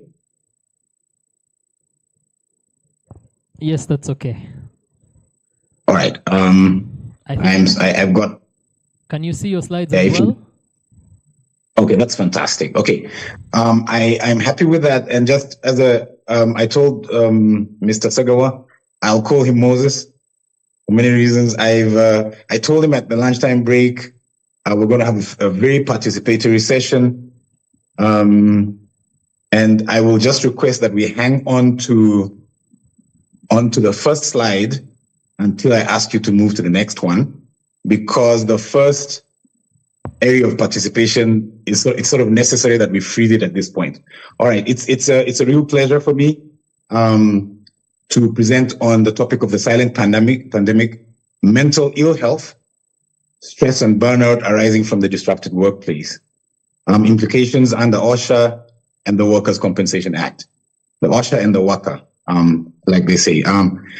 First of all, thank you very much for the invitation to the organizers, to Mr. Segawa, particularly delighted. It's a great honor for me to speak to a room full of very fantastically bright people. It's also a little bit daunting to speak after all the fantastic speakers that spoke in the morning. And so I'm going to lean very heavily on my experience, because I believe that's what's going to bring a special flavor to my presentation, and I think it's really relevant. And I never quite know how to pitch my relationship with lawyers. Moses knows, Mr. Sega, I'll call you Moses. Moses knows that my relationship with lawyers can be quite bipolar. I either love them and they either love me, or there's mutual hate. Sometimes there's no love lost. So I think I should start today's talk though with a bit of an icebreaker, and I'll ask the MC to just look out for responses from particularly both the online audience and the in-person audience. Please don't move to the next slide yet. And my icebreaker is a question. It's a question to a group of very intelligent lawyers who just had lunch. And the question is, a married woman reports a case of sexual harassment. And in the context of today's conference, why does her husband not side with her? A married woman reports a case of sexual harassment in the workplace. In the context of today's conference, why does her husband not side with her? Do we have any answers from the audience? Do we have any answers from the online attendees? We'll just have 10 seconds perhaps for that. MC, if anybody has a good answer, please. Oh, great. Oh, dear. I wish we'd made our widget smarter. I see somebody has created a vote on the online system. It won't quite work that way. It's a question. Moses, the answer to this is a bit risque. So if I get into trouble, Moses, you're going to be my lawyer. If this is a slightly risque icebreaker. So a married woman, reports sexual harassment in the workplace. In the context of today's conference, why does her husband not agree with her? Okay, so the answer is the husband was in fact the perpetrator. Okay, so the husband was making funny faces at her while she worked, obviously remotely. Okay, so that's the complexity of today's world. Is the complexity that today's conference is highlighting. That you have to think about things as strange as that. Is it possible for sexual harassment to occur in the workplace for a person who's actually working remotely? And I know that there was a session on this in the morning. I think it's either earlier on today or perhaps tomorrow. I'm afraid if it's taken place, I missed that particular one, but I attended the first two. So if you kindly just go to the next slide. So I don't know if anybody had got this right, but that's how twisted some of these concepts can be when we start thinking about remote work. Kindly jump to slide number 3, and I'll quickly tell you about myself. It seems a little bit belabored, but it's rather relevant to today's presentation. So that's who I am. I'm a medical doctor. I'm Dennis Otto Dawanyero. That surname, most of my Baganda friends cannot pronounce right. That's Dawanyero. I'm an MD-CHB. I'm a member of the College of Surgeons. I'm a certified independent medical examiner, excuse me. And those are my alumni. Makerere, the College of Surgeons of East Africa, the American Board of Independent Medical Examiners. And I've done a lot of trauma work, as has already been highlighted. And I've got a good amount of mining experience. And please bear with me, ladies and gentlemen. The reason I want to mention this is that I think it's sort of relevant to the experience that I share, and it probably lends credibility to my opinions. I worked petroleum, coal, and natural gas, copper and nickel. They tend to occur together. I spent a very long time in diamonds. I still work at a diamond mine. It's an open pit system. I've also worked gold a very short time in Tanzania. My experience in risk management involves safety, health and environment, time and attendance, and of course, occupational health. As director of O&O Medical Legal, which is a private business, I do lots of deposition and write opinions. And Moses and I have worked, have interacted quite a bit. So my experience is in Botswana, Zimbabwe, and Uganda. Please bear with me. I thought I should bring this out because it's sort of the experience that I lean on in making my opinions, and some of the things that I'm going to share are opinions. Next slide, please. All right. So I said, I decided that since I was coming after lunch, I really would try and keep the audience as engaged as possible. And I really appreciate the online audience. I've seen some comments popping up. Really appreciate that.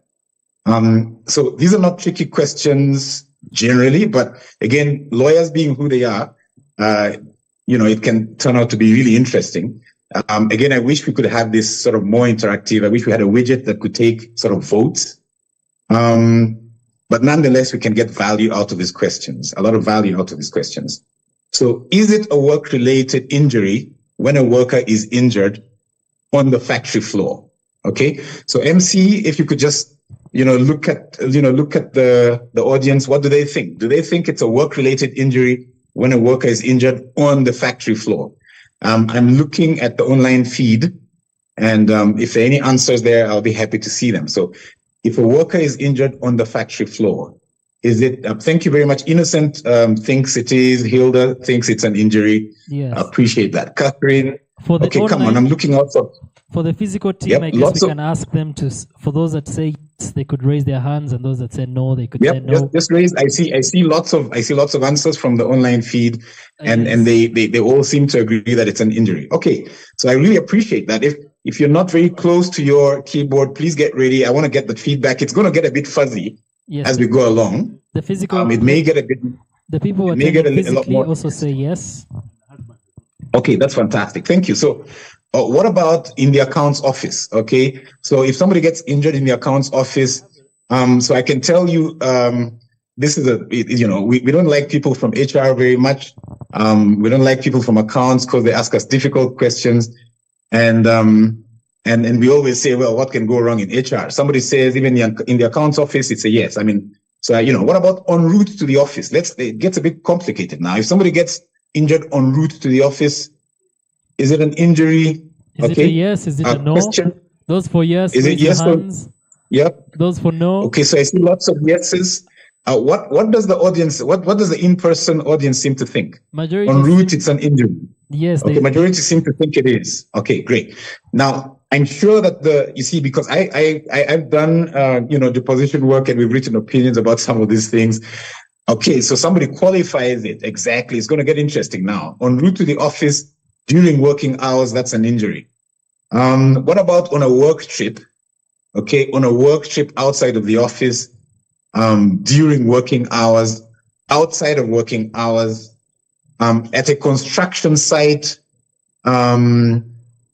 that sounds like an injury on duty.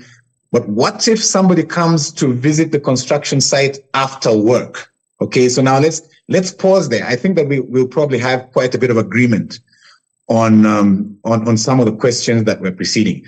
Now, on a construction site, at a construction site outside of working hours, is that an injury that's work-related? Is that an injury that's work-related? If somebody has an injury at a construction site outside of working hours, visiting a construction site outside working hours, no. Innocent, thank you very much. Innocent's quick to type. What does the in-person audience think? Do you want to tell me? Okay, Julian says no. MC, what does the in-person audience think? Is it mostly, what do most people seem to think? Is it if it's a construction site outside working hours? Depends on what they're doing there. If it's work, it's yes. So we need to start qualifying what happens there. Yes, for construction site after hours, the work goes on beyond. So, so these things start to happen.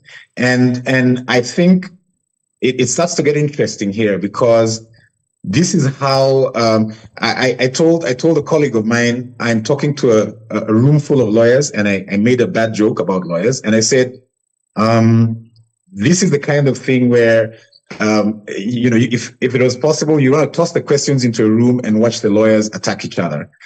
Because now you see people starting to qualify. Stella says, I think Stella gives a proviso. She qualifies and I think says it's interpreted as work. If as the worker being on a frolic of his own. Okay, so now it starts to get a bit tasty. So what about in company gazetted transport versus own transport? And these questions for me segue into what if somebody gets injured whilst working at home? If somebody gets injured whilst working at home, and I think that's going to be a lot more difficult to probably deal with. And, the clever people, the lawyers are going to have to come out, what were they doing and so on and so forth. Was the workplace at home inspected? Okay. Right. I see, I'm enjoying the engagement on the online feed. So what if somebody's working at home? I think it starts to get probably a little bit tricky, because I really enjoyed I think she was Agnes, the UBL presenter. She hit the ball out of the park with regards to the interventions that they made, and that was the experience that we had at the company I work for, and where the company leaned in to provide a lot of support and to provide sort of devices for people to work at home. If one is injured while they're working, for as long as I am employed by my company, it would be, that's what Viola thinks. But then we have these situations, how do we know, Viola, that you were actually working at home? Is it true that you are working at home simply because you got injured at 10 in the morning? What if you had slipped out onto the balcony to speak to your neighbor and that sort of thing? These questions obviously then start to require a lot of qualification and a lot of meat to them. What about a situation, and I thought about this, I haven't included it, for those particularly who do field work. If your boss calls you and you stay in Chiengera and he tells you to go and inspect a site in somewhere where in Entebbe, is that work or is it not? You haven't yet reported to the office, and you take a call from your boss that says, hey, kindly go check out the tenant site and the rest of it, or go visit the construction site. It makes it, some of these things then require a lot more context. Now, here's the thing. Next slide, please. I'm going to cruise really quick. Believe me, it's going to be really quick through the last few slides as we sort of jump into the spirit of my presentation. So the spirit of OSHA is very broad-ranging, and I wish I could actually see the look on the lawyers' faces as I say this. The spirit of the OSHA is very broad-ranging, and I believe it was Moses. Moses, please correct me and route the credit to the right author if it wasn't you who wrote this. I think I read an opinion piece in which Moses talks about how the OSHA basically expanded the factory floor to the corporate office. And in the context of today's presentation, in the context of today's conference, we can sort of see that the spirit of the OSHA would have to spread from the factory floor to the corporate office and to the home office and onto the road. But obviously with lots of qualifications. Because we do a lot of, and it's good that there's lots of lawyers in here. You all know sometimes you're working for a company, you're working for a defendant, as it were, and you're having to give evidence against an employee. I mean, you're having to go at an employee basically.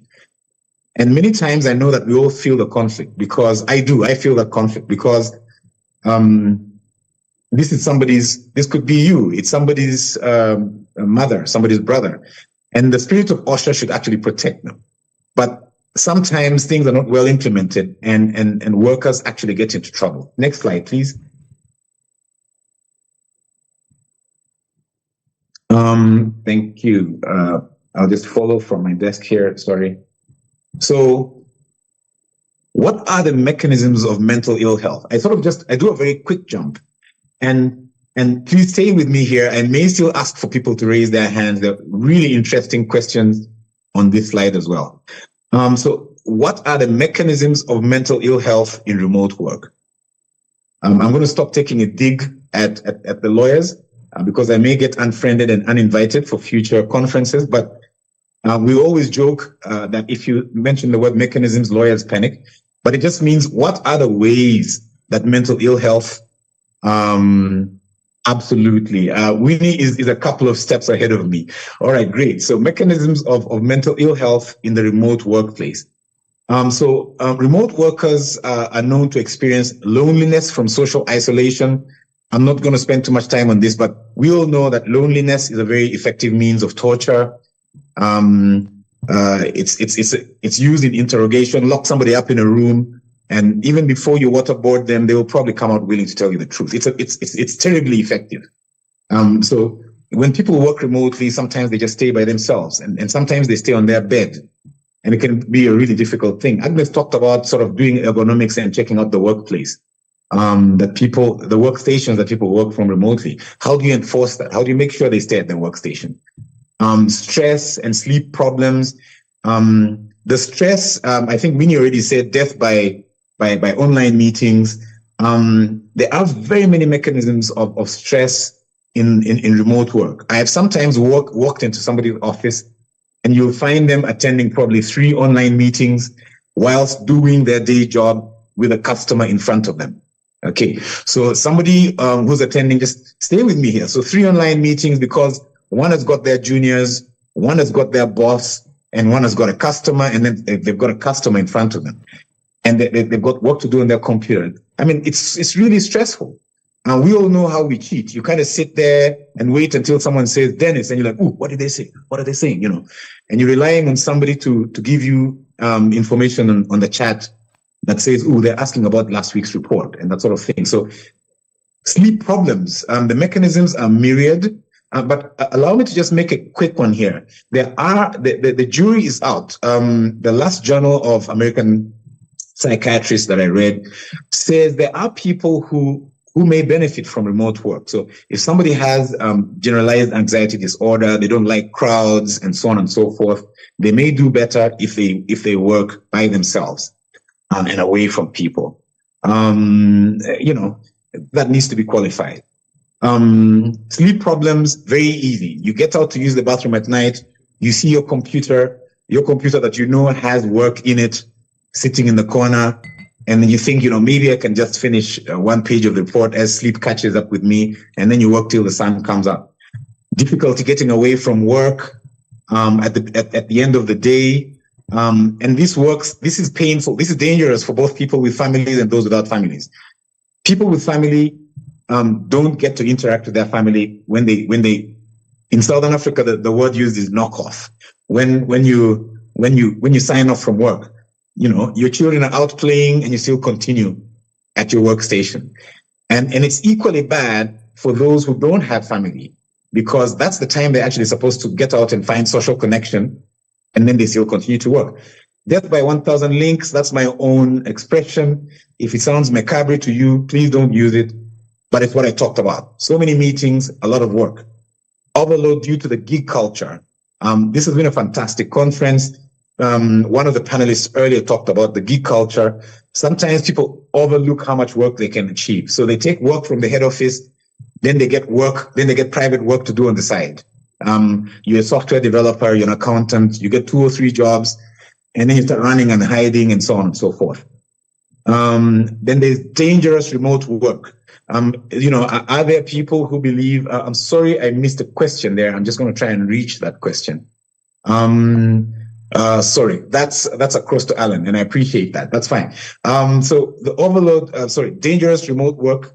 There are probably people who are aware of the Kenyan content moderators versus Facebook. I mean, their work was dangerous. And what happened is they look out for dangerous graphic material, flag it so that Facebook removes it. But they end up seeing a lot of gruesome scenes, and that's just dangerous work. Next slide, please. So those are the mechanisms of, next slide, please. There you go, death by deadlines. Okay, so the Occupational Health Solutions Pack. And that's a very interesting one. So thank you very much for that comment as the person that talked about death by deadlines. One of the things about death by 1,000 links is that, you know, you come to work in the morning and your calendar is full. I sometimes, and I haven't got a good answer to this question yet, how were all these meetings done before there was telepresence? I mean, people used to get work done, but now you get to work and your calendar is full. It's entirely full. And yet you're expected to attend all the meetings and do all the work. What that translates to is basically your supervisor is essentially saying, and I'm accusing them in their presence, your supervisor is saying, attend all the meetings and do the work whenever. Do the work at night or whatever, but attend all the meetings. I mean, you can see the mechanism of stress. It's so straightforward how some of these things pile up. So what is the Occupational Health Solutions Pack? MC, please flag me. I think I've abused my time. Please flag me if I need to stop. What is the Occupational Health Solutions Pack that I think you know, lawyers present should probably start looking into and advising their clients, you know, and you know, how should you basically deal with these issues? Sorry, I'm stuttering because I'm looking at comments in the chat, and I really appreciate those. Please keep them going. So, Doctor, I think that yes, please. If I may, the physical audience is very different from the online audience. Maybe I will encourage the guys in the physical audience to all log in online, because the online team is commenting per second, and I think our speaker is constantly looking at the chat room. So maybe I will advise you to sort of keep away from the chat room, and then you'll visit it after your slides. All right. Or you can Absolutely. engage I both really audiences. You can engage both audiences Absolutely. with an actual question. Absolutely. I really appreciate that. And I'm sorry about that. So what is the Occupational Health Solutions Pack? I think that as part of your routine pre-employment medicals, which many companies now do, you should allow employees to declare their mental ill health pre-employment. And it sounds difficult, but just stop and think about it for a moment. In the same way that we ask people who go into underground mines, we don't just ask them. We do chest X-rays to make sure that they've got healthy lungs, or that they've got pre-existing conditions.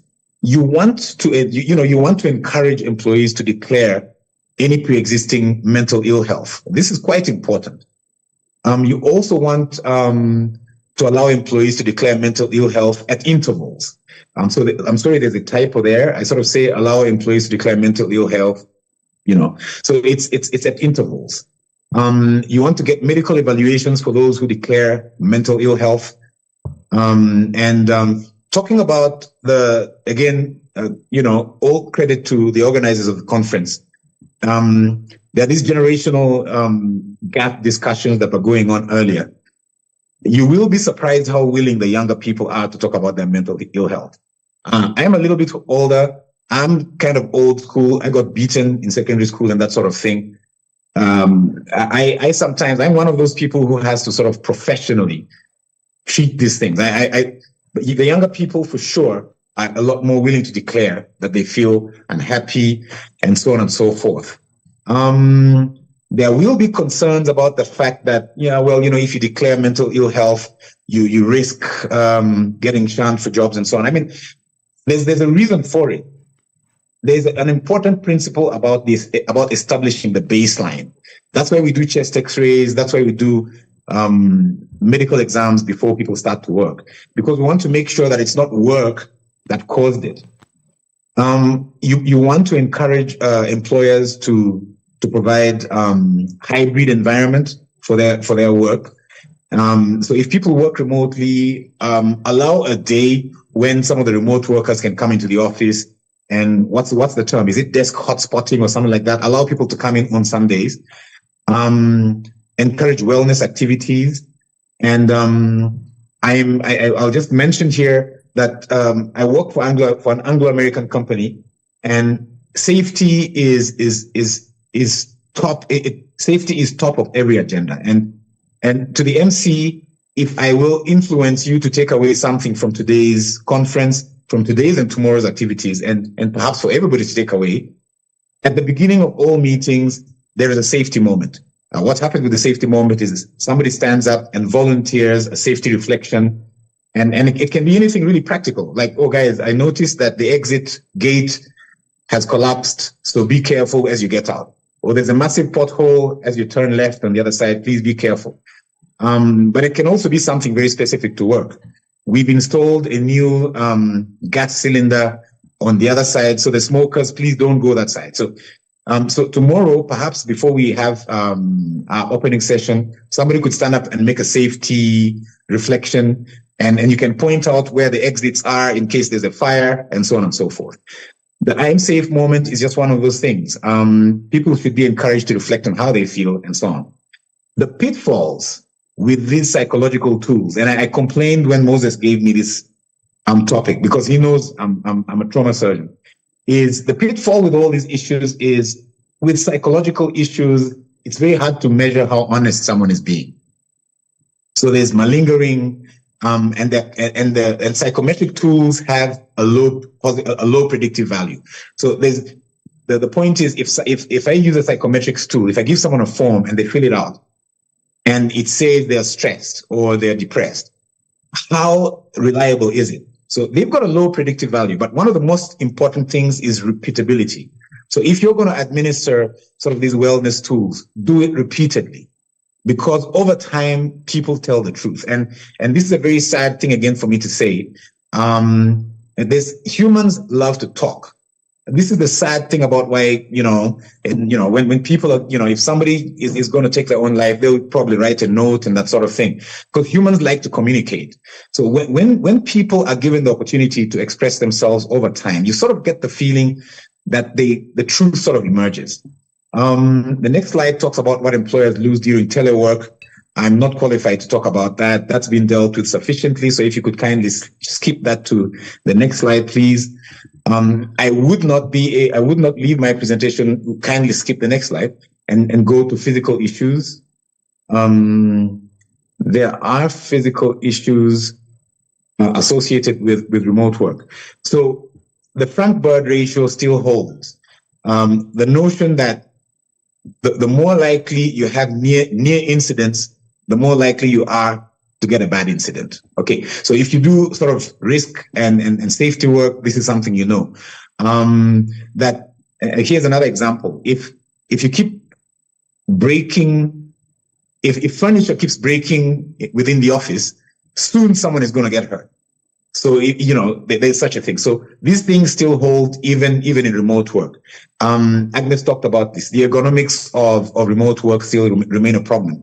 You expect people to sit upright at a desk, but for some reason you'll find people working from their bed. It's very hard to assess hazards and risks. It's near impossible to assess hazards and risks in remote work. Occupational hygiene is a big problem. Thrombotic phenomena. This is a very thorny issue.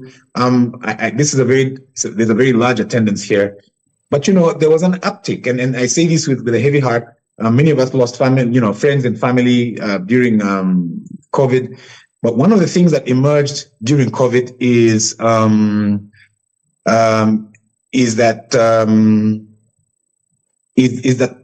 we had lots of cases where people started getting clotting. Okay.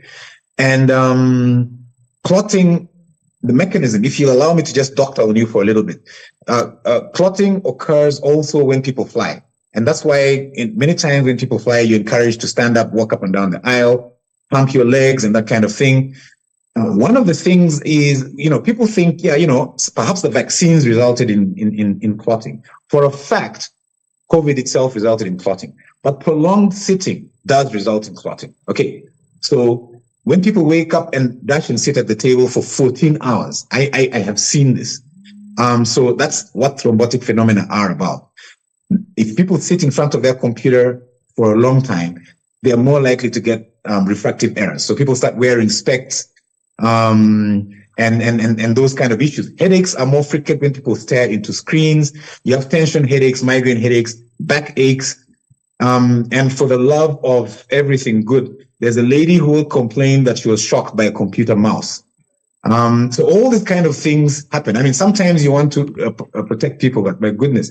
And it was a codeless mouse as well. I'm not joking. This was quite easy for the employer to win on. I mean, the amount of power that comes out of the amperage that comes out of a mouse, really.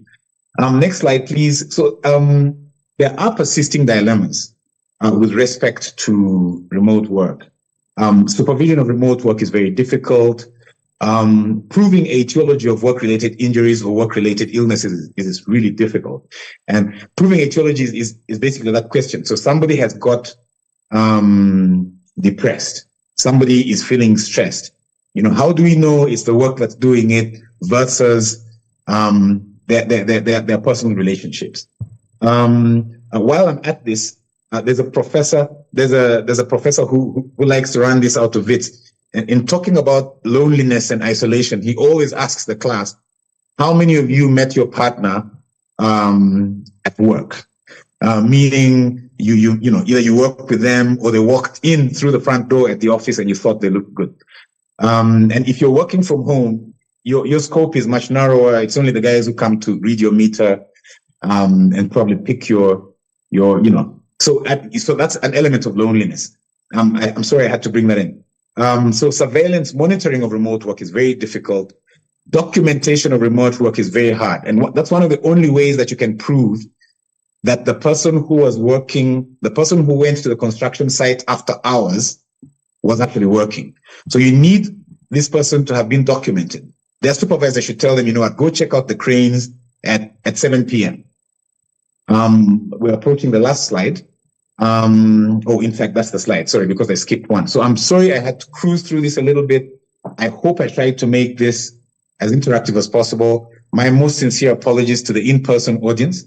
I tended to lean towards the online audience because I am online. I really apologize for that. And thanks for calling me out, MC. I think there's going to be quite a few interesting questions. I'm going to try and answer as many of them as I can online.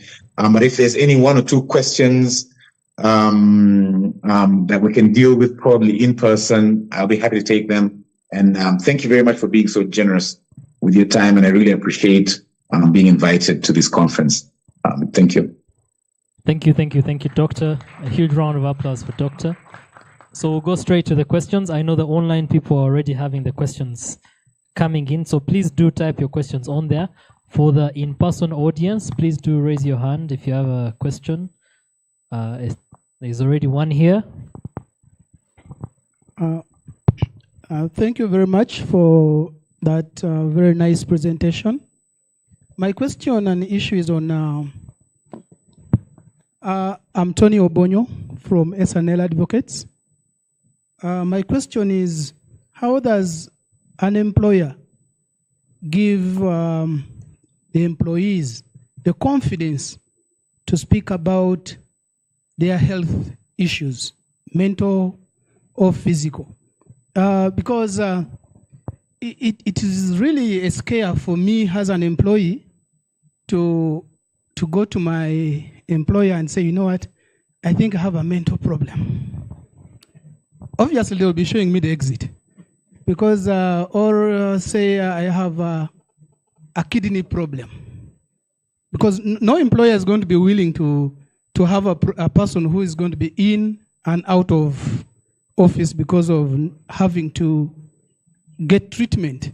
So how does an employer give confidence that if you speak out about your health problems, I will not show you the exit. I will not kick you out. Basically, that's my issue. Thank you. Thank you. Maybe another related question that I saw on the chat room from Winnie is, how do you balance declaring mental ill health with the risk of being shunned or not receiving work from your employers? So you could answer those two, Doctor, as we get any others in the room and online. Any other question? Or maybe one more. Okay, so just one more and then you will answer. Thank you so much, Dr. Oo. My name is Gloria Maiga, New Vision Printing and Publishing Company. Mine comes from the employer perspective, the perspective of the business. You're looking at embracing mental health in the workplace. You're giving people avenues where they feel safe, they can get help in confidentiality, and they get assisted. But you know very well, Doctor, that mental health challenges can go on for years. Some people have struggled for over 5 years. So where do we draw the balance between what the business needs? Because at the end of the day, we need to deliver results. We can't keep people on empathetic reasons, humanitarian reasons, if they are really not able to pull their full weight. So where do you think we'll draw the line between saying these are the business needs, we must champion that, of course, within full protection of the law, making sure that the employees' rights are protected and what the provisions of the law allow for us. Thank you. Thank you. Doctor, please go ahead and answer those. Thank you very much for those questions. So I'm going to combine the first two. How do we give employees confidence about speaking about their mental ill health? I think that came from online. And then the SNL gentleman, I think I've seen him before, the issue about declaring physical illness. Now, first of all, issues of health are private and confidential, and it's not mandatory that you share with your employer. There are issues, of course, which are in Southern African law, which I'm really familiar with, there are things that you need to declare. I mean, you know that at some point COVID was one of those things. TB, if you're working in an underground mine, it's really mandated that you report if you have TB. And in any case, the doctors actively look out for it. So I want to get those out of the way. I'm going to answer the easier question. I'm setting the easier question for myself and answering that. But there are cases in which it's actually necessary and it may be mandated by law that a certain medical condition actually be declared to an employer. As pertains to sort of really specific issues, I think that's really different. It's really, it's difficult. It depends on the relationship you have with your supervisor. But there are a number of reasons. Just allow me to set the backdrop for this. There are, in the notion of occupational safety and health, there is the notion that the transaction between employer-employee has always been the employer takes time from the employee and the employee takes some money from the employer. And some people have argued that actually the employer takes time and health away from the employee in exchange for money. I think that there are workplaces that are so robust that the workplace actually gives health to the employees. I work for a company, and I'll say this, I work for a company that was one of the first to start giving free ARVs anywhere in the world. And the result is amazing. There's now, there's a new notion that's emerging called HIV and aging. And that company has some of the oldest HIV, the oldest populations of people that have been on HIV treatment forever, because the workplace actually started to provide care. So I think the confidence comes from the fact that the employee knows that it's not going to be dangerous. That's the first thing. They might get help for it. Their medical aid, if they need to get medical insurance, HR may then advise them appropriately to get medical insurance rather than not, and this kind of thing. I think this sounds very much like the sort of approach that the end result is important. And that's the sort of spirit that I got from the gentleman from DFCU. I'm afraid I don't remember his name. He gave a fantastic talk about how the utility is important.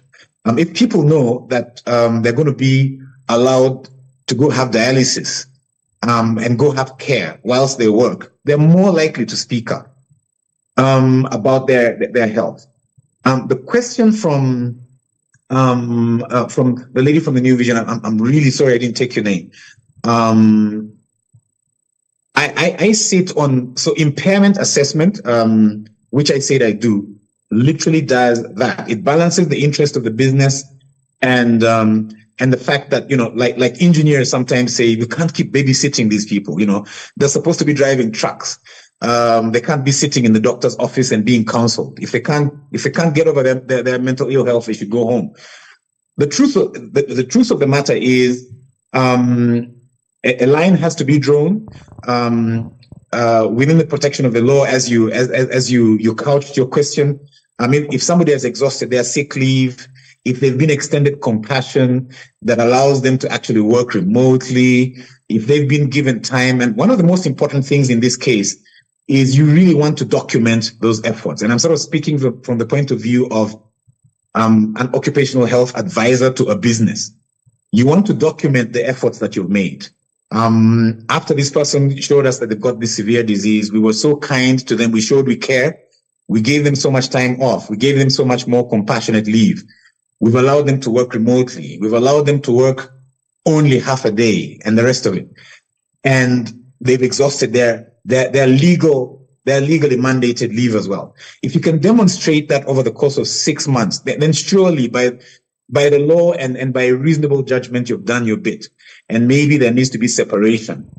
But the other thing, really, really important, and I really like that question. It's a shame that I didn't talk about ODB, Occupational Disability Benefit Negotiation. So again, because of the strong history of mining in the southern part of Africa, there is lots of negotiation with unions.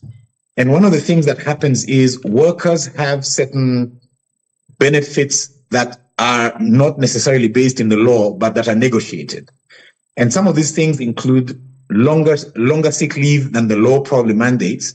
but it also includes separation packages. And these sort of things can be negotiated with insurance companies that say, well, if somebody is going to be boarded, it may not be a workman's compensation issue, but there's group insurance that works like this, and this is how we can arrange for it. That, by the way, going to the two previous issues, is another motivation for why people should step forward and talk about the secrets of their mental ill health or personal ill health. Remember, it's all private and confidential unless somebody gives the release for that information to be used. Otherwise, and you generally want to use that. You probably want to issue a release if someone is going to talk about their ill health. So very long answers. I'm sorry. These are sort of tough questions, and you know how it is when the issues become ethical, then simple answers are usually wrong. But I've sort of tried to give the guidance that sort of makes some of these things reasonable, and I hope that sort of satisfies the questions. Thank you very much. Thank you, Doctor. Any other question in the room? Physical, online. I see two questions. One from Sarah Nyacho. What remedies do employees have when their employer is causing them continuous mental health issues, for example, during restructuring exercise? And then the other question is from Alan. Alan is asking, what interventions have you experienced from employers in managing OSHA issues for remote work based on your experience? In some jurisdictions, employers inspect home working environments to ensure that all is compliant, ergonomics, etc. But in other jurisdictions, employers inform employees that they are at their own risk when they don't work from the office. So what is the middle ground you have seen based on your experience? All right, thank you very much. I'll start with the last question. I think the middle ground is that the first thing is, as much as possible, there needs to be robust engagement. This is going to go back. It's going to be a running theme. If you attended a lecture, a course in sort of these OSHA type issues, and indeed HR type issues, engagement is a very important key. It's known to reduce rates of litigation because human beings like to be talked to.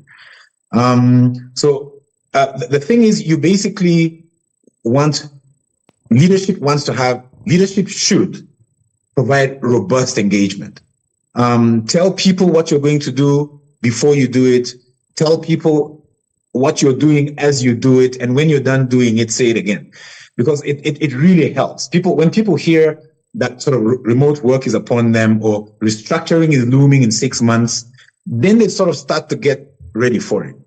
If you spring up on people and sort of embark on restructuring, and I mean, the dictates of the business may mandate that you don't have much time, but as much as possible, communication is really, really important. And I want to link this to the first question, which is, what recourse do employees have when they're continually sort of bombarded with sort of the strain of work and things like this? The issue is actually to talk about it. It's not HR. I mean, some when I've worked with if you work with large multinationals, I mean, the likes of UBL, of people like UBL and Anglo and the rest of them. Some of these companies have very deep HR resources, and they've probably got counseling. They've probably got counseling who may be engaged or who may be sort of, engaged during a certain period, or who are actually part of complements. It's really important to go and allow people to vent. That's literally how companies show they care. So for me, it's engagement. I think there may be a question that I left out there, MC. If you spot it, please do echo it out for me again. But for me, the question is, the fact is about engagement. There is the question about experience of OSHA issues and remote work. Digitization and automation is causing a big deal. There is a conference going on this weekend here in Gaborone about the very topic for our company. And there has been plenty of disruption. It's been very, very difficult. So we've got a lot of experience about OSHA issues. That's why I'm sort of very quick to talk about some of these examples regarding people who never wore specs until COVID came around. People who never had headaches until they started sitting in front of their computer. Well, chronic headaches until they started to have to sit in front of their headache. Chronic meaning long-standing headaches until they had to start sitting in front of their computers. It's been terribly difficult. That's my experience. It's been very hard to prove where there's no documentation about the fact that there was no pre-existing headache and so on and so forth. It's the employee never wins. The employee never wins. And it's always a win-win situation if there's documentation. And this is actually why it's important to declare, to sort of prove, to document pre-existing issues versus issues that may crop up during work. The value of honesty in this process is immense. It's good for everybody, both employer and employee. Thank you. If I've missed out a question, please spot that for me, MC. Thank you very much. No, I think you've pretty much answered all the questions. Thank you very much. Unless there is one final question in the room. Yes, I think there's a lady at the back. Just a moment, Doctor.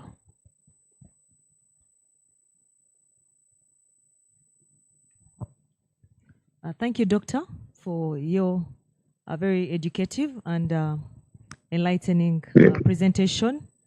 I still grapple with that last point. I am afraid, I hope I don't repeat myself or repeat other people. You talked about honesty, as long as there's honesty. And from your deliberation, what I see is, as we tend to say, employment is a relationship. We say employment relations. And yet, when we are implementing it, it's a transaction. It tends to be a transactional issue as opposed to relationship. To the extent that a customer will be given a relationship officer to inculcate the relationship between the organization and the customer, and yet the same thing is not done for the employee who is actually delivering to the customer. And this should be as they say, those are internal customers, so shouldn't that be extended? So my question is, how do you advise that such honesty is inculcated in the organizations right from the top? Because what I see is you're expecting that the top cascades it, but what if this toxicity, and more often than not, comes from the top because they're the ones in the position of authority? Thank you, Doctor. Thank you. Thank you. Thank you very much for that question. And it's a very relevant question. And I don't think it's a repetition. You've highlighted it. The issue here is, and I think this is why we're having a conference of this nature. The answer to your question is surprisingly basic. And if we had to attend another conference of this nature next year, and over the next 10 years, I would say exactly the same thing. The answer is very basic. It might be your mom next, your auntie next, your cousin next. It's really the question of, whilst they came and picked up your neighbor, you kept quiet until the day they came for you. I mean, for me, it's a very humanistic morality that I was going to give a really painful example, but it's just one of those things. I'll say somebody feeling really vigilant came and slashed down the sick leave benefits within a certain organization. And literally within the same year, that very person needed to go on terribly prolonged leave. So for me, it's a very important, but also very basic morality. And maybe it's the sort of thing that coming from this conference, everyone needs to worry about. There are mechanisms that sometimes translate into true caring. There's lots of companies with corporate social responsibilities that talk about the show we care culture. Allow me to illustrate this again using another example. I really want to try and drive this point home. I really appreciate you highlighting this question. I worked for a company that never allowed executives more than 14 executives to fly on the same, to go on the same aircraft. The plane would rather make 2 trips than carry all employees on the same flight. And I used to think, how caring. I mean, so I was told, so I asked the pilot, and we were told, yeah, well, just in case we crash. And I thought, how caring. I mean, these guys actually don't want to lose everybody. And then later on, he told me, yeah, that's actually not the reason. It's just that the insurance will be too expensive for if 14 executives die, because these are fairly well-paid people. They are insured at a very high level. So I sort of think that there's a certain room to create legislation, to create regulation, to create regulations and guidance that is caring, genuinely. And I don't think there's a way to sort of create guardrails that are purely logical when it comes to enforcing, ensuring that people are looked after in the workplace. I think that, the board needs to know that their biggest asset is of course, human resource. They need to know that they might be in a similar situation, and that culture simply needs to grow. And I hate to use the word civilization, but I already did. I think the culture, we sort of need to civilize our culture into that direction. We genuinely need to start to care about how we look after each other. But allow me to highlight this issue for decision makers who are in position to influence how these decisions go. If there's a benefit to declaring that someone feels unwell, if there's insurance that that pays people in case they become truly disabled, and if there's adequate documentation, you start to sort of create the environment in which these conversations can happen, and in which there's a two-way there's a mutual benefit from this transactional relationship. I think I would be very happy to share my email, share my phone number, and to have further discussions. But these are ethical questions, and this is a recurring theme in ethical questions. Simple answers will be wrong. The most correct answers require depth of reflection. I think someone used the phrase earlier. So you need to reflect and really think about the circumstances. But I think we really need to create the culture. And there is that notion. Like somebody mentioned, there are people who actually do ergonomic checks at their employees' workplaces. And we just need to build the culture. Thank you, Doctor. Actually, listening to you, some have even commented and said South African law sounds like a dream as compared to the Uganda legal regime, where ODB has already set parameters which some are not keen on veering away from. Two more questions and then... Absolutely. And just allow me, if I may, I'm sorry, sort of everything, what you're saying feeds into isn't it possible that people might consider a place that has better benefits, a better employer than a place that pays, 3% more? So, I think that as mining and so on becomes a big deal, because these are very high risk industries. As they become a big deal, when you have 50 people getting buried in the ground, then you start thinking very hard about the benefits that these people deserve, and that culture needs to grow. Awesome. Well, I think as Uganda is on the rise to industrialization, we'll continue to amend our laws to suit the employee better. Two final questions by an anonymous attendee. How do you deal with nosy employers who want you to disclose personal health challenges and bring it up as a reason to justify your lack of team spirit? That's one question. The other is addiction a mental health issue? Should it be declared? What should employers do if an employee declares this issue? A lot of lawyers suffer silently with addiction. Thank you very much. I'll start with the last one again. Addiction is addiction is very much a mental health issue. Addiction is a lot broader than we sometimes think. I have looked after, adjudicated in cases of addiction. They are the worst. It's terrible. In my heart, I'm a surgeon, and you want to be able to see the problem and cut it out. Addiction is so hard to define. There are people who are addicted to gambling. There are people who are addicted to pornography, people addicted to drugs, of course. And it's very much a mental health issue. Unfortunately, addiction sometimes fires productivity up. There are highly functional marijuana users. And they're the loveliest people when they've taken a little bit. They churn out chunks of work. Many of them are highly creative. So unfortunately, talk about this transaction as opposed to relationships. Sometimes these relationships are so abusive that addicted people actually deliver better. And then when you find out that they've got a problem, they get kicked out. Should it be declared?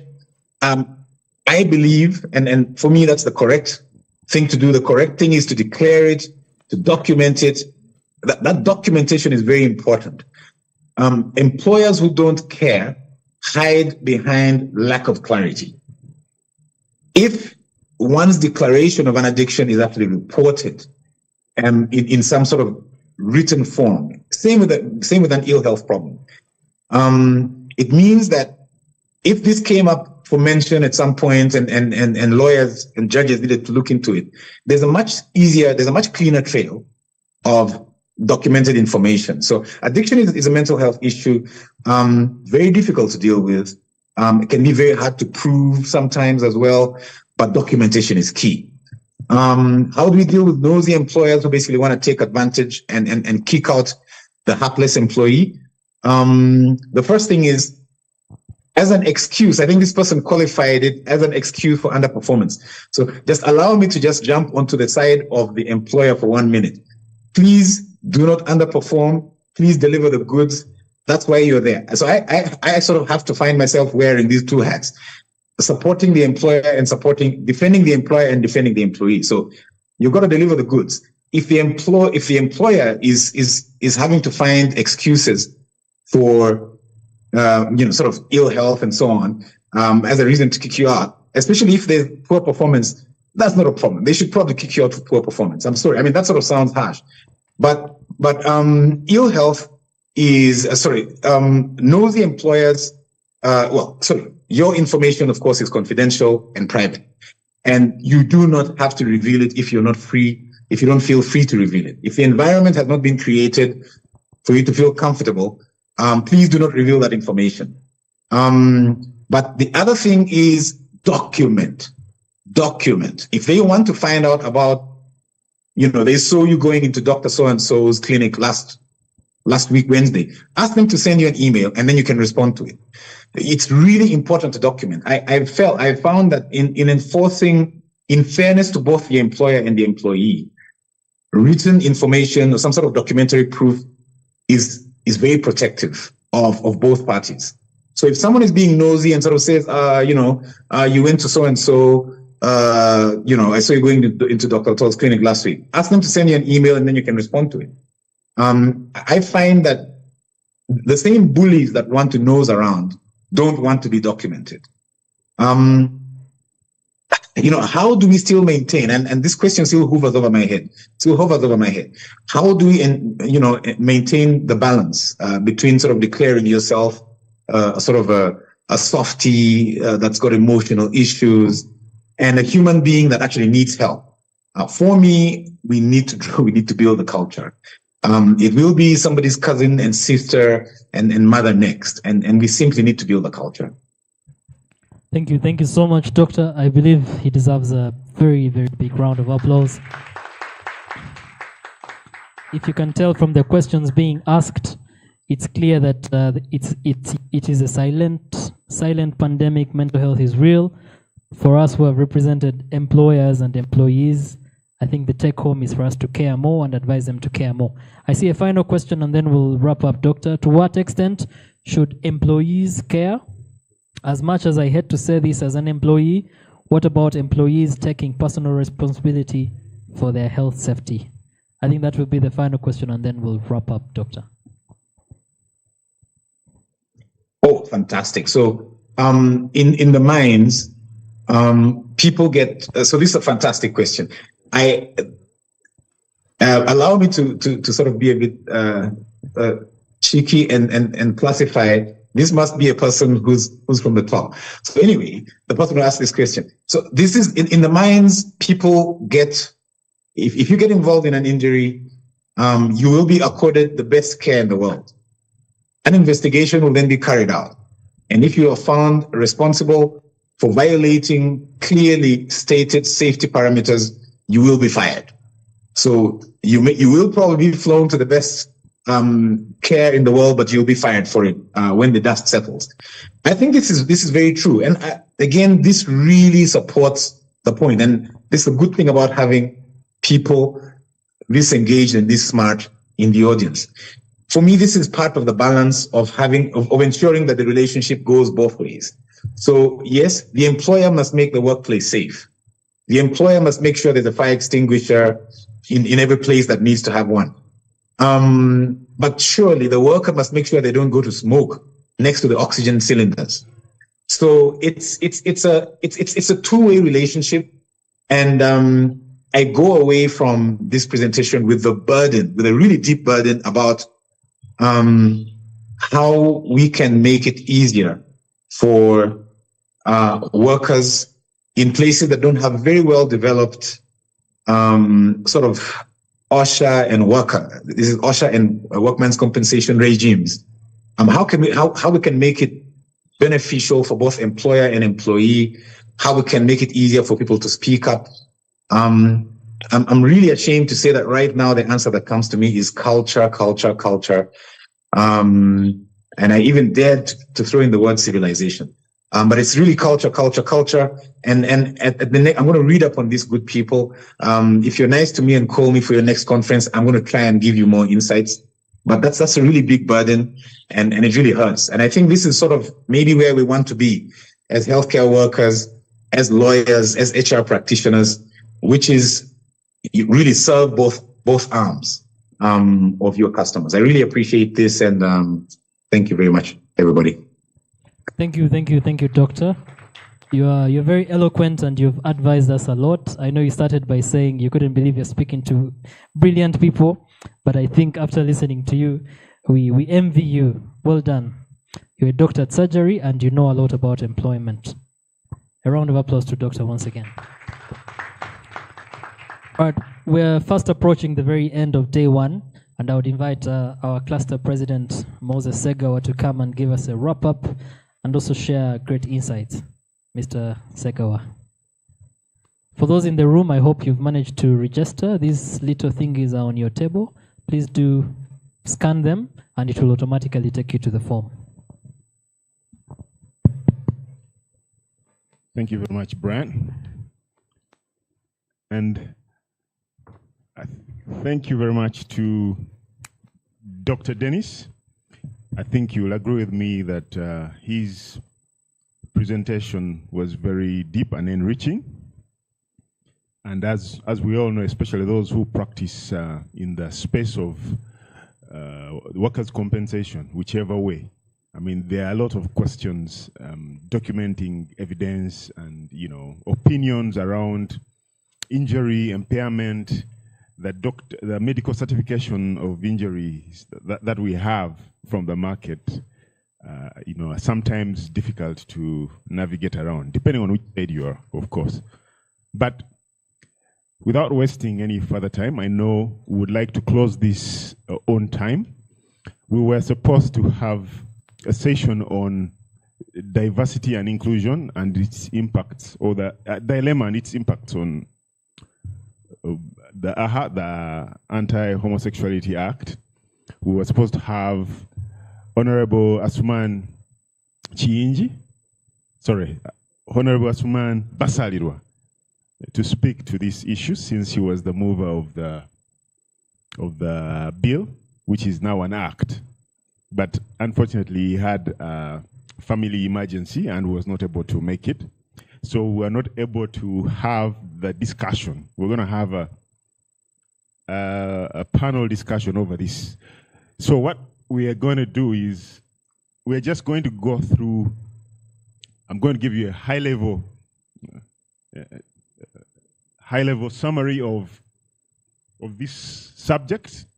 I was not intended to give you a talk on this, so because we were supposed to have a discussion. But just so we have some benefit, and you don't go away without the benefit of some insights, and the slides will be shared.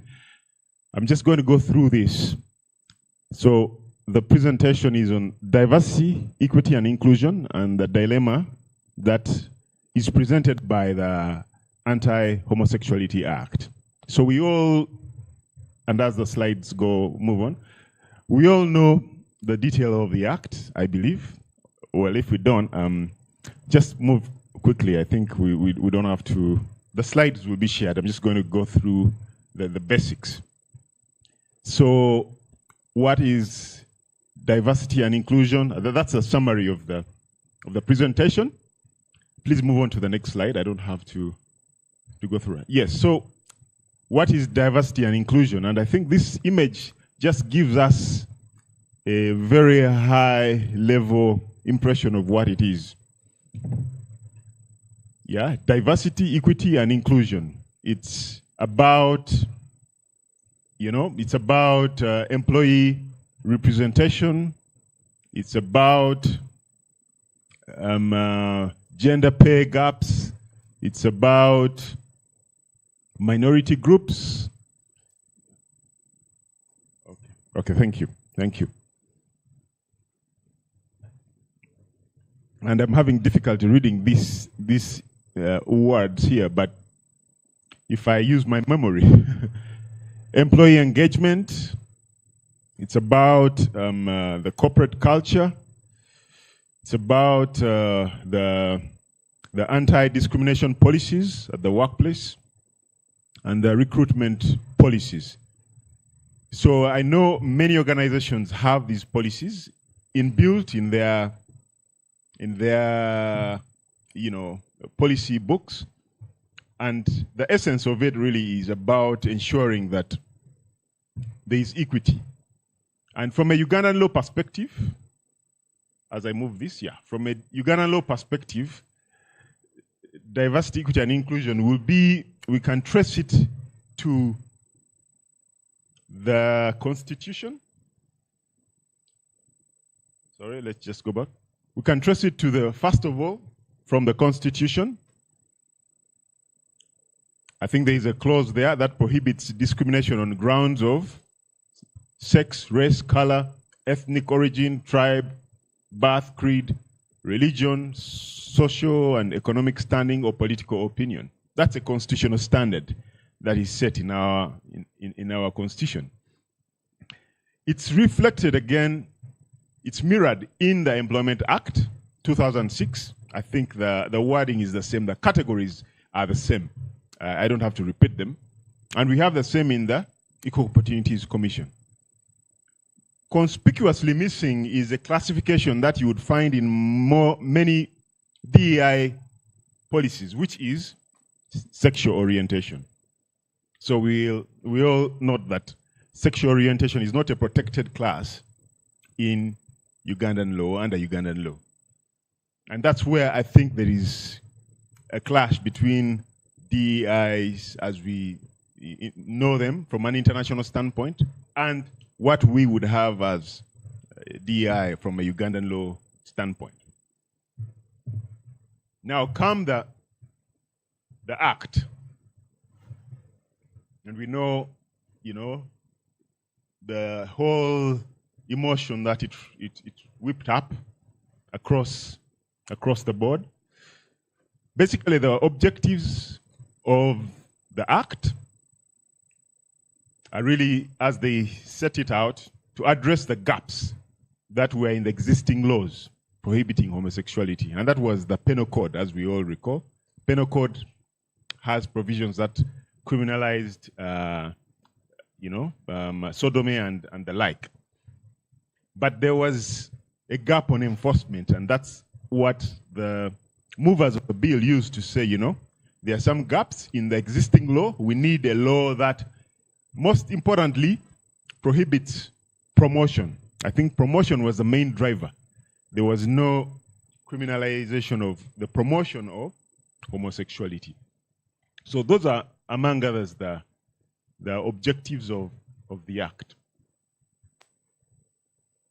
Now, the Act introduced a couple of offenses, the most conspicuous of which was, performing the Act.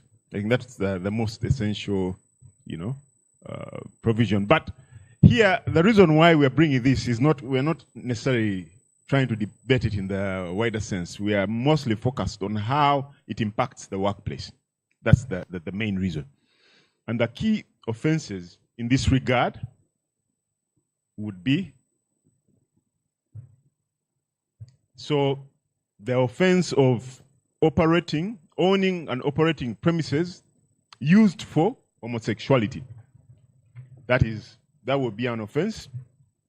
And of course, if the premises that are rented out in the context of work, maybe if it's a brothel, or it's a business that somehow ends up having those acts performed on its premises. So an employer who by any chance has their premises hosting these acts would be committing an act, so to speak. In the context of same-sex marriages, of course, the act prohibits anyone who performs or encourages a same-sex marriage. So presiding over, conducting, witnessing a marriage between the same sex, or knowingly attending or participating in the preparation of a marriage between two persons of the same sex. That's also prohibited, and the penalty is as you see it. And of course, promotion of homosexuality is, knowingly either printing, publishing information that promotes the conduct or the ways. And I think, again, in many of the diversity and inclusion policies of many multinationals, you'll find that there is language that would be deemed to be promoting and would therefore be criminal. So, just moving on. Yeah, sorry. So, another element, the duty to report. I'm just trying to go back one slide back. I don't know why this is not working. Yeah, duty to report. Yes, the employers have a duty to report acts of homosexuality if they are performed on their premises. And of course, we all know that that's quite a dicey issue, If, how are you going to, if an employee declares as part of their personal information that they are, or if they try to access certain benefits, which are like some international organizations would have, maybe marital benefits, like if you get married, you're going to access certain, maybe a holiday, a marital holiday, or some package of sorts because of marriage. Now, if such employees decide to have the marriage out of jurisdiction and come back, and they try to access those benefits that are within your benefit structure, would that be an offense? That's, those are some of the questions that come into sharp focus, especially for the multinationals, because they may have those benefits in other jurisdictions, and they want to be equity and diversity. So if a couple, an employee decides that, well, Uganda this is forbidden in Uganda, but I'll go to Ireland, to get married. And, they declare that to the employer, and they say, I also want leave actually, because the policy says I can get leave. And also there is this benefit that I can access, So is the employer to provide it, or is it to deny? And that's where the dilemma would be for some of these multinationals, in the sense that if the benefit is universal and they cannot accord it to those who are in Uganda, those are some of the, interesting contradictions, especially where now it comes into sharp focus from a Ugandan standpoint, is that the employer has a duty to report, because they may get to know if the employee declares that they have got married or are going to get married. So when you get this information, are you going to report? So unfortunately, Honorable Basalira is not here to give us some of the insights as to why, the rationale behind some of these things. But there lies the dilemma. I don't want to say I have the answers. There are some difficult questions to answer or to navigate. But I think the one thing that I can perhaps suggest that we go away with is, in terms of how to reconcile the two, is, in terms of the policies, I would propose that, using generic language so that you avoid violating the act, and avoiding the terms sexual orientation, so that the discrimination policies are generic and not specific on naming, sexual orientation as a protected class within the context of discrimination. So I think I will end it there. I don't want to welcome questions, but I think I can't avoid. And I will also take the liberty to share those questions, because I believe we can answer all the questions, the hard ones, together. So MC, please tell me there are no questions. Any questions in the room? Or online? Or none? Surely there should be one question. Oh, I'm glad there is none. There is one here. If it's from SNL, I'll not take it. Thank you very much, Brian, and thank you for that presentation at short notice. And I say, for a presentation that was made at short notice, it's a very elaborate and illuminating presentation. Thank you. You commented about what an employer can do in response to the Act. We know that at this point, there are several constitutional petitions in the Constitutional Court challenging the Act. And there are several references at the East African Court of Justice challenging the Act. And we know that, for example, multinationals have several employees in this country who may be aligned to the word that you shared, sexual orientation.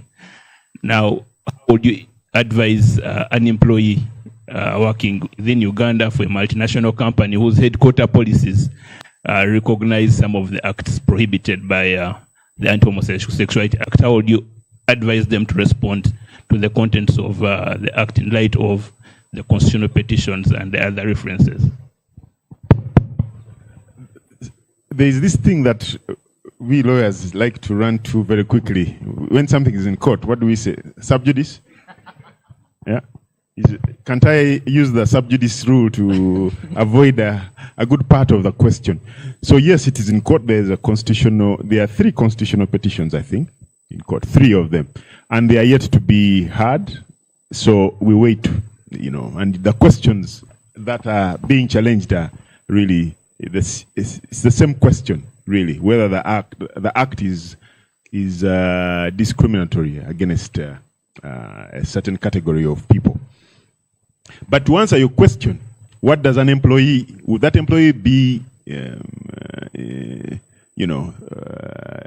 performing the acts that have been prohibited under the Act, or, as many have said, including the president, that, the Act does not intend to criminalize being. It criminalizes promotion and performing the act. So if you are just in the middle, that's what the politicians have been saying, that there is no interest in pursuing people for being, but for doing. So it's the verb versus noun. Verb versus noun. But again, the critical question then that comes into sharp focus is, so the implementers of the Act, and the DPP recently actually, gave some guidelines on how to go about this, and I think she's going to be giving the final approval on all charges under this Act.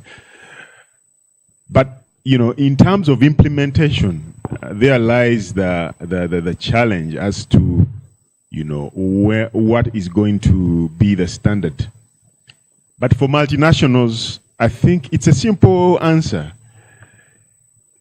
Ugandan law would take precedent over whatever, position a multinational would have, because their policies are subject to Ugandan law. And if Ugandan law has created a standard, I think if the Constitutional Court resolves the question of constitutionality, then the matter will be plain and clear from a legal standpoint. So for now, we can say, okay, there is a contest. The position has been contested constitutionally. We wait for the court to settle that question. Once it's settled, then everything follows naturally after. As to some of the impacts, it's not as simple. The world is complex. There are certain pressures and impacts. For example, World Bank has now, cut funding, so there are impacts. And there are many businesses that are plugged into the World Bank system. So World Bank has certain standards that, it enforces. So even if it's subject to Ugandan law, but if it withdraws funding and it creates unemployment, maybe we don't have money for roads, like the road sector or infrastructure, you're going to see that there are some impacts that are arising out of this act that may not necessarily actually be legal, but they are, practical. They are causing social exclusion. And I'm sure we are seeing proposals to cut back on expenditure in government because of all these challenges. But yeah, these are the effects of the act. And I think I don't have much more to say. Well, there are three more questions. Oh, God. I thought I was just going to escape out of here. I also thought so too, but there's a question online from Purity, and they're asking, considering that sexual orientation is not a protected class under the Uganda Constitution, what risks do multinational companies face in enforcing policies that protect sexual orientation? That's one question. The other... Let me answer one by one because I'll forget. Okay. What risk in terms of enforcing protections? In other words, protecting the ones who are not protected. The question will be, how will they be protecting? How will they be protecting? They can only protect to the extent that is illegal. To the extent that is legal, and that is if there's a prohibition on marriages, so you cannot support a marriage to happen in Uganda, or witness, or perhaps even support. Then promote. You cannot have, for example, diversity and equity and inclusion program that encourages people from, to embrace that lifestyle. That would be problematic. So they can only go as far as is legal in Uganda because, as they always say, subject to local law. So the standard that local law sets is what would take the day. And I think most multinationals, that question is clear. It's just that along the way, there's been an evolution on of course, this issue. Yeah. What's the next question? Well, it becomes arguable because people online are commenting and saying that sexual orientation is actually protected, and they are aware that employers and companies have sexual harassment policies. Another agrees with you that protection of homosexuals tantamounts to promotion, which is a crime. But the other question for you to answer is, what is your view of equity versus equality in the context of DEI? Equity versus equality. I've had my daughter mention that. Equity, I think that, for example, male, female, you may say, you can use the same restroom, that's being equal, but it's not being equitable because maybe Brian can use a urinal while, someone else cannot. So if you're giving that for accessing a restroom within the context of OSHA, because the OSHA Act requires that the employer provides a restroom. But if the restroom is a urinal, that will be, equal, but it is not equitable, because only Brian will get relief. The other party will either get relief with a lot of difficulty. Yeah. Just an illustration. I hope it answers the question. Yes, it does. The final question, and then we'll close this part. What is the position in Uganda if a gay couple get a child and ask for the following: paternity leave, maternity leave, and the couple were wedded out of the jurisdiction, like you alluded to? Would you deny the couple those benefits? I may answer that question and then I breach the act, or the one who is asking a question is is asking breach. I think the standard of the law is clear, and that question would not, they would not be able to access rights within the context of Ugandan law. That's a simple question. You cannot access paternity leave in that context. You cannot access parental rights, within that context. So they are outside. You can access your human rights, yes, in the normal course, but in that category within the Ugandan law context. At least that's my view. That's my view. And thank you so much. A round of applause to Mr. Sega. Okay. So the slides will be shared, and it's a pity we didn't get Honorable Basali. I am just a dangerous substitute. I should have been moderating, but well, it's what it is. I hope it's been useful to you, and let's look forward to tomorrow. I think, Brian, I'll not do your job. I have finished, so you'll do the wrap up. Huh? All right, thank you. Thank you so much, Cluster President. Please do clap for him. And the entire team from S&L Advocates, who came in huge numbers.